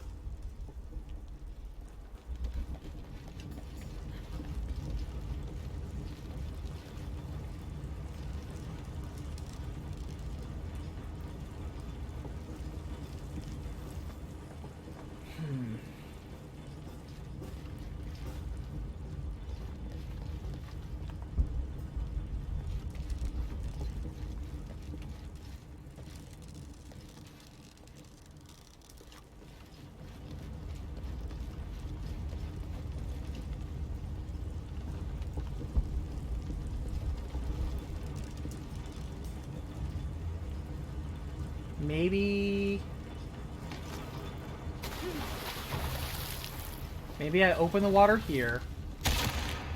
And then go up top here.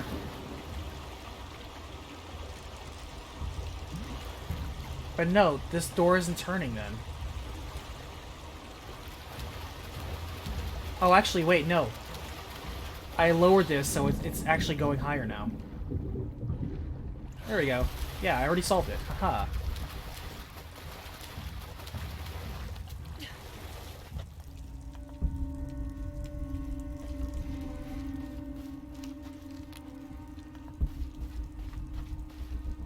Ugh, rotten food. From Trinity. I mean, that's a good point. You could definitely point out that maybe my characters are afraid of death, but maybe they're not. Maybe that's not what motivates them. For example, if I'm a religious zealot, The key fits this chest. dying would just bring me closer to my God. Why should I be afraid of death? Death is simply a transition.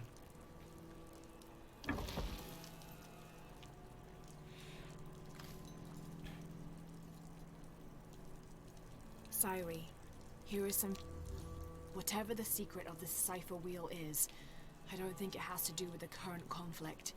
I think it's older and much more personal. With luck... But yeah, one thing it should never come down to is DM versus players. It should never come down to that. If it does come down to that, then the players should not win. 100%. Yeah, most people are afraid of losing their characters. That sense of loss is still enough of a drive for most characters, or for most people playing characters.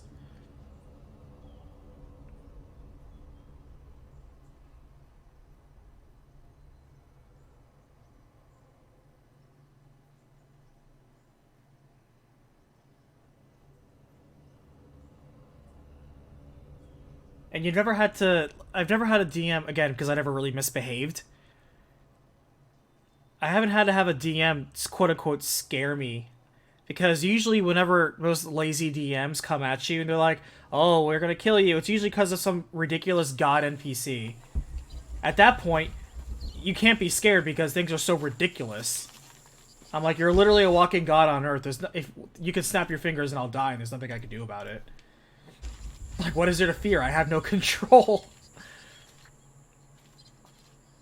Or if you trap you in a room and, like, flood it with 1,000, you know, poisonous, monstrous centipedes, it's like, I'll do my best, but you've given me no way to escape, so there's no room for fear because it's a hopeless situation. Again, that comes down to effective storytelling. Because if you're such a bad narrator that that's all you can do is brute force your way through your story, not effective storytelling.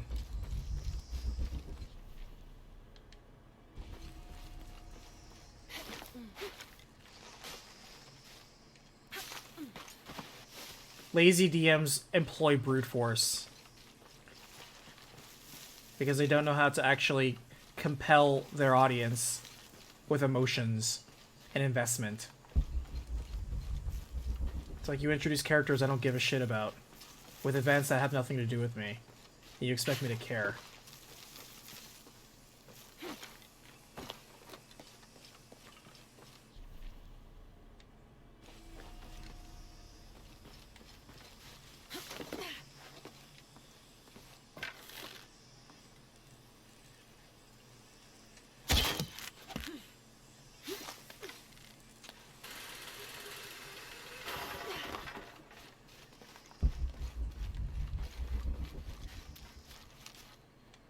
Whoa, like, we have a tomb leading to another tomb leading to another tomb. This all better lead to some amazing treasure.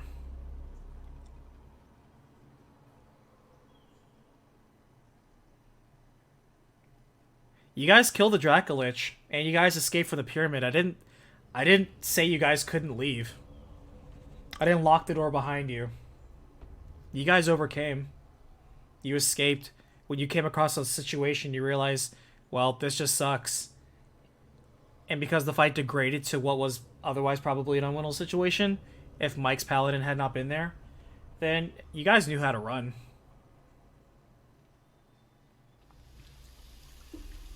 And that's what you guys should be proud of, is the fact that you very, very, very ever rarely ran, because you didn't have to. You were smart enough, tough enough, or clever enough to overcome whatever you came across. And in the very odd situation that you couldn't, hey, you know what? You knew how to escape at least. So many players don't exercise that option of escape. They view themselves as just, I don't know, infallible.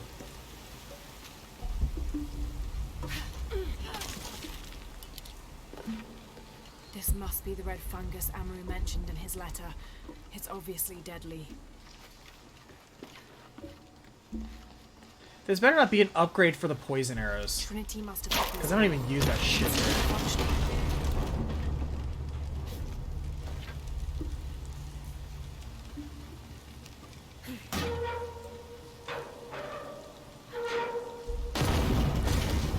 Like the gunpowder was still active. That's hilarious.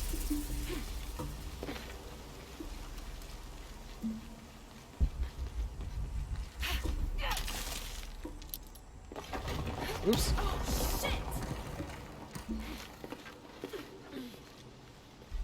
Maybe this red death shit is what's all those weird creature people tribal are after.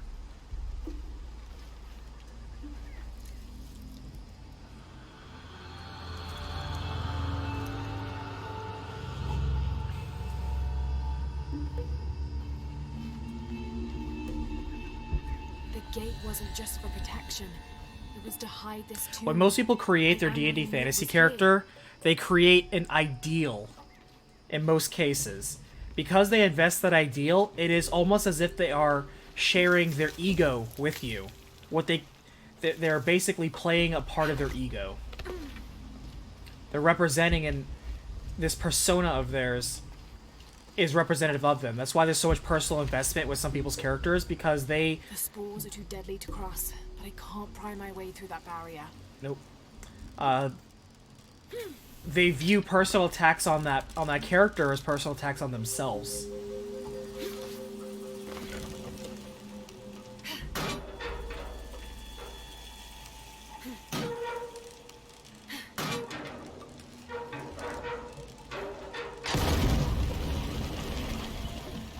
I killed myself, I guess. Okay, I guess I killed myself. Alright, so we got toxic mist here.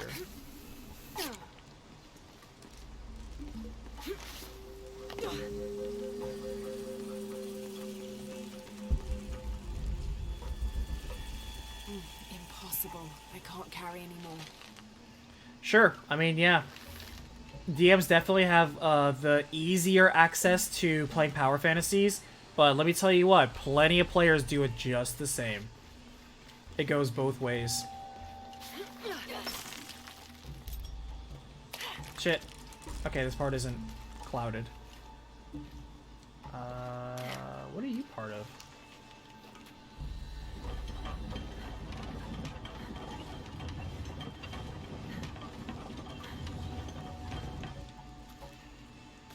Hmm.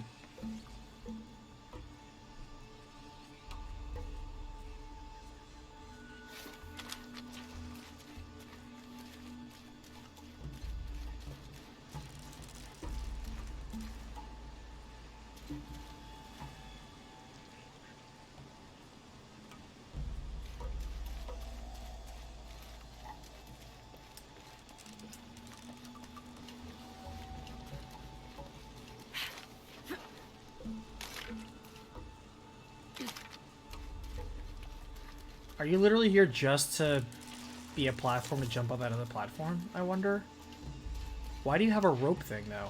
You almost look like you're supposed to be roped up to that winch, though.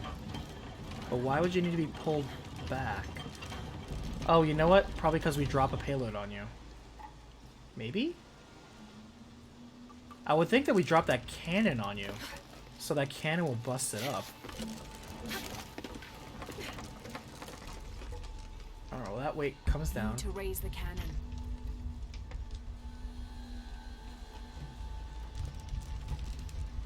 Oh, is it part of a lever? Oh, okay, that's what we have to do. Okay, okay. Or a seesaw, not a lever. You have a good one, Grim. Impossible. I can't carry Talk to you later, man.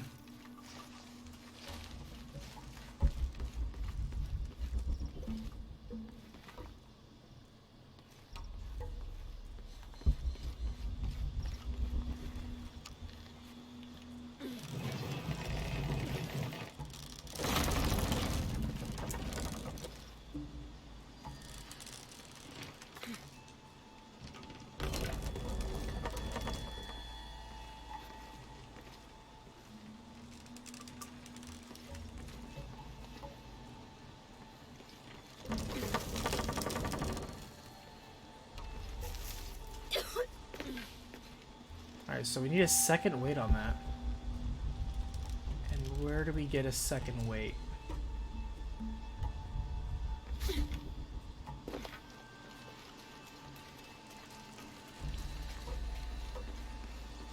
Oh, I see you over there.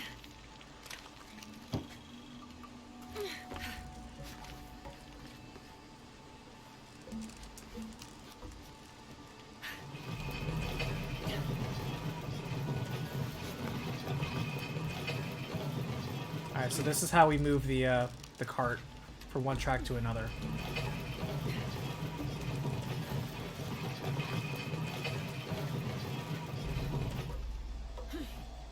But why we need to move the cart, I am unclear.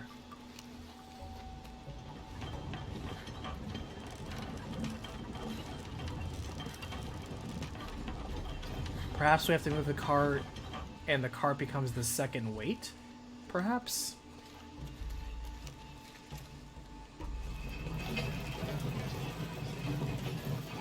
Man, look how jacked Lara is. This stuff is ridiculous.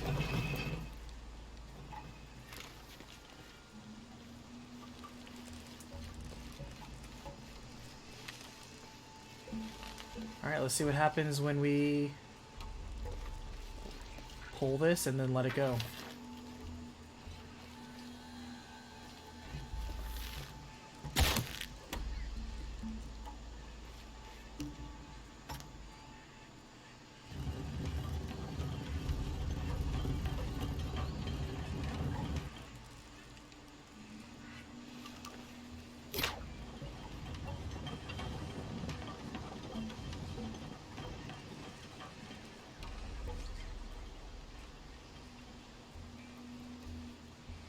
I'm gonna have to be quick.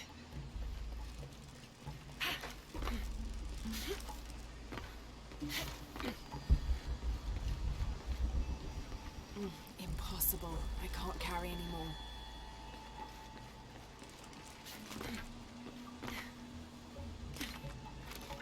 So what did that do for us? What was the point of that? I get that letting that thing go allows me to ride through the mushroom cloud. I need to put the cart under the cannon.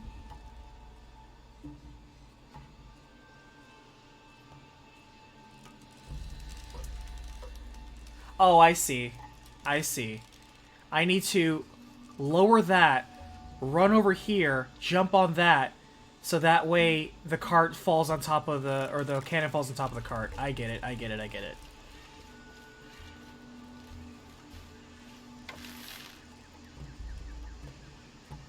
Honestly, yeah, I'll hang out in Discord chat a little bit more often.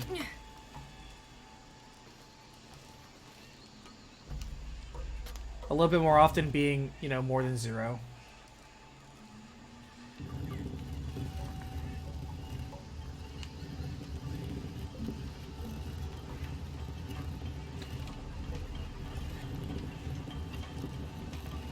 That way we can argue in real time. That's terrible. We discuss and debate ideas, we don't argue.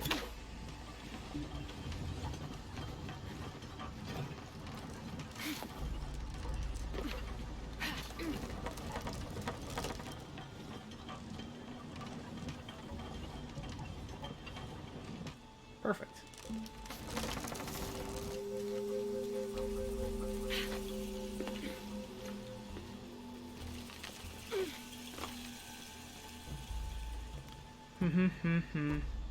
Okay, I guess I have to wheel it back.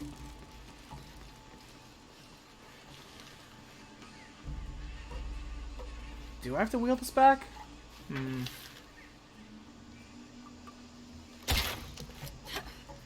Let's see what happens. Hopefully it doesn't rip it out from underneath it.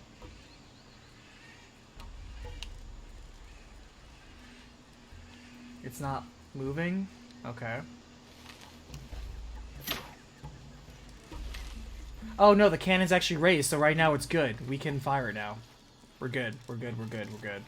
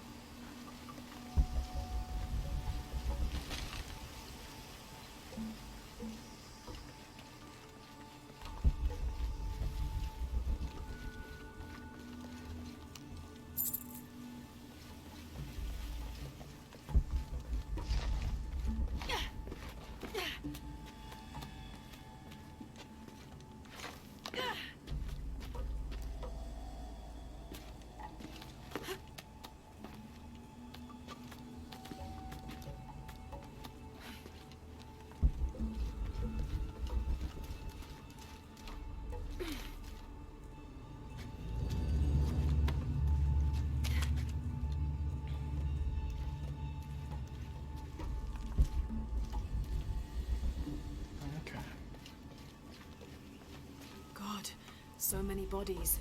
I have to avoid those spores.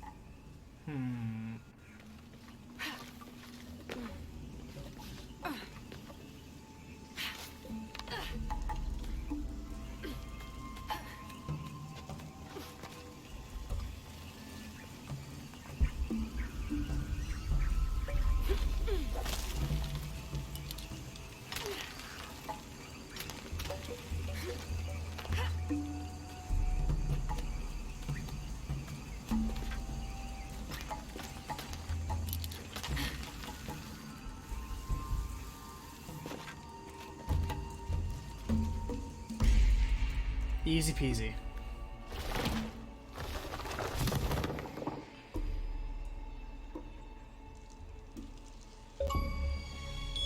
Aim at your enemies to tag them for persistent tracking? Oh, cool. I mean, usually when I see an enemy, I just kill them on the spot, but alright.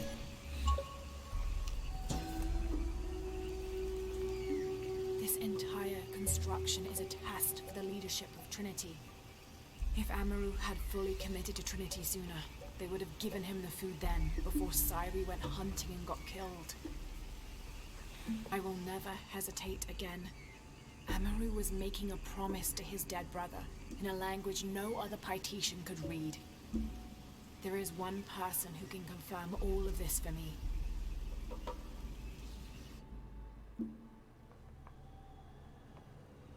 I've been using my same bow pretty much the entire game. It's just fully upgraded and it does everything better.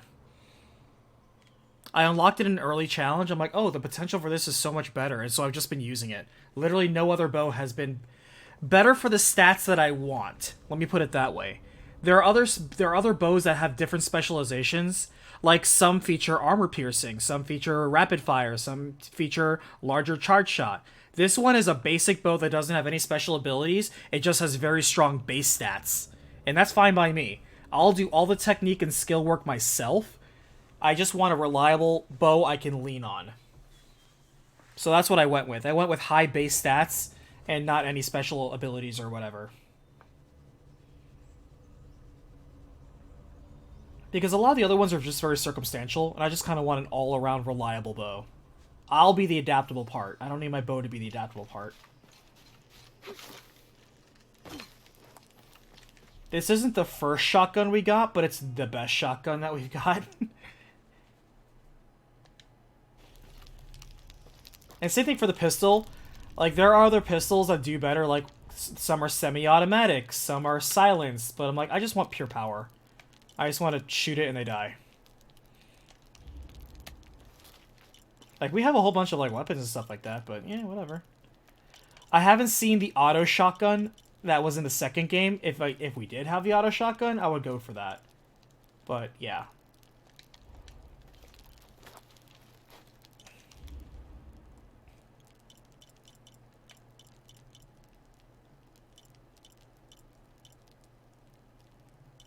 It fits my playstyle, you know.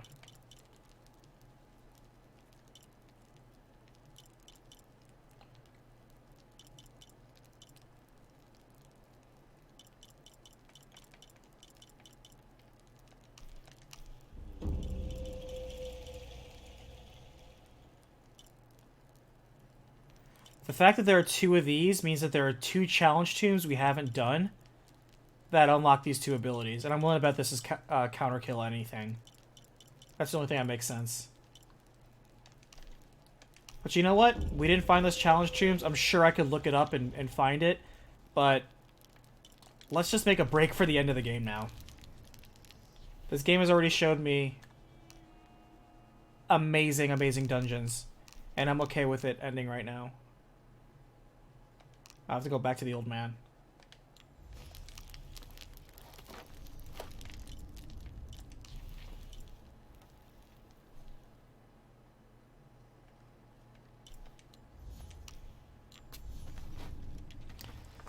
I think we're making good time.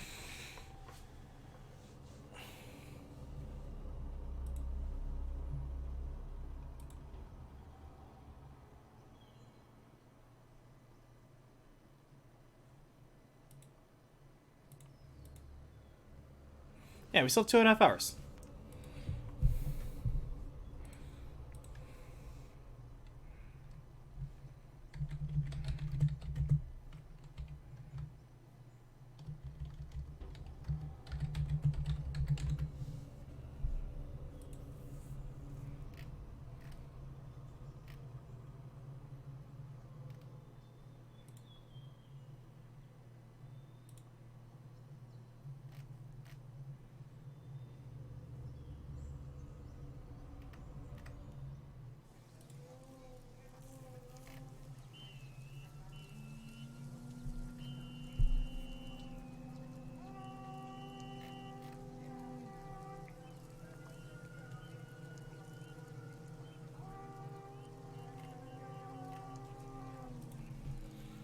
Okay.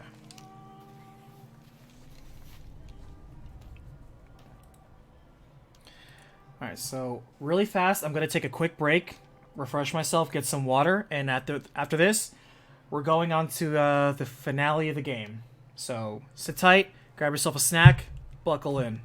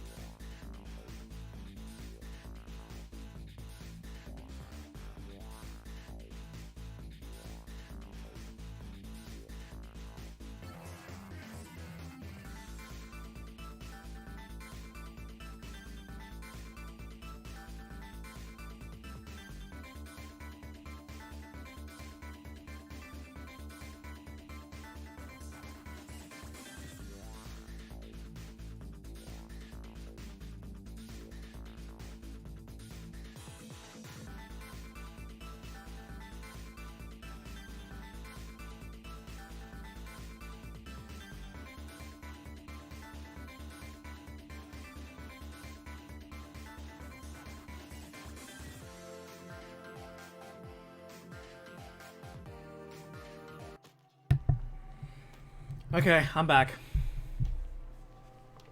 Let's wrap this up.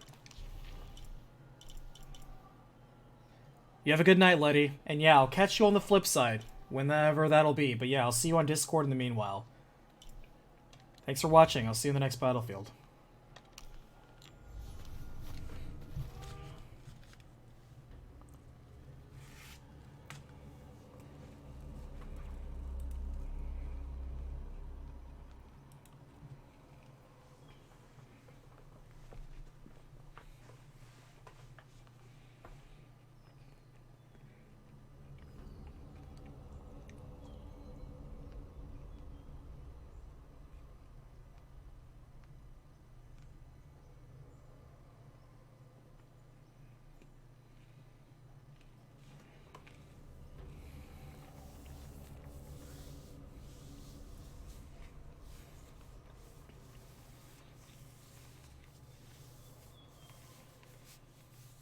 And Nanomaster, I agree with you.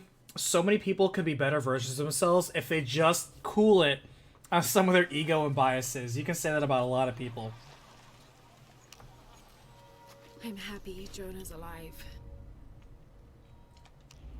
He makes friends so easily.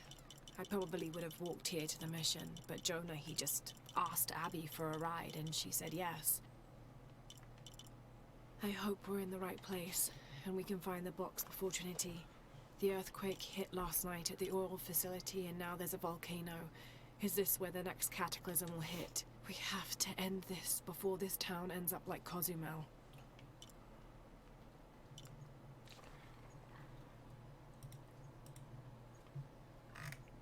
So I kind of want to stay in the battle dress because we're facing a lot of people that have ranged weapons, and I don't think we can stealth kill them all, so we're going to stick in the battle dress.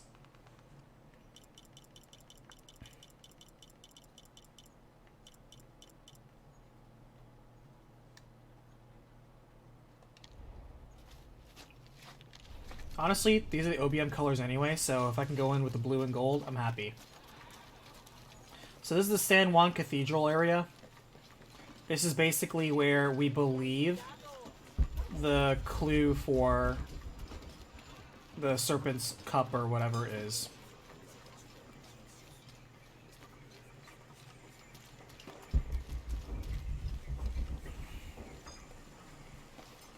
So there's a crypt around here somewhere? A secret crypt. Why secret? If Lopez is involved, there's bound to be a trick. That's a solid theory. What about you? Did you find anything? I got a pamphlet. 7 steps closer to God. Who knows? Maybe it'll help.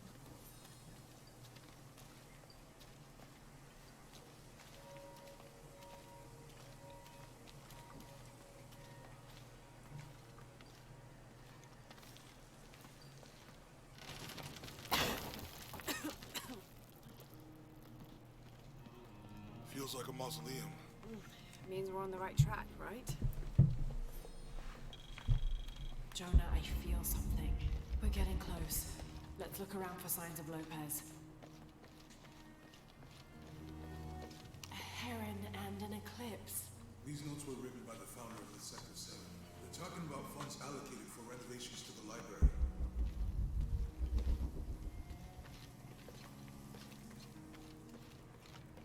All full up. Can't carry any more.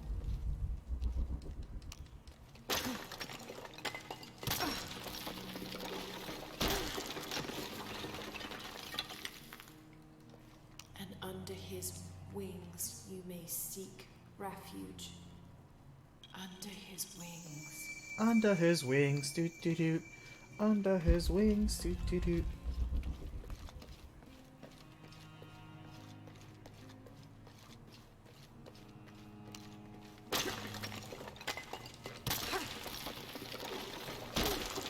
I'll tell you what, you know what's one race that gets no respect and is so typecast that I hate? Gnomes.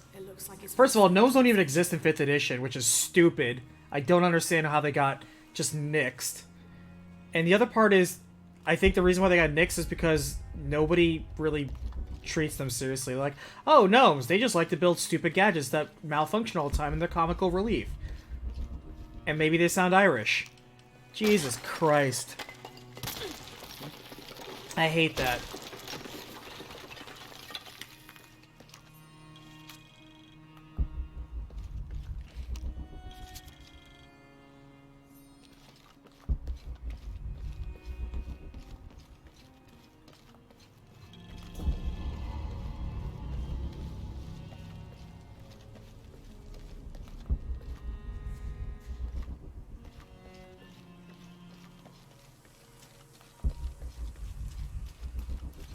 Ah, it's a side quest, but I don't want to do it.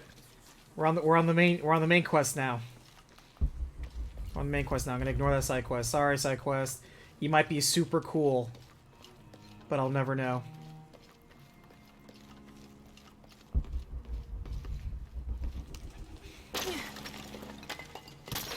Unless we get to the point of no return super early and we're like, oh, well, we have time for one dungeon. All full up. Can't carry anymore.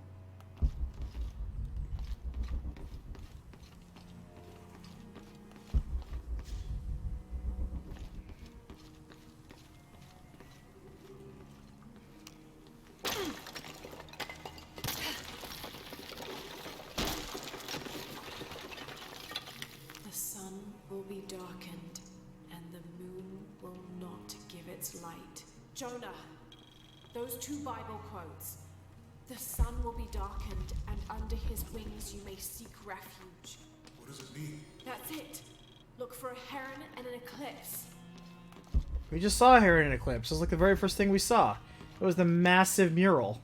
And there was a crack to tear it down, and now we're going to tear it down. Come on, game, you're better than that.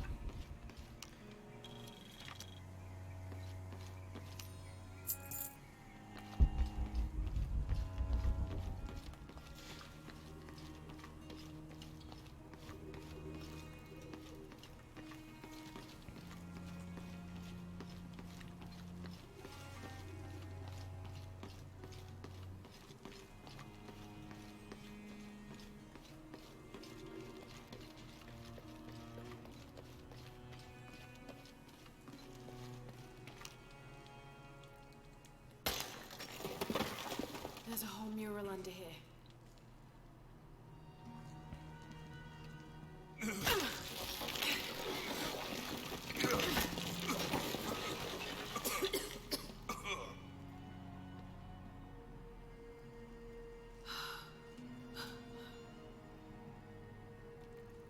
Veracruz, the true cross. Is that what I think it is? The silver box. It's unmistakable. Jesus takes up the cross. These are just stations of the cross. But there's a bunch missing. Before 1600, there were only 7. This could date back to the time of Lopez. This is one of his clues. Yeah, it's the kind of thing he does. All right. Let's see if we can find a cross line around here somewhere.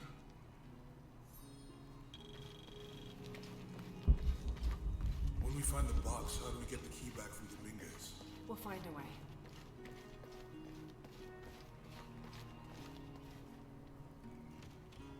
Found something? Yeah. Jesus takes up the cross.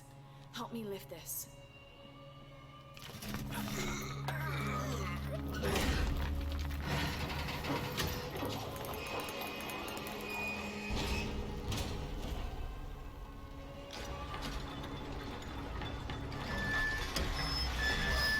That actually worked.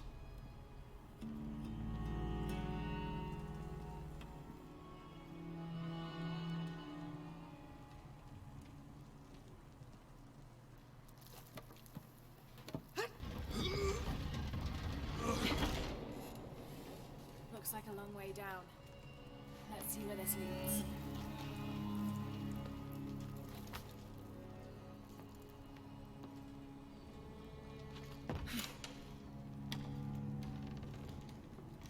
She didn't really need Jonah's help there. She just wanted to make him feel useful. She's a good friend.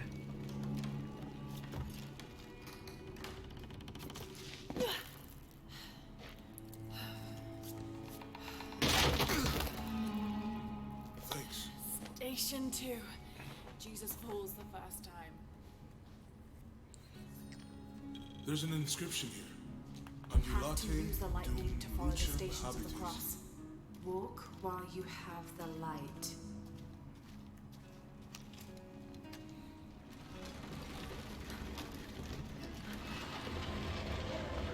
That did it.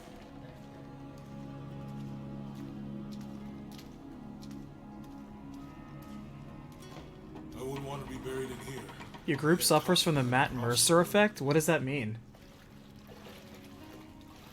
Please explain. I do not know what the Matt Mercer effect is. Walk while you have the light, so that the darkness may not overtake you.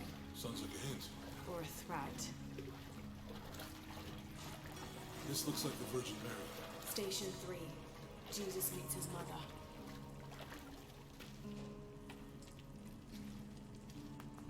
The mirror looks dusty. I'll give you a boost.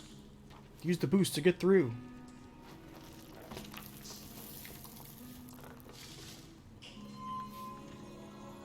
Hey, it worked. Matt Mercer has played many roles.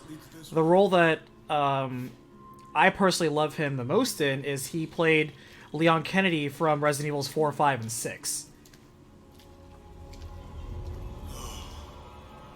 What happened to these people? It looks like the light activated something. But he's had many roles in many animes or video games. Laura! Are you alright? You're lucky it was a little rusted. This must be Station 4. I don't know what you mean by... Because I've never seen a single episode of Critical Role. All I know is that it's a celebrity-driven D&D game. I'm like, that's cool. In other words, it's just a D&D game. And the players happens to be celebrities. Okay, whatever. It's just a D&D game. Have to use the light beam to follow the stations of the cross. And the fact that he's a really good storyteller, you're right. I do know that Critical Role makes bank. They bring in so much money, and through that has brought in a lot of awareness of D&D. There are a lot of people who have joined solely because of Critical Role. At the same time, I don't know anything about it because I've never watched it. These people look like they were tortured. Hung up in the ceiling. I don't think this was just a crypt. So I'm not sure what they mean.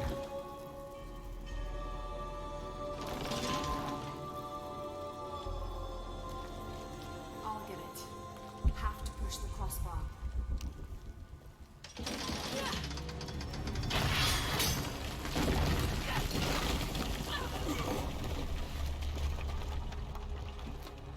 Station 5. Jesus falls a second time.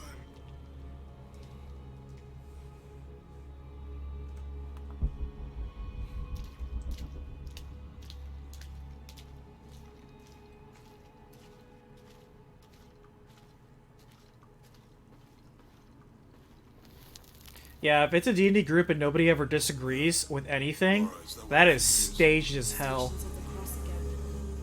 Let's be real. There's not a single D&D table that has not been a disagreement, argument, or, you know, or something like that. Let's be real. Station 6.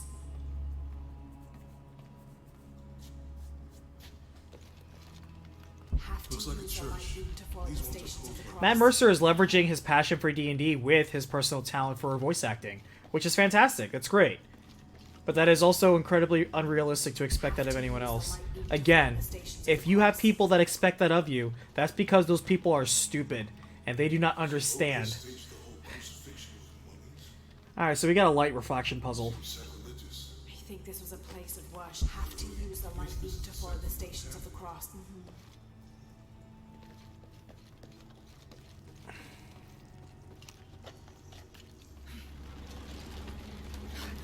This is disgusting. I'm glad I wasn't. At the same time, you also have talents that they are not aware of, probably because they don't care. Because they're like, oh, you don't do voice as well as Matt Mercer. Well, cool, neither do nearly most people that are not Matt Mercer. Don't let Lopez get ahead. His calls are Wait, there's supposed to be a pattern to this. Let's do this. have to use the light beam to follow the stations of the cross. What's the first step of the strange there are only 7 stations. This must be based on... Alright, an one is old Jesus expedition. carries the cross. Jesus takes up the cross, falls the first time, meets his mother. Then Veronica wipes his face before he falls the second time. Then he is crucified, and finally entombed. Okay, write this down. Alright, so we need Jesus gets the cross, falls down, meets his mother, lady wipes his brow, falls a second time, crucified, dies. Okay. Not sure. Maybe it's on the pamphlet.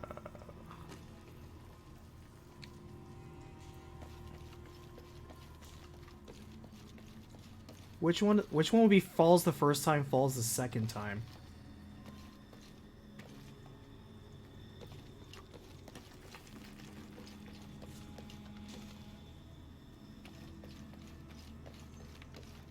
Also, there's only 6 steps here. I guess the final one is that one. I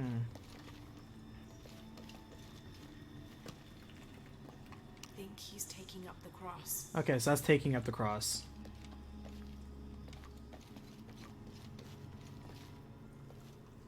I need to get this mirror to move the other way.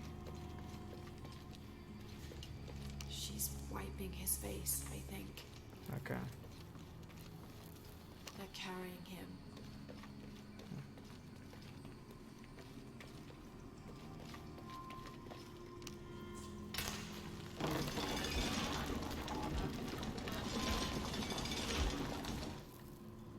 Shit, how do I get this to...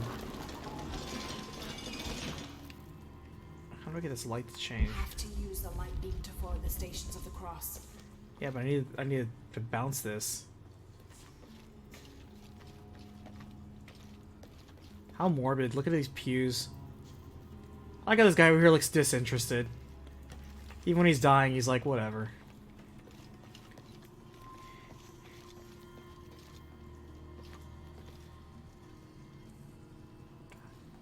I need to get this thing to bounce. Have to use the light beam to follow the stations of the cross. I get that, but the first one I need is not on this side. She's wiping his face, I think.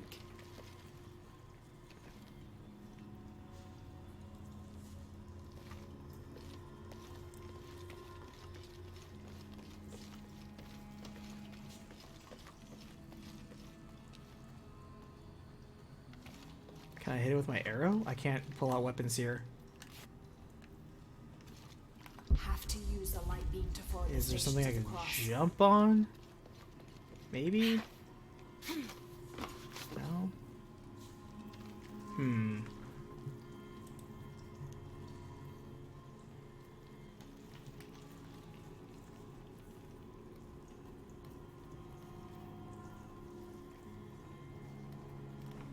Oh wait, we already had the first 2 steps in the first 2 rooms. Because the first one was him taking up the cross, the second one was him meeting his mother. So then we need to have the one where...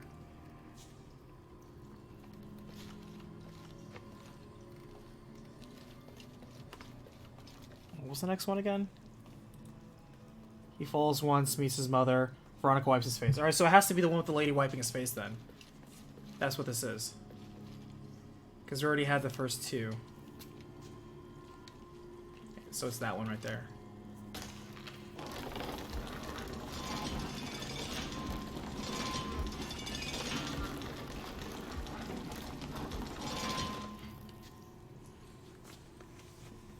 How do you deal with players disagreeing with you saying you can't do this because the spell says you're not allowed to do that? Well, I mean, are they right? Are you in fact misreading the spell? Because if you're misreading the spell, then that's a mistake on your end.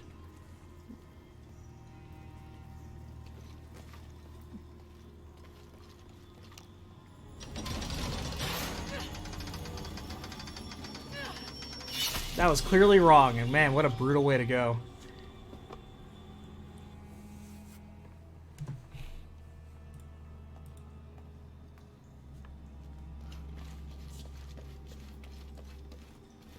Looks like a church. These ones are posed like monks.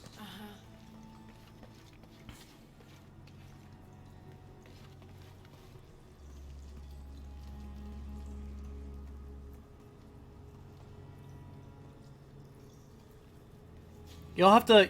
So Lopez staged the whole crucifixion with mummies? Well, yeah, it's like, you have to do read as written in the case of spells, and if there's a read as intended, then yeah. But if the thing says target creature and they're trying to target an object, then obviously you cannot target an object. It only says target a creature, and vice versa. I'm not sure where the debate's coming from. I'm unclear.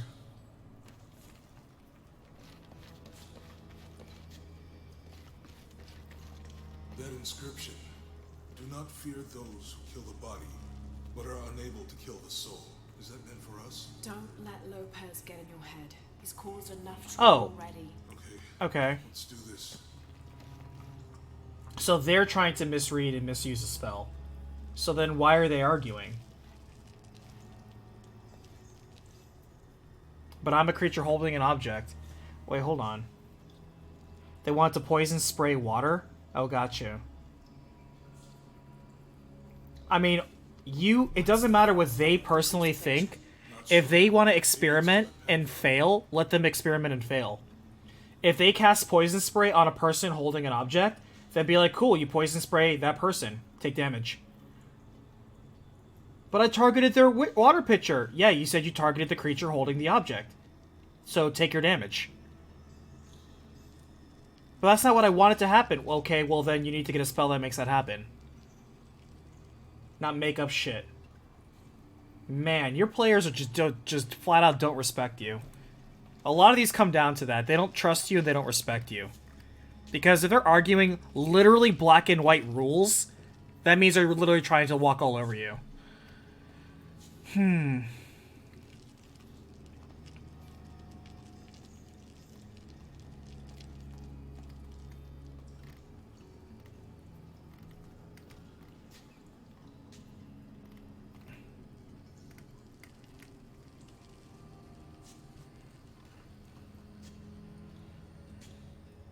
Have to use the light beam to follow the stations of the cross.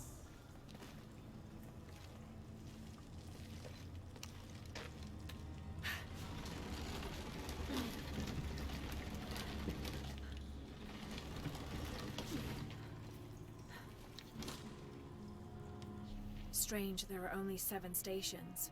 This must be based on an older tradition. Jesus takes up the cross, falls the first time, meets his mother. Then Veronica wipes his face before he falls the second time. Then he is crucified, and finally entombed. So yeah, it has to be the one where Veronica wipes his face. Not sure. Wiping Maybe his it's on face, the I pamphlet. think. Oh, what's the first step of the crucifixion? Lifting him. Okay. They're carrying him. But, I mean, I don't understand it. What am I doing wrong? We just passed the room where he met his mother. It should be the one where the lady's wiping his face. I legit don't understand. What am I doing wrong?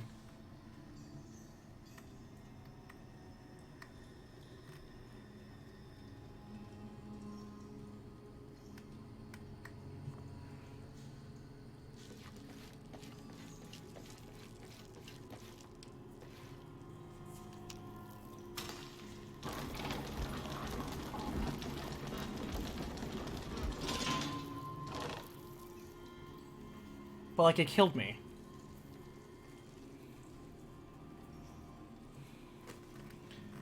Or do I have to, like,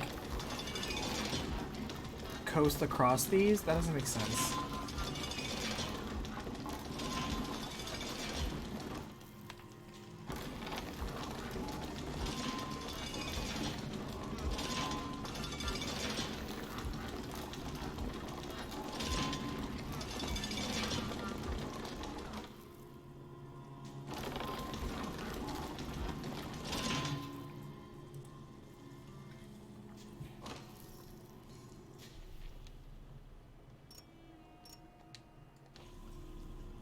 Alright, we're gonna try this one more time.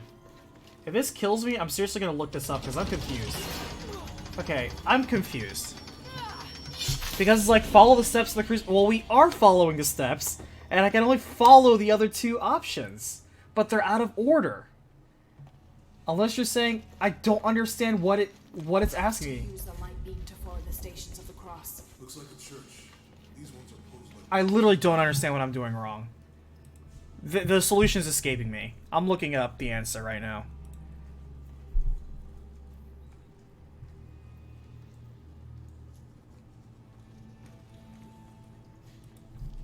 So Lopez staged the whole crucifixion of the mummies?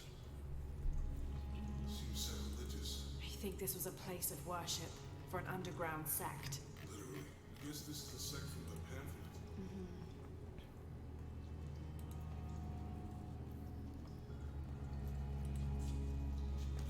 This is disgusting. I'm glad I wasn't around. Yeah, we're in chapter 8, by the way. There's only chapter 9. That's it. End of the game. Okay. That inscription. Do not fear those who kill the body, but are unable to kill the soul.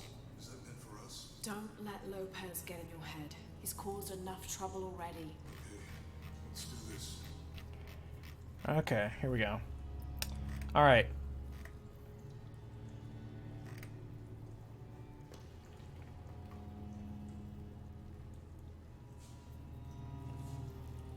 Here we go. Follow the stations of the cross. Station 2. What's On the the next first step of the crucifixion? Not sure. Maybe Interact with Jenna in front of the statue, or fly smooth, and then follow quarters right. A mirror sits in the middle of the room and can be turned by interacting with a crank on the side. Okay, yeah, we did that. Totally.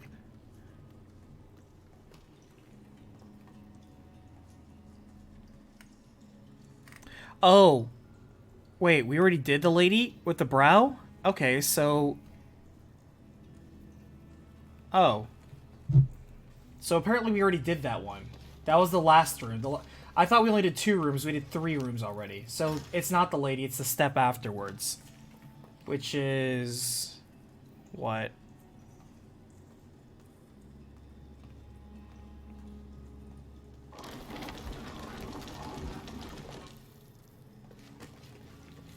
Strange, there are only 7 stations. This must be based on an He older falls a second tradition. time. Jesus takes up the cross. They put him on the cross. Okay, so that means it's this middle one right here. Because we fell through the hole a second time. And so it lights up this one. Okay, I get it. I was misunderstanding the rooms we've already visited. The puzzle's not wrong, I'm wrong.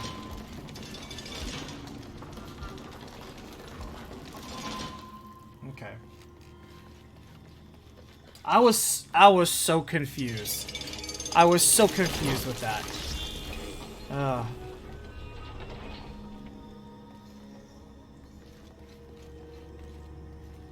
I thought we had to reenact the order in this room. No, we've been reenacting the order the entire time.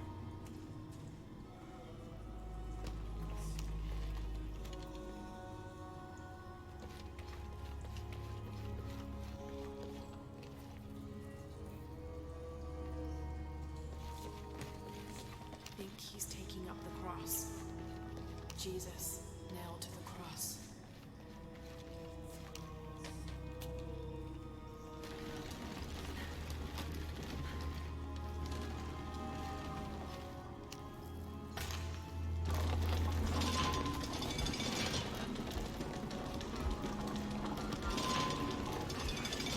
I guess that's my own fault. I wasn't paying enough attention to which step of the crucifixion we were on.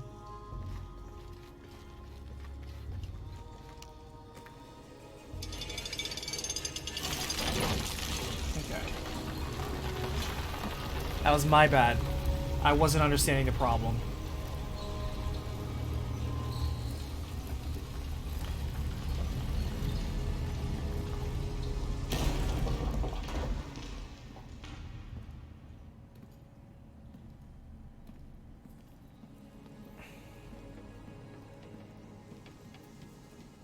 See, the fact that your players tell you that if they say, hey, you'll take damage, they'll be like, oh, never mind, I don't do that. The fact that you let them rewind time, the fact that you have allowed that, you probably have allowed it before. Let them do takes backsies. You have not established the fact that there are no takesies backsies. Once you commit to an action, you're in. So that way they think about the consequences of their actions, and they don't feel immune to just trying stuff, and if they fail, they're like, oh, I was just joking, I didn't mean to actually do that. Well, too bad. I hate to say it, but you may have cultivated that expectation from them.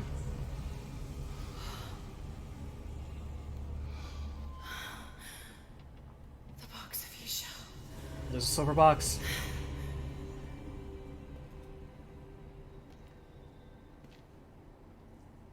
Only the Oh, I mean, yeah. hands You can't of the poison spray the water righteous to turn it to may poison. seize destiny from mine. Oh, okay. Guess it's you then. I wouldn't worry about your stupid players who's trying to, like, misread the spell. Because here's how it goes. I want to use poison spray. Okay, well, what creature are you targeting? I'm targeting the pitcher of water. You can't. It says target creature. But I want to do it. No. And that's it. That's the end of the discussion. If they push it, they'd be like, I'm sorry, did you misunderstand me? I said no. Because they're acting incredibly immature, so if they're going to act like children, you talk to them like children. The answer is no.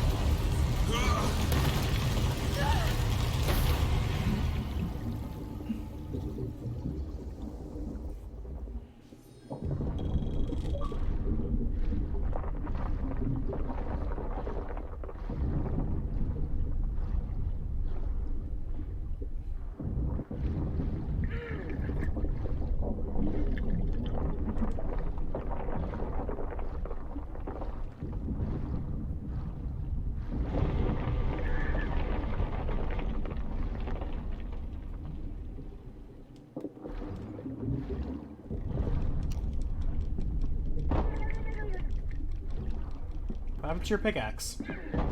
Use your pickaxe, Lara.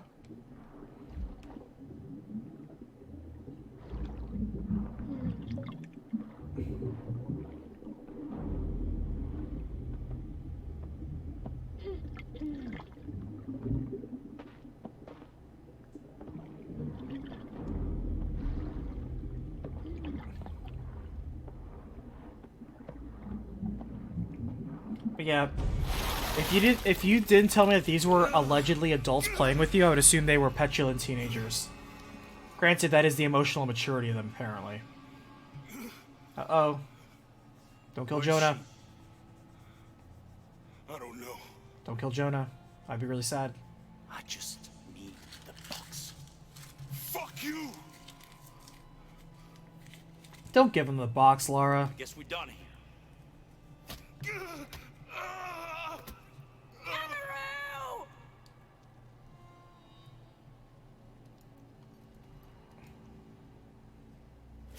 Stop! Let him go!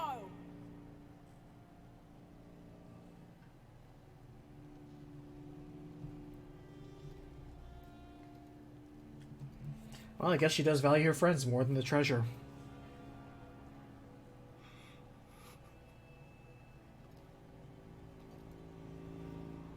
Release him, and I will give you the box. Lara, what are you doing? I've lost enough people.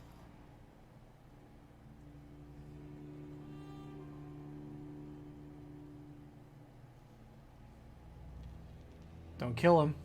Don't unleash the murder monster. Don't do it. I know you have.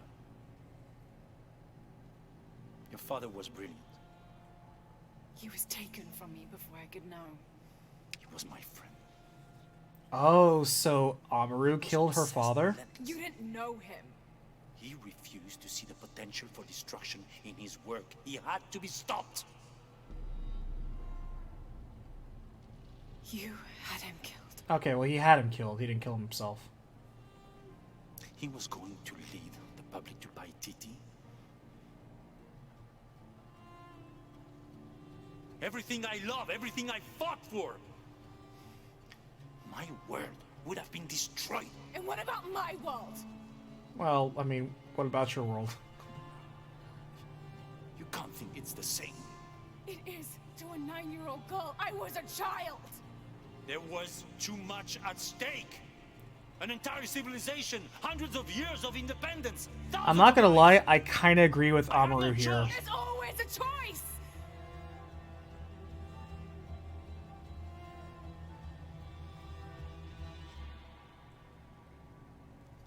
He's like, I lost a father. Your father was about to endanger an otherwise pristine 10,000-year-old civilization. That's not the same thing. I have to agree with this guy. No. Now, I think it's a bit extreme that, you know, he had to be discredited and killed, but he's right. Lara's father was obsessed. He wasn't going to stop. He didn't care about being discredited. He didn't care about it. You literally had to put him down to stop him. I see both sides on this. Lara, go! Stop him!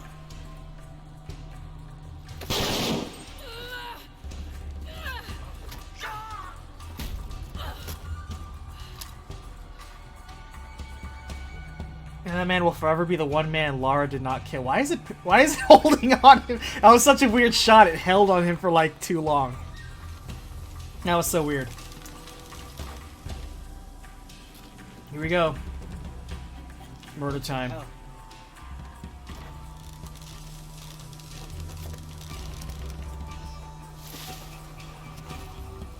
Is that Rourke? Running past just now? Yeah. Think we should call him? Hell no. If there's any change in our status, he'll tell us. Hasn't been much radio chatter.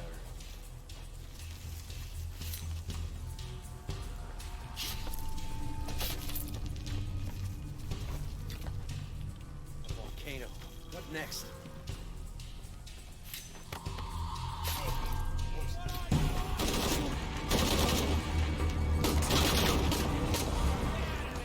Oh shit.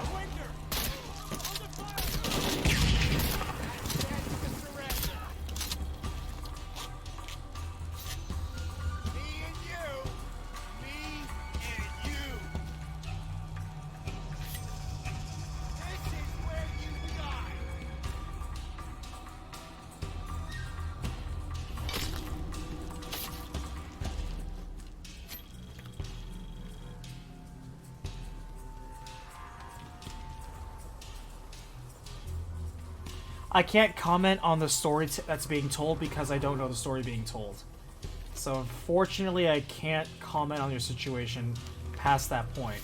I can talk about player behavior, but I can't comment on what their motivations are or what they're looking for. Sorry.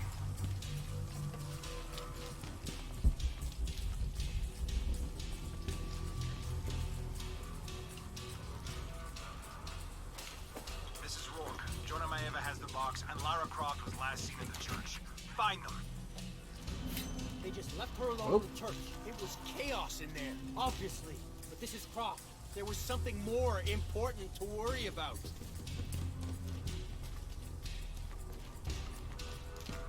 There's no way out of this for him.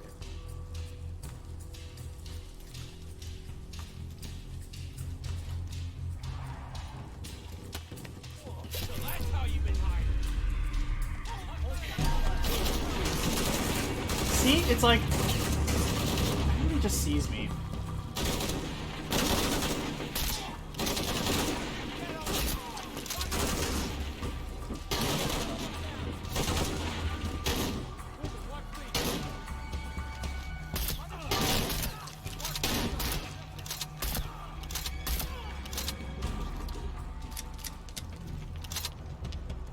Jonah, where are you? I'm in the cane field. They can't see me. Keep your head down. I'm on my way. But yeah, like, I feel you're only talking about, like, a couple players, and not all 10 of them. I'm sure you have a couple of good ones in that batch.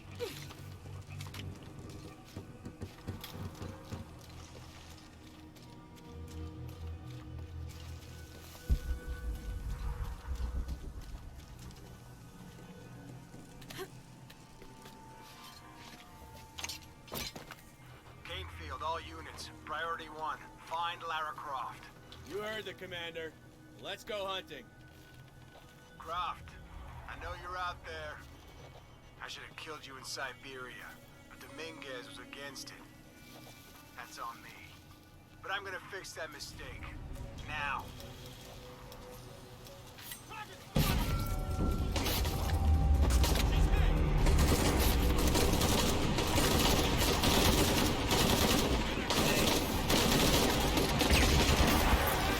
Damn, that crossfire is brutal. Ugh. Croft, I know you're out there. I should have killed you in Siberia. I had that sort of world-building love for my player, I think, in my second campaign. Second campaign, they loved being members of this world. It was really nice. They helped build it, they helped shape it, they loved being part of it. They took pride in being part of certain factions or taking stances in like the politics in the world. But to get there, I had to have the first campaign where they were just participants, while in the second part they were more like active members. But yeah, you can totally get there, 100%. You just have to build it, and it takes patience. If Croft is on the loose, she wouldn't stick around here. I mean, you may not be able to do it with those players, but you can certainly do it. Alright, let's go. I'll take point. I don't see anything.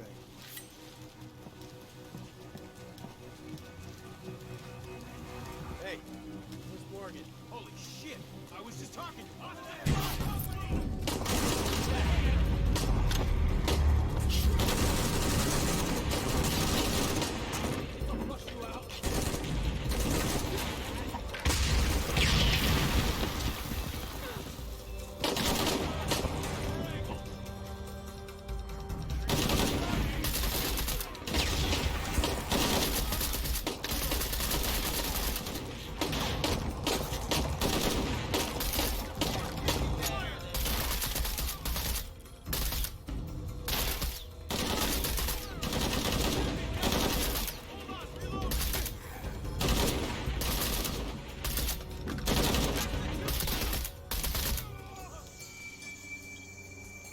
Full up. Can't carry anymore. I swear, instead of going for body shots, it's more efficient to just pop their helmet off and then pop their head off. These guys are also way too alert. Way too alert.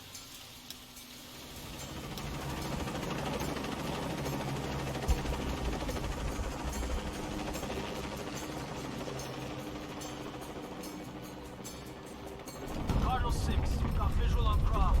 He's at the distillery. Beacon team deployed. Beacon on the ground, Commander.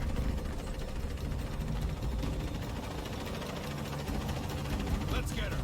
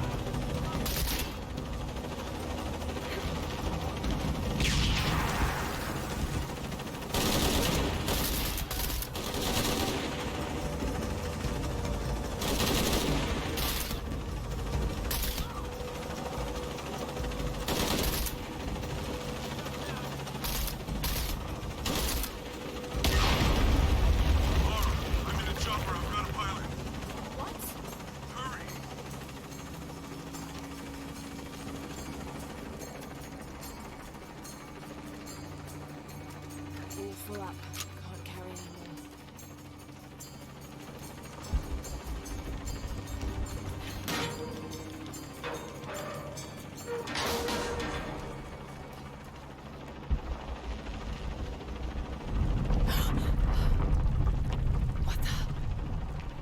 Okay. Give me that box. Protect the cube. Don't die in the helicopter, Jonah. Oh, he's fine.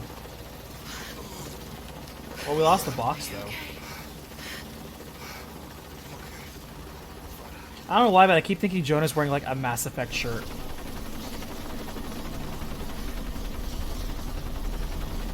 See, wanting to protect his people, Amaru is not wrong. Even killing one man to protect an entire civilization, I can't necessarily argue that. Even if that was, like, his own, like, her father. And she wants revenge. Understandable, I suppose. But his aspirations past that, becoming like a sun god, alright, alright. That's a bit much, Amaru. Go, we got this. Where did you come from, lady? Oh, that's right, she drove us here. That's right.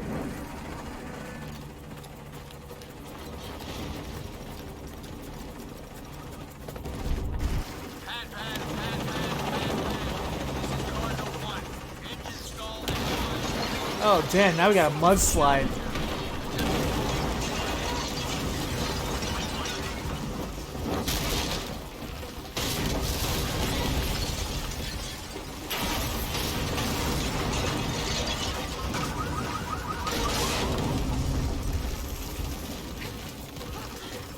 Yeah, man, one of these running sequences in quite a while. Second game had a ton of them. So did the first game.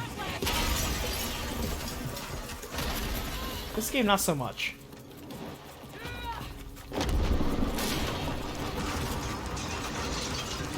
This is Cardinal 1. Engine restarted. Rerouting controls.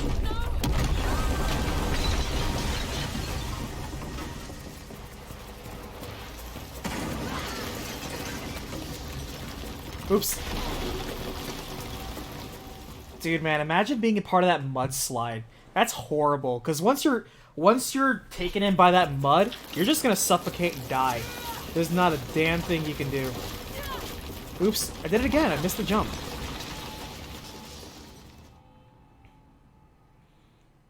You're donezoed.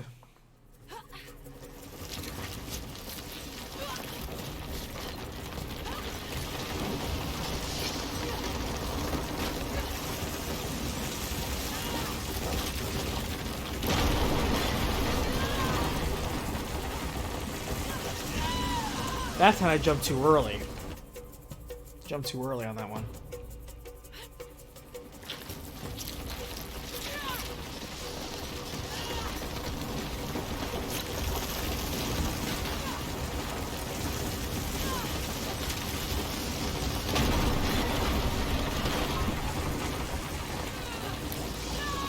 Okay, game. I jumped.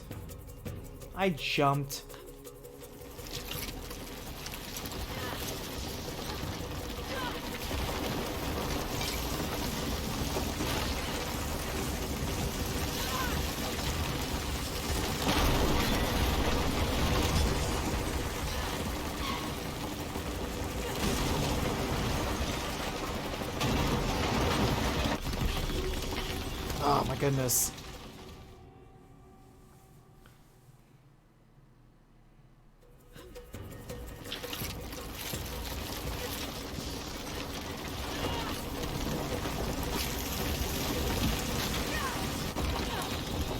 Ugh.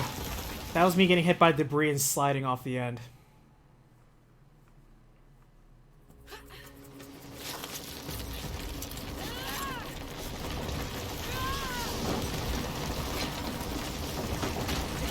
I always seem to hit that first one.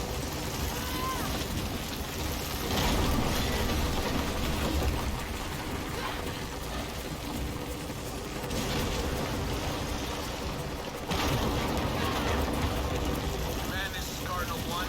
All systems functional. Back on course for heading 7. Only one chance.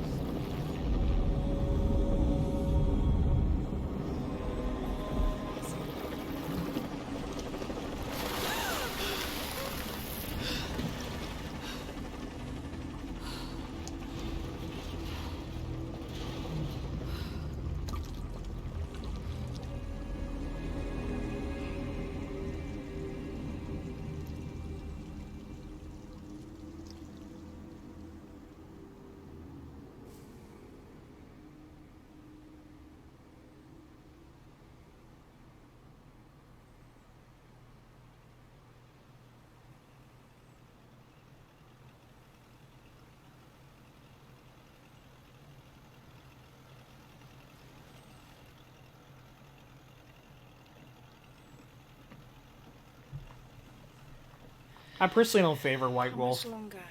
No, nothing against it. I just don't favor their systems. And I think it also stems to the fact that most of the storytellers I've played with using White Wolf systems haven't been good. It's Dominguez. It's Trinity. All the way back, as far as I can remember, it's always been them. I could have had a family. Everything could have been different. We will get the box, and we will stop Dominguez.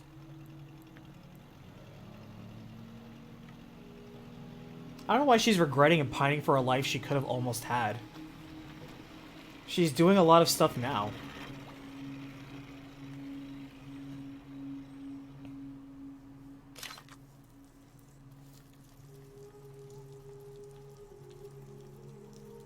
Your Highness.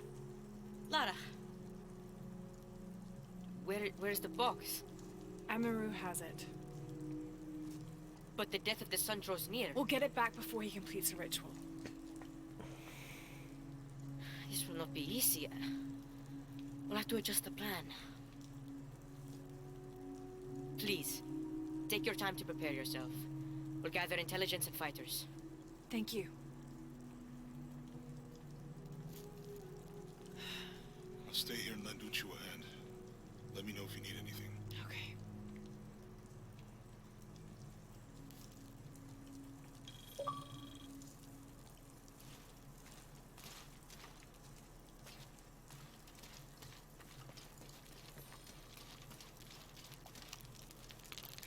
I can't believe how much it's...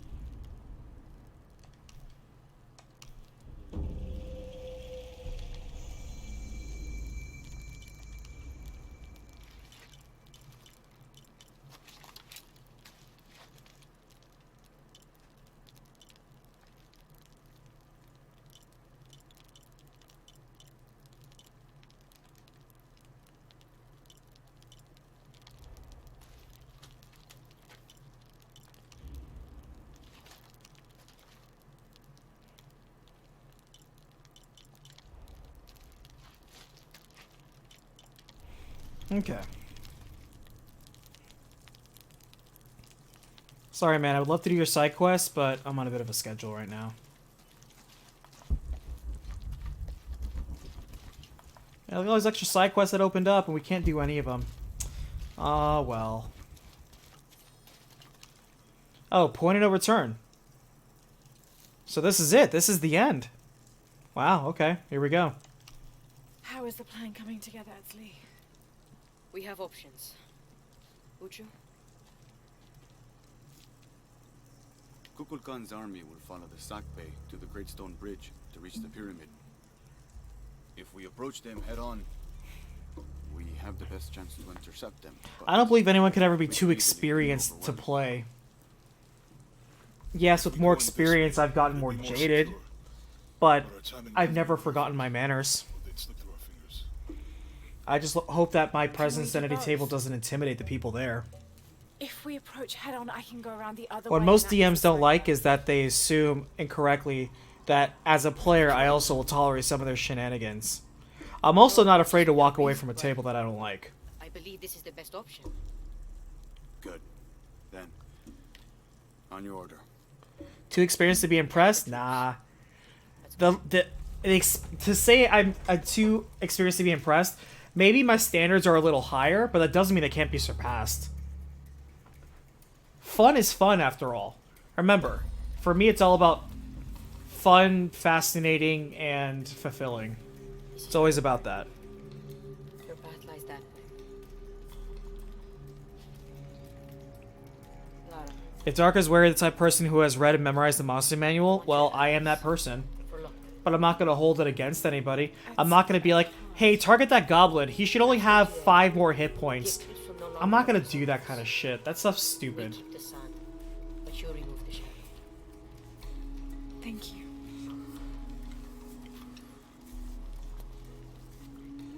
I really feel like we're injecting ourselves in the Paititi people's internal conflict. Like, this really doesn't have much to do with us at all. This is literally an internal power struggle that has nothing to do with anything else.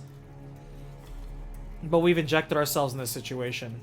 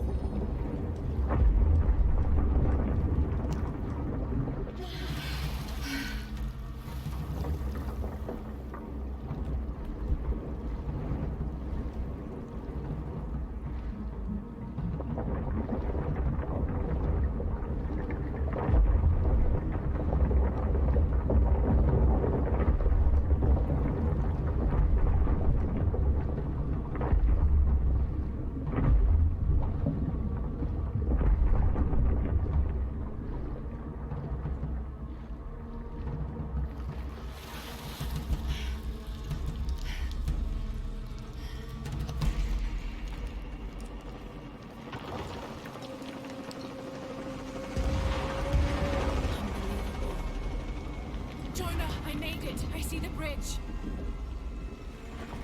Shit! They blew the bridge. We'll find another way. Shit! Okay, do you see that red smoke? Yeah. I'm gonna check it out. Unaratu said that the Crimson Fire was her destiny.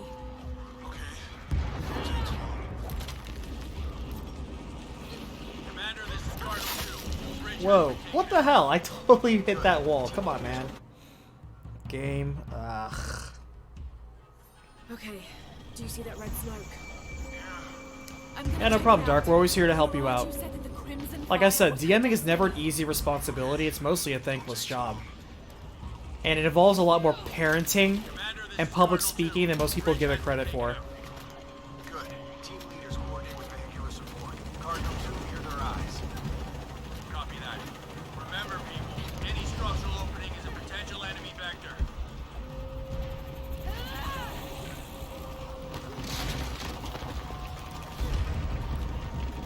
And if this adventure doesn't work out, yeah, so what? There'll be more. There's always more players, there's always another adventure. More helicopters.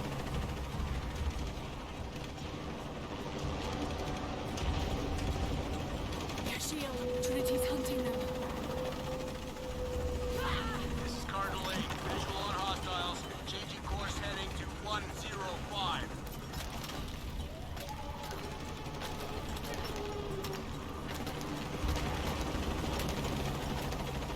Establish kill zone and hold them off the temple at any cost.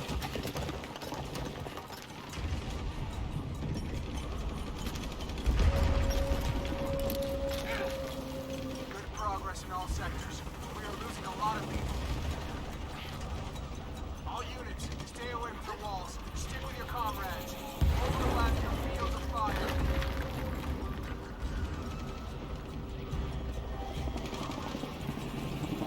The source of the smoke. I can reach it.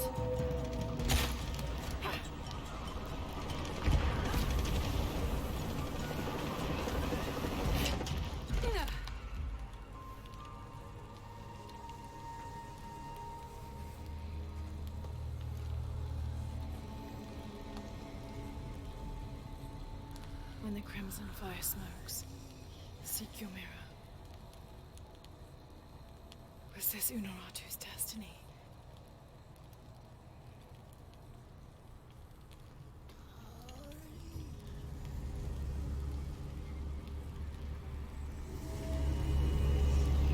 Oh, it's this lady again.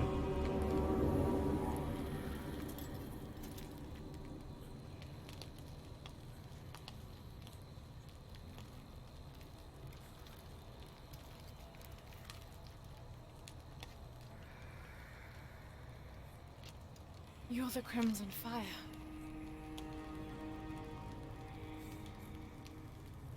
I think we're supposed to work together to defeat Kukulkan Khan. How does she understand English?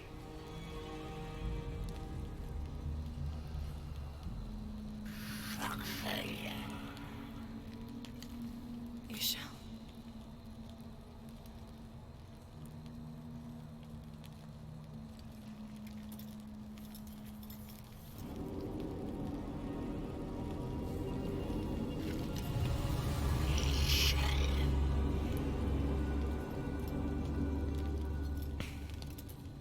Nobody cared about me until I put on the mask.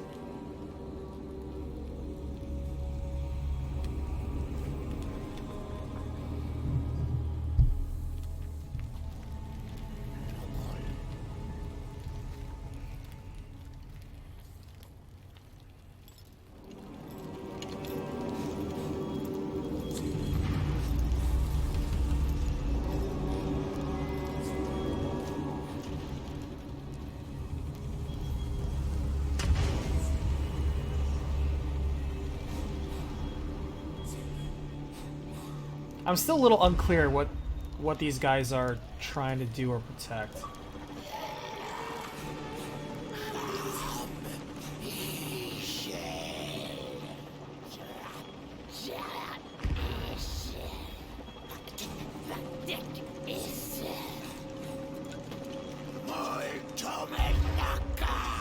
I got a giant claw weapon.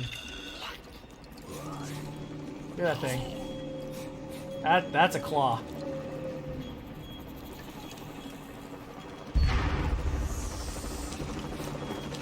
No wonder it hurts so much with these guys in melee. Good lord.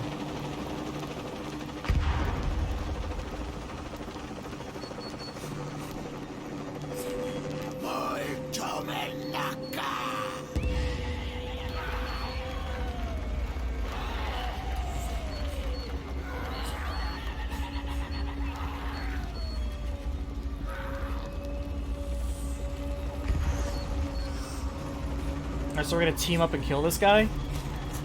Like, what is he gonna gain sun god powers? Is that what we're up against?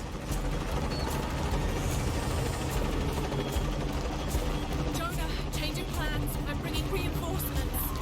What? I hope you know what you're doing. Me too. Commander, we have eyes on Croc. She's with the E-shield. She's what? Don't get distracted. Pick her up.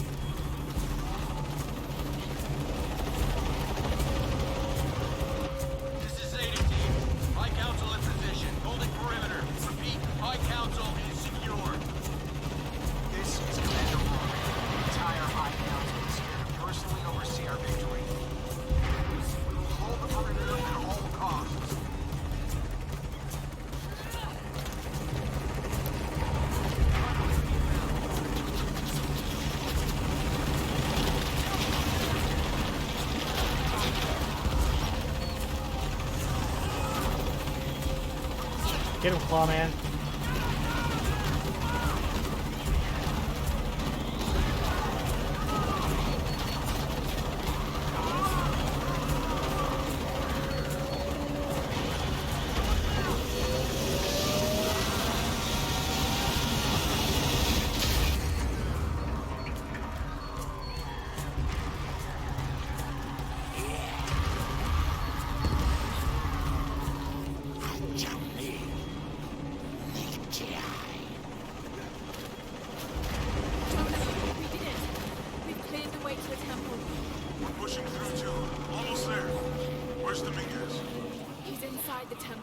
We're so close.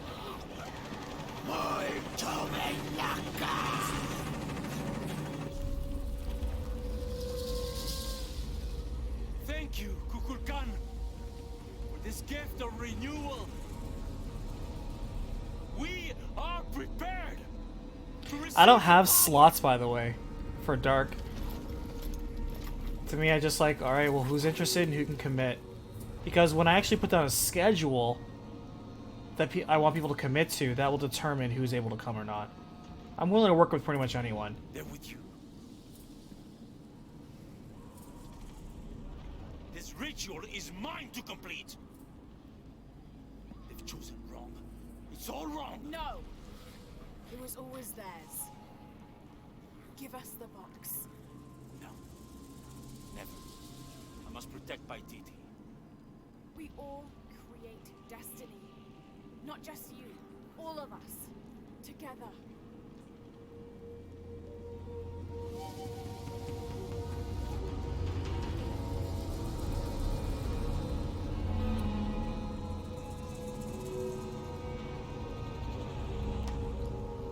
Headstrong to the end.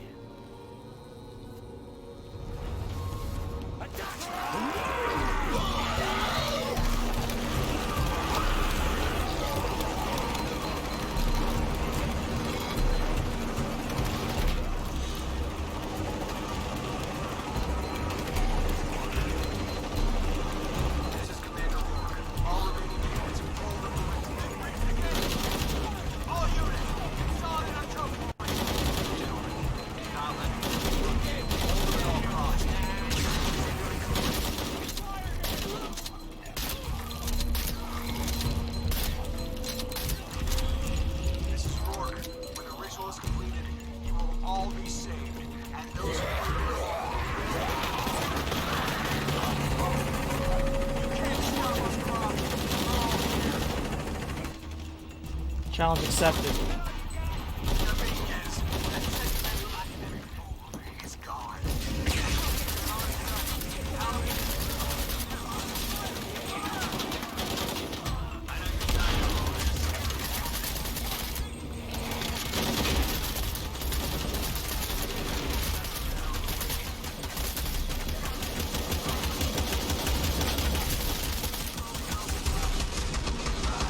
Wait, why did I die?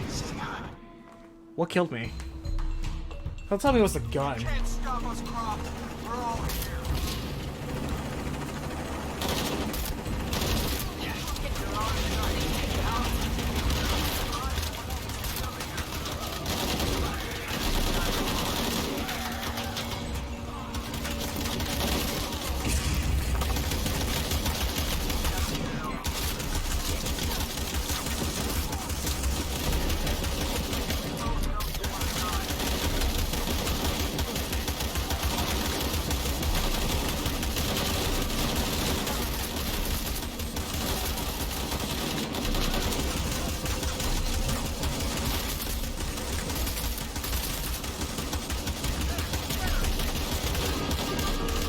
Oh, that's Rourke.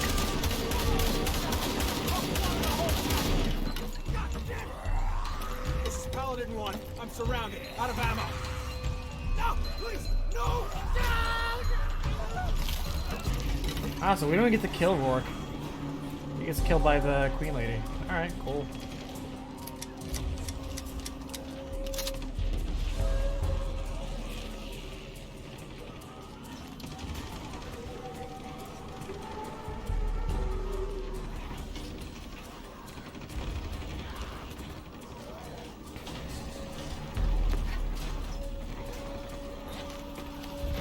I mean, is there a reason you have to help these guys run a game? Is there a reason? Do you hang out with them normally? Are they actually friends? Are they co-workers? To stop the ritual. We'll hold them off as long as we can.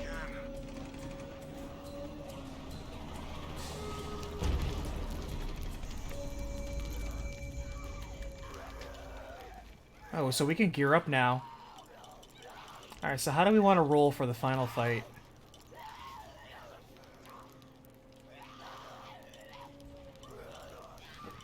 Part of me likes doing the cannon outfit. Like, whichever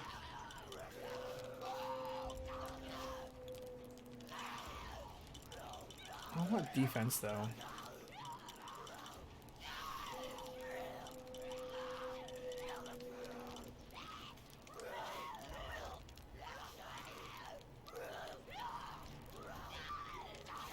That's funny. This is a throwback to the original one with the art style. It's always funny to me.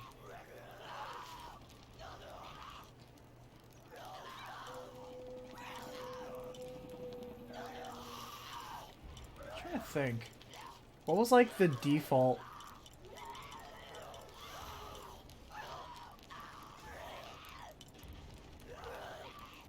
What was the default one in this game? Was there a default outfit?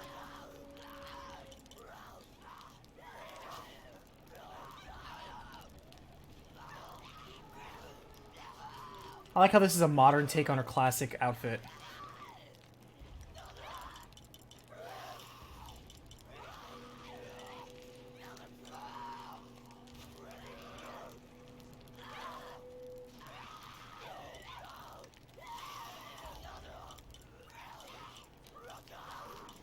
Yeah, so Tactical Adventure was the default one. But I think I'll go Tactical Classic. There we go.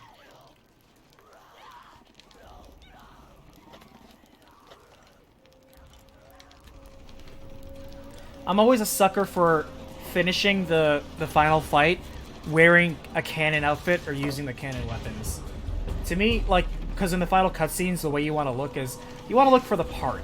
You want to finish the adventure, and I like finishing the adventure often how I began. I often think it's poetic that way. So if I can wear, like, the starter outfit or the default outfit, to me it shows, like, progress. Like, it all comes around again.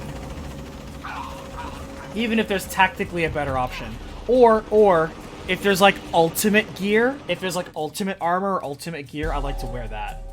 But there kind of isn't really ultimate armor in this game.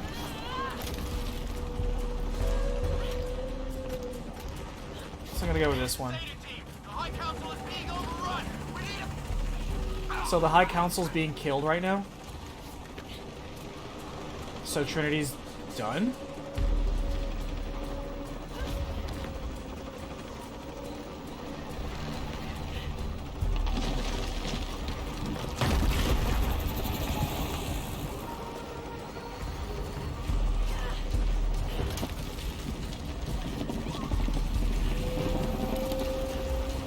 That being said, I feel the teal that we're wearing as our top is a little too tealish, but you know, whatever.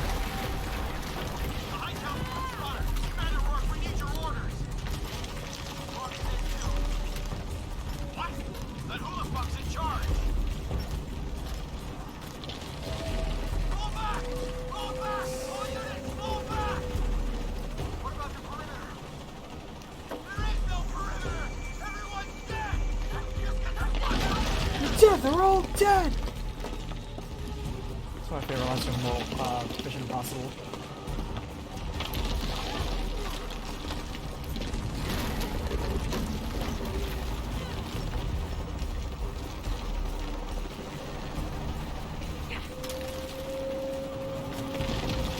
Man, I remember my dad took me to see Mission Impossible in the theaters when it first came out, because he was a big fan of the classic, like, you know, 60s show, or 70s show. Oops. Ooh. Clutch. Clutch catch. And man, what a violent movie. There's so much death and decapitation in that movie. Man, it's a very violent movie. But he didn't know. And it's not like I was really super bothered by it. But man, some of that violence was like, wow, this is really extreme. I would not bring a kid to this.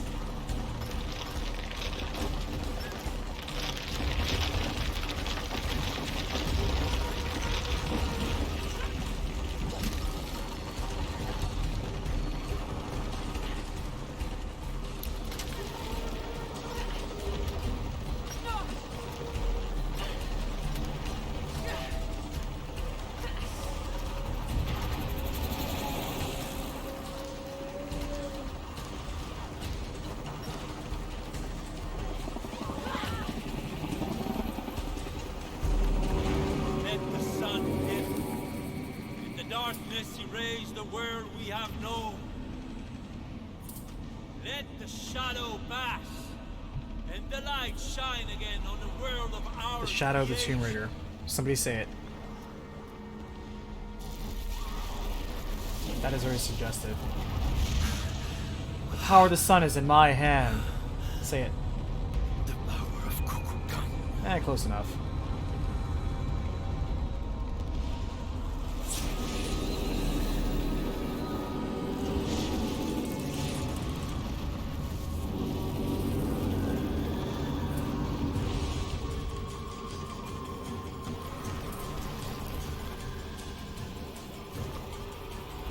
Destroy any who would destroy your power and potential.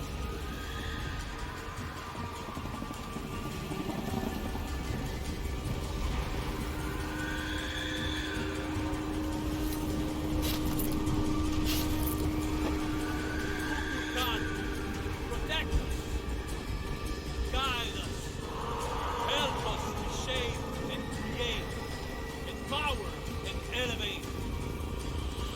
At first I thought he said, empower the anime. I'm like, oh wow. This guy's pushing an anime agenda. Alright. Part of me thinks I should just go in guns blazing.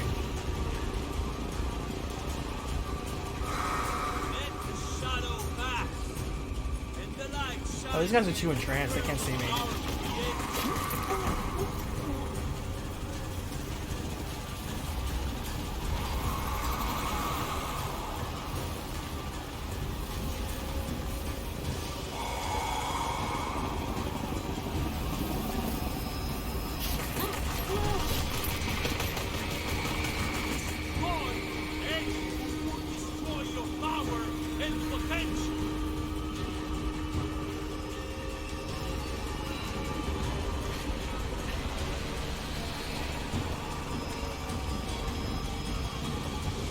No, you can't kill these guys.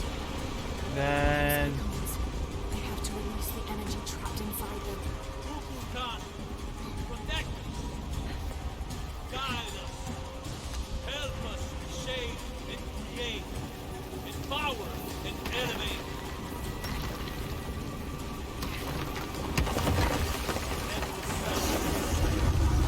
The dark is the world we have known. Find her.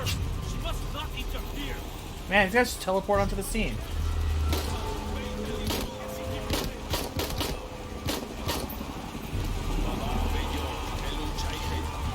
Today, we take control of our destiny. Whoa, damn it. Ah, he pushed me off the edge. Destroy any who would destroy your power You know what? and potential. F this, we're going loud. If I gotta kill everybody anyway, and I can't stealth it, there's no point in stealthing.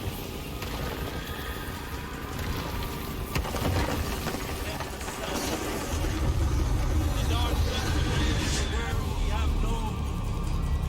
Find her. She must not interfere.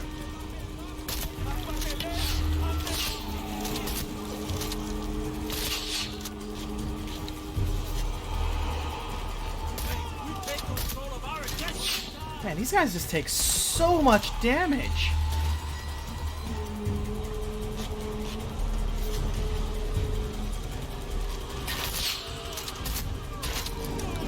Like 3 shotgun blasts at this range? You have to be like right next to them and get them full on. Like a glancing blow does not work.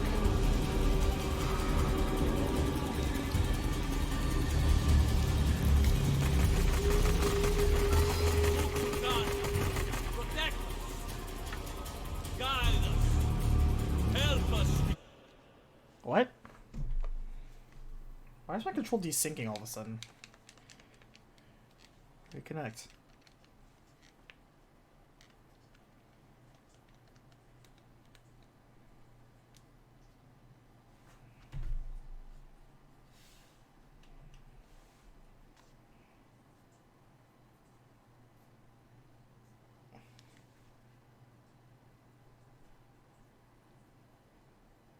Sync, please.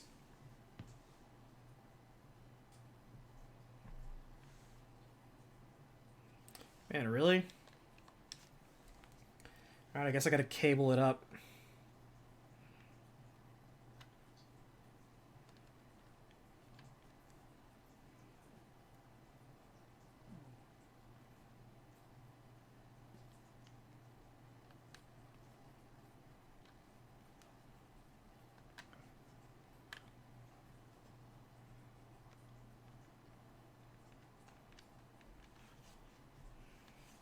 Shape and create and follow and elevate your form.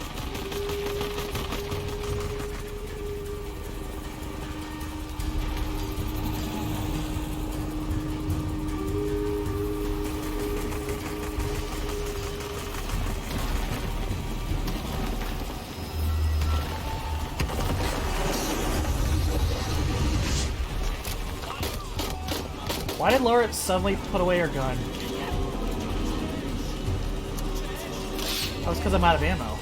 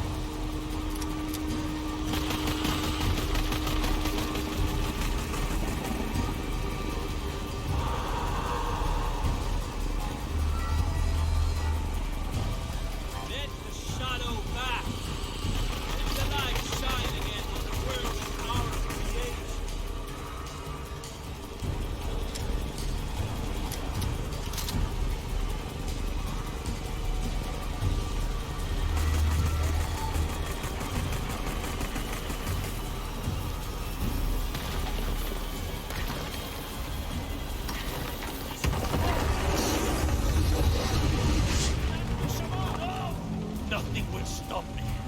Remaking the world. Today, we take control of our destiny. Oh, this man's got teleport powers. Alright, first things first, you always eliminate the nukes.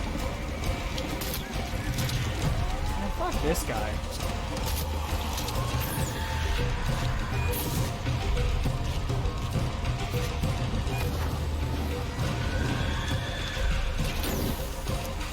I thought you were smart.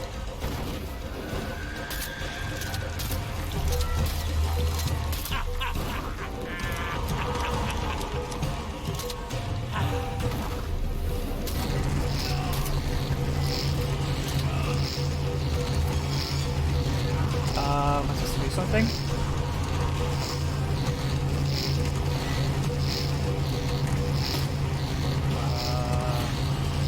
Oh.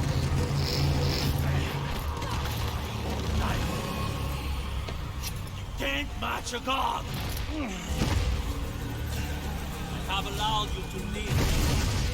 No more.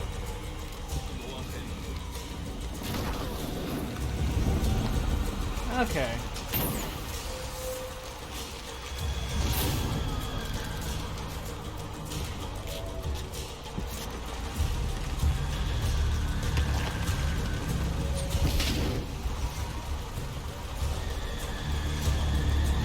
Where are you rats?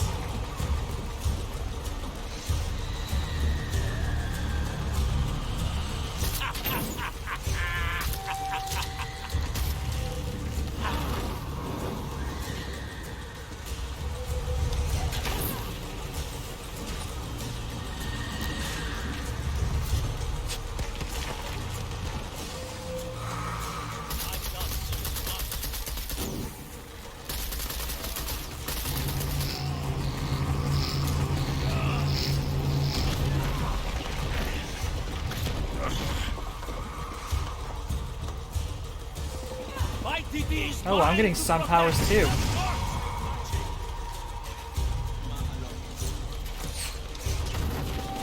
The hell is Lara becoming?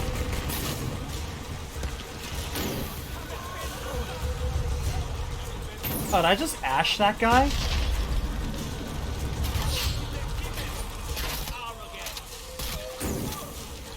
thought I did, but maybe not.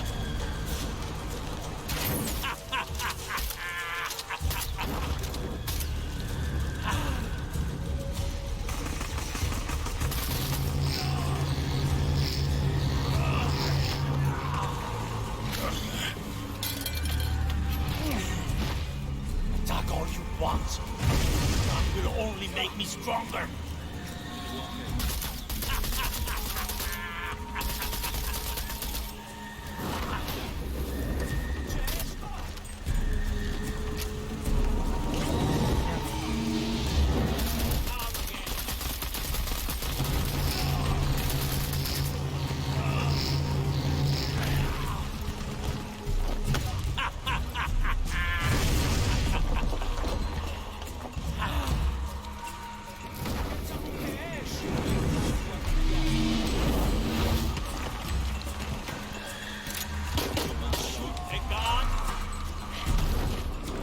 Fuck that! Okay, I'm about to say, man.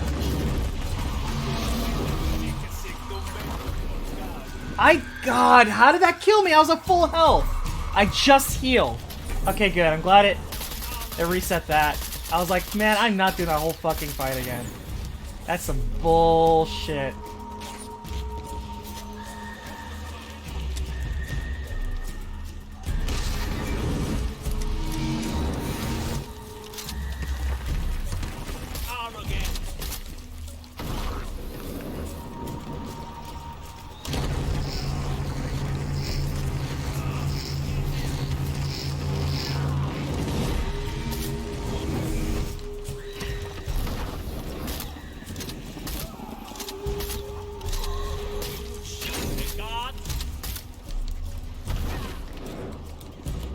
Get up.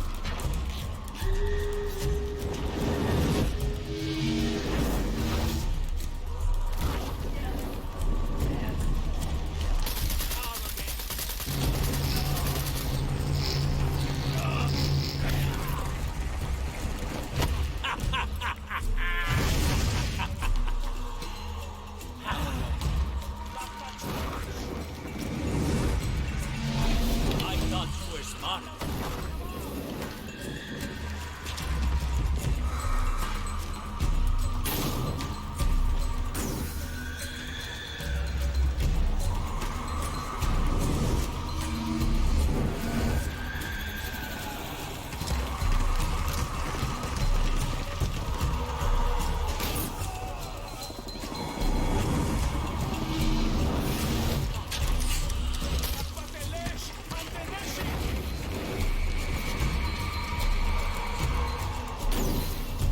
Oh, I'm out of the herbs that give me damage protection.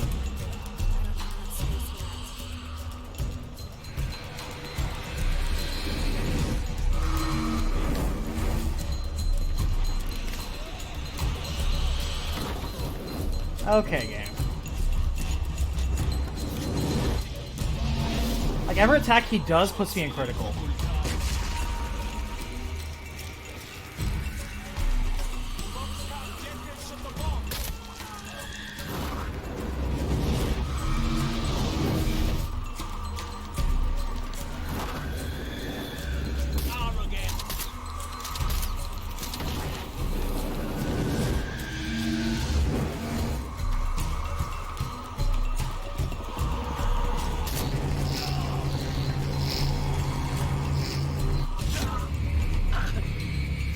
Man, I feel like we had to do that like 8 times. I'm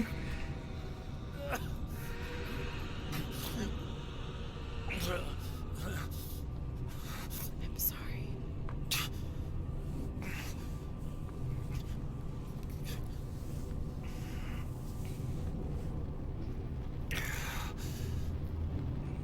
Protect my teeth.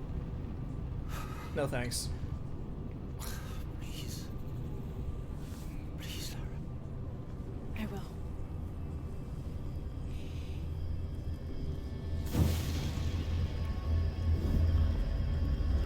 Lara becomes a sun god. Did not expect that turn of events.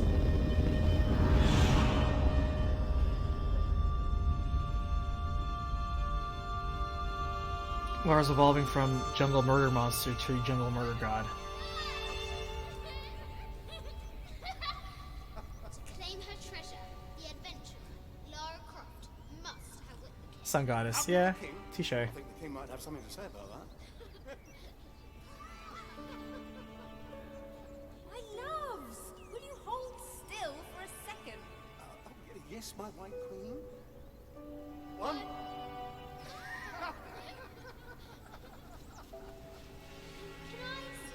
Of course. There's you, me, your dad. Where are we? Hawaii. With this key and the silver box, we can remake the world. Without weakness, cruelty. If you had that power.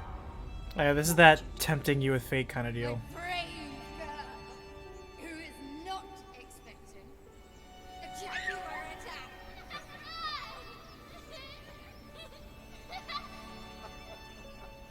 Where shall we go next for our real adventure? I hear the Antarctic is lovely this time of year. Dad. Oh no, then perhaps the salt flats of Utah. Oh, Richard. I know where we're going. You do? Hawaii. Oh yes, yes, that could be really nice. Well, in that case... Goodbye, Mom. Goodbye, Dad. Sometimes the world just needs a jungle murder monster. You're my research assistant. It's not the hero they deserve, but it's the hero they need.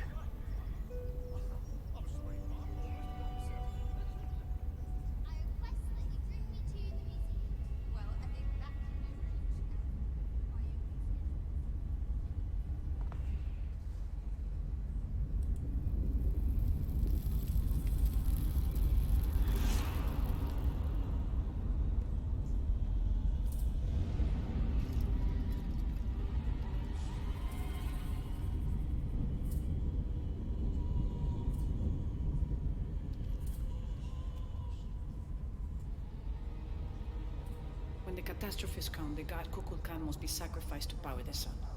Otherwise the world dies. Sacrifice a god?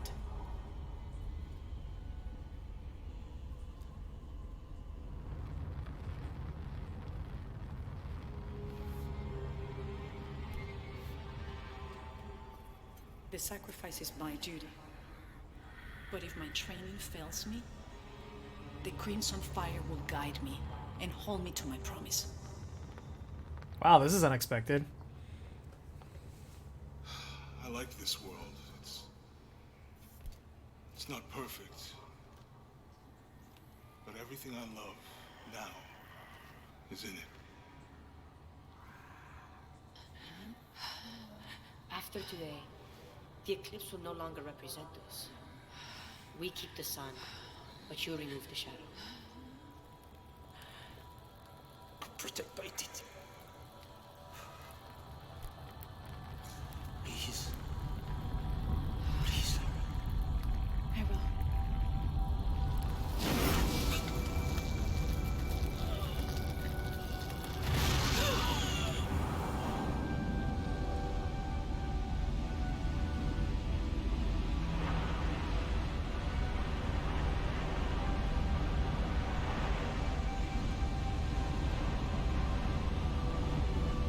A plot armor ghost comes out and protects her.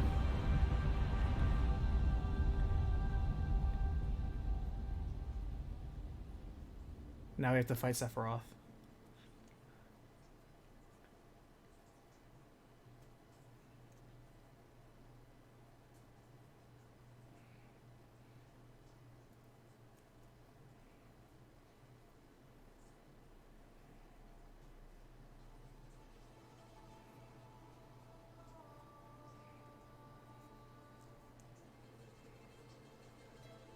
Unuratu. My mother, a warrior, a rebel, queen. She will be venerated for generations. I miss you.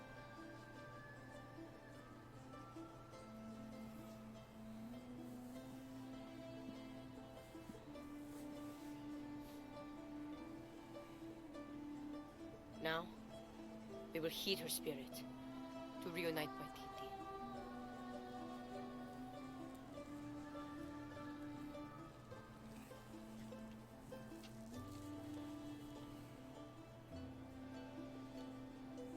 Thank you.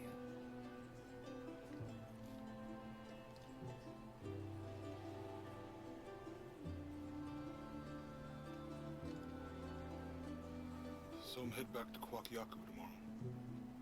Really? Missing the jungle? Off in search of the elusive fish tree? Abby and I are headed to the coast for a few days. Hooking up with Abby. I'm glad. Jonah gets the girl in the end. What about you?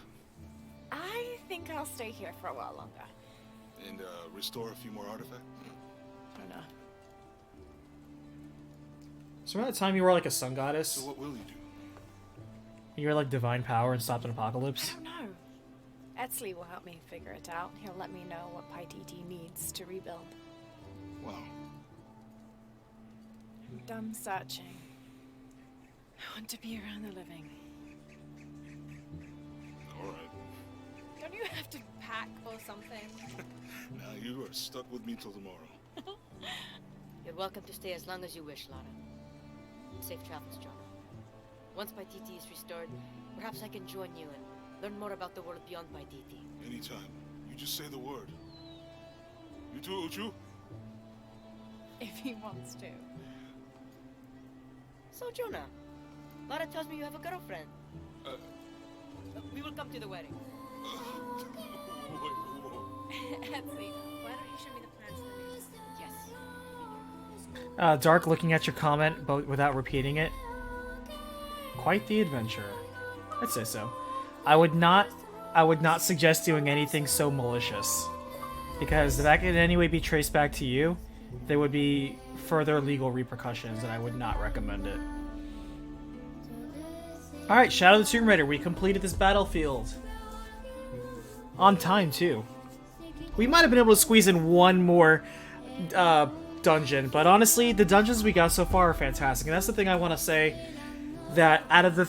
I feel we can't talk about this game without comparing it to the other two games. On its own, this was a fun game. Though, there were definitely problems and weaknesses that I want to point out. First and foremost, we'll talk about the good.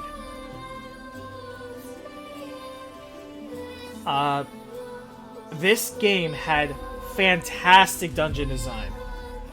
Great art direction, good customization. I felt that it certainly stepped up in that. The focus on that was great. I loved it. This has such good dungeons. I'm like, man, this is the kind of stuff I want to see in Zelda. This is like Zelda level stuff. I love it. Excellent work. Very good work.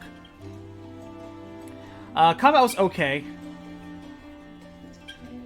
I felt the emphasis and more tools for being stealth was actually good. At first I thought it was kind of weird, but I felt it ended up being pretty well done.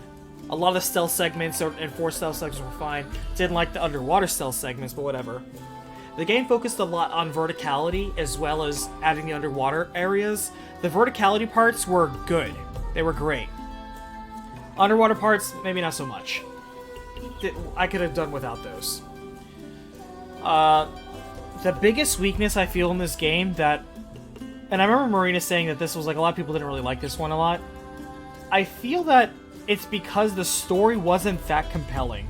It honestly wasn't that interesting. At first it started interesting. This game started more interesting than it ended.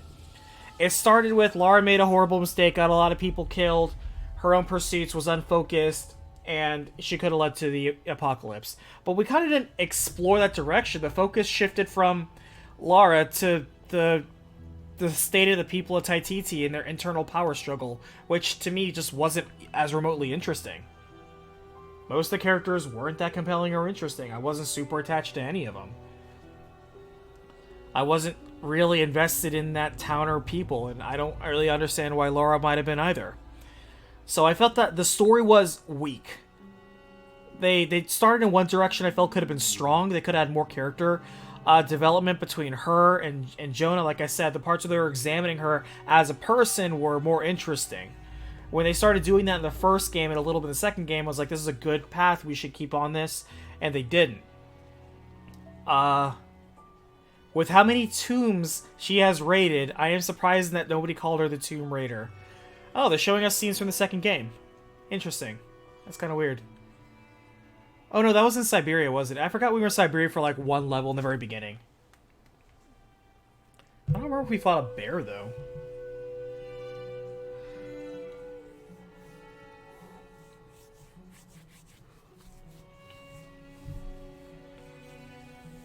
The game had a lot of fun. It was fun to play. This is definitely one where the journey was better than the destination.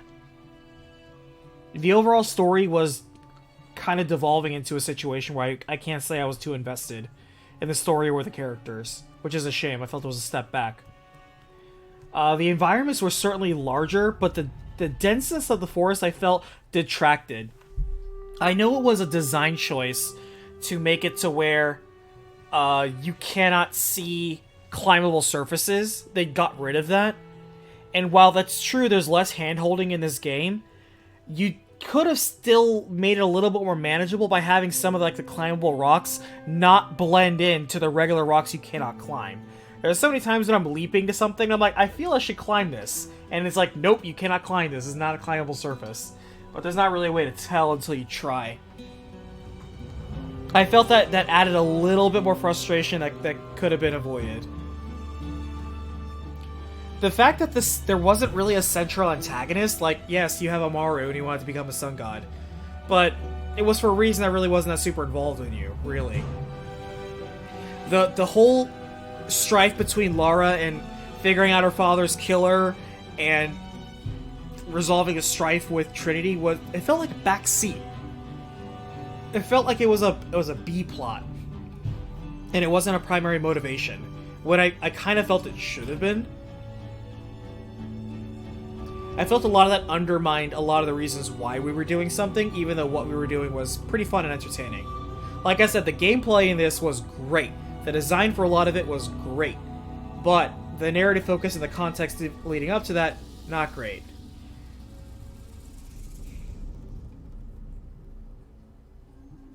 Yeah, I was looking at the story narrative right now. I mean, most stories are only written by one or two people.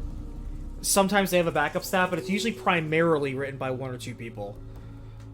So, you have that. I would certainly say that the lack of narrative focus has impacted the overall package of the game, even though many aspects are better. One part that I felt was unnecessary was the economy. Introducing an economy was not very interesting. I didn't really take advantage of it except to buy outfits. A lot of the outfits were cool. I wish you could have mixed and matched a little bit better. I wish you also made changing outfits a little bit easier. Load times are strangely longer in this game. I'm not sure why. I think it's because the environments are loading are larger. Like I said, the jungle environment at first was nice and lush, but then you realize it hinders a lot of visibility on where you can go, where you can explore, what's traversable, what's not, and hiding a lot of the stuff. It really emphasized a lot of the survival aspect, which is why I lean on that more in this one, the survival tree, because you can't see shit for the most part in most of the jungle. You really can't. I also really feel a mini-map would have been helpful in this game. Give me the option for a mini-map. I'm constantly toggling the map, which, by the way, because of how vertical this game is, the map is more useless. It is so useless in so many cases when something's above you or below you. You're constantly clicking that survival vision to see where the objective marker is going to be because you can't rely on the map. The map wasn't very good. The map was a detractor. The endgame enemies were surprisingly resilient. Like, once we started fighting elite guards and, like, the elite Trinity troopers, like, you saw, like, the value of even, like, fully powered shotguns and rifles. It takes so many hits to kill dudes, and you die so easily. It is a necessity to get, like, a lot of the damage-reducing items. Because you can't change outfits, it sucks that you can invest in an outfit that gives you resistances, but then use it for an area that's useless, and need to switch back to another outfit. I kind of wish there was more flexibility with that. Gun customization was also strangely backseat. I know why they did it. They did it so they could have more quantity of guns, and each one had different aspects and attributes. But then, like we pointed out, once I settled on like a particular model I wanted, I never shifted back. I never had to. I just picked the traits that I wanted, and I stuck with just that. There was no incentive to move up once you maximized all the upgrades for it. It devalued a lot of gaining items and weapons. In the last game, I was constantly excited to get new weapons. In this one, you have almost too many weapons that each one loses individual value. And once you find one that just kind of fits like a glove, everything else is just ancillary. So I felt they overdeveloped the weapon system and the economy to where that detracted it. If this game had the focus narratively of like the first one, I felt had the strongest narrative focus. It was the most focused. Second one went bigger, and while the focus also expanded and introduced and added a lot more for Trinity, you could argue it shifted focus away from Lara as well, which it did. The first, if there was a game, if the next Tomb Raider game could have the focus of the first one, have the environment design of the second one, and the mix of balance as well as tombs, and have the tomb design of this game, that would be great. Each one of the 3 games in this trilogy brought something strong to the table, but none of them are the complete package, I would say. They're all good for different reasons, and they're weak for different reasons too. So like I said, I would like a stronger narrative on the second one with like the dungeon design of this one, and that would be like the best fusion for me. So I like it. It was good. Before we finish the end of that battlefield, I don't have any other final thoughts. I don't know if you guys do. I liked it. This was fun.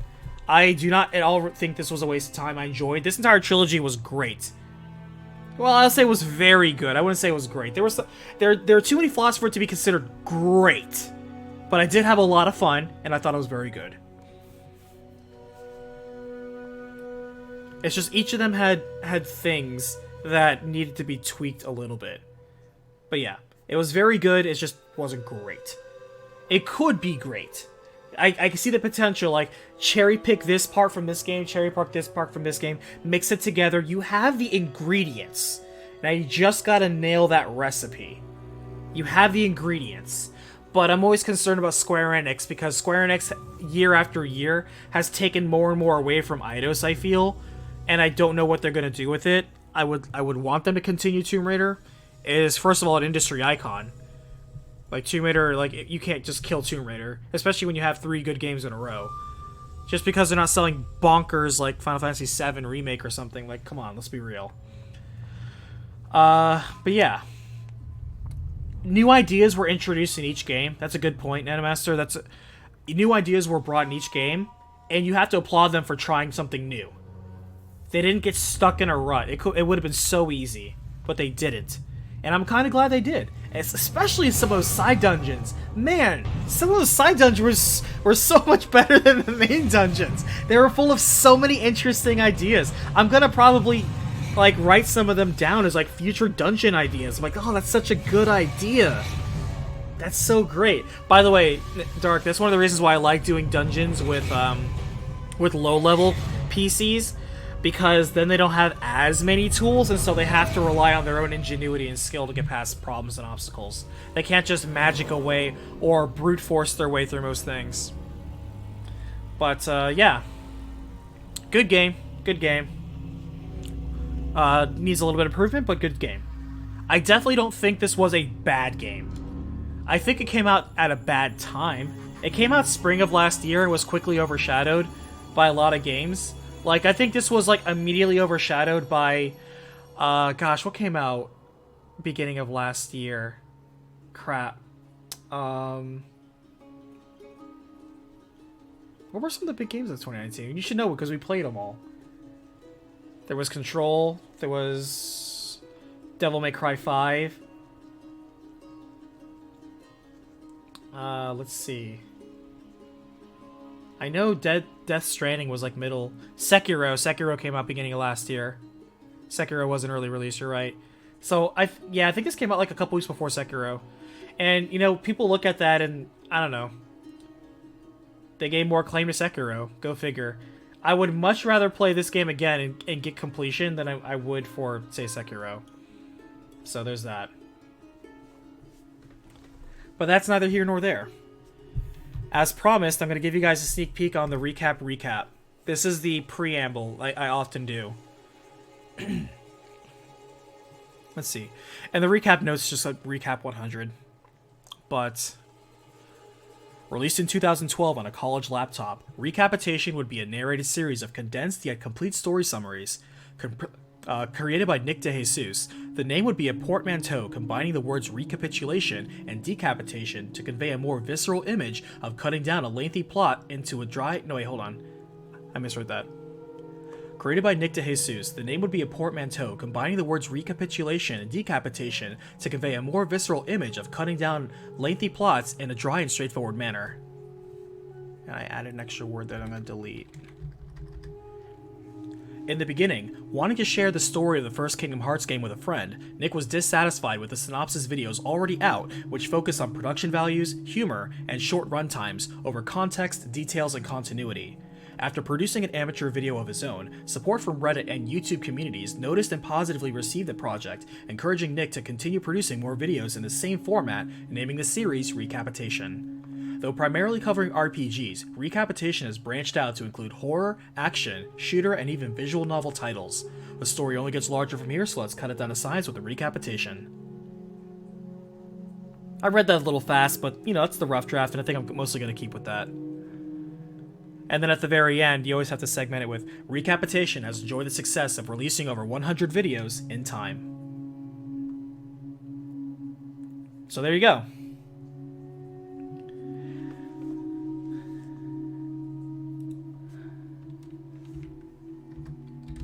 And then in between is going to be, like I said, the all 100 videos from Kingdom Hearts to Chrono Trigger with the date and then the title and then a quick short little clip of something. I might just do just title flashes. We'll see. So, yeah, there you go. That's the project I'll be working on intermittently. I still want to do a review of... or finish playing first, and then do a review of Gears of War Tactics. I feel it's only right that if a company bothers to send me a review code for it, I believe I should review it. So, you know, we'll see where that goes. But yeah, look forward to that review. Look forward to the recap. And if you want to rewatch the Final Fantasy VII Adventure, I am almost done uploading. It should be done tomorrow. All the parts of the Final Fantasy VII remake, all that, is on the side channel OBM Plays. So you can watch all of it. It's finally uploaded for the most part. I feel the volume's a little low, but that's the reason why I increased the volume now. So I think this upload will have a higher volume, I think. We'll see. Well, you know, we'll see. Alright. That about does it. Square Enix, thank you so much. Do not kill Tomb Raider. Please. I know you killed Hitman. You basically killed Deus Ex. Please don't kill Tomb Raider. And yeah, Dark Reject, I appreciate you guys sticking around like always to join us in this battlefield. This is not the final battlefield. This will be farewell but not goodbye. This is one of those things at the end of like James Bond or a Marvel thing where it says James Bond will return. You know, Captain America will return. Oni Black Mage will return. In the next battlefield.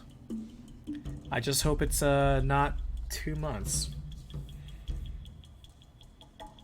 I can't do an Arnold, I'll be back. I can't. I don't do very good Arnold impressions. I'm terrible with impressions. I can mock people, but I'm terrible at impressions. Hey, Will, long time no see. You came in right when I'm signing off. How about that? And yes, Deus Ex is absolutely a series that should not be cut down and killed. 100%. It's too good. Even though Cyberpunk is looking to be that game on steroids, but, you know, we'll see. Hey, you never know, maybe the next Perfect Dark game will be in that style. Yeah, don't worry. Pro Gamer 360 No Scope Ninja will return as well. Because, you know, he's just such a good gamer that you can't keep him down. But yeah, this is the part of the anime series where like the main character goes away for like a few episodes, like half the season, to train or something like that, to grow better, and then they come back with a new attack or a new form. So we'll see. We shall see. I imagine that my editing and narrating style is not going to improve. Anybody who has grand expectations of improvement, I have to disappoint you. I apologize. But yeah, you can of course still follow me online. I'll still be on the Discord. I'll open up chat more often. Oh wait, hold on.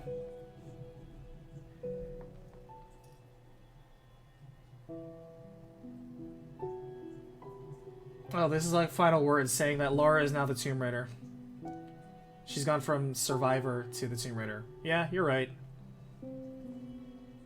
And look at all these Tomb Raider official fan sites. All these official fan sites. That is nuts to me. That they're all listed in here. That is crazy.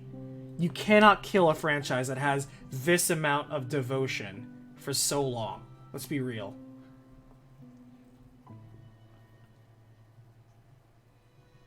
Square Enix has an amazing IP.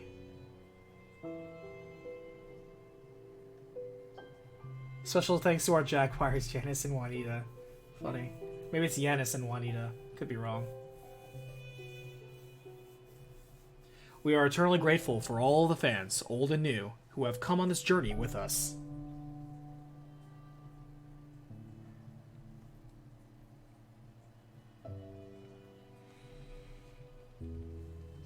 Crystal Dynamics, please stay alive.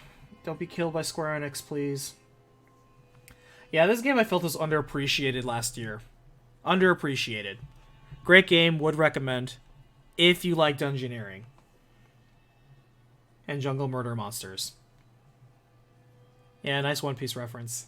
3 days, 2 years. Alright, that wraps it up. Thank you so much for watching. I'm Oni Black Mage, and I'll see you on the next battlefield.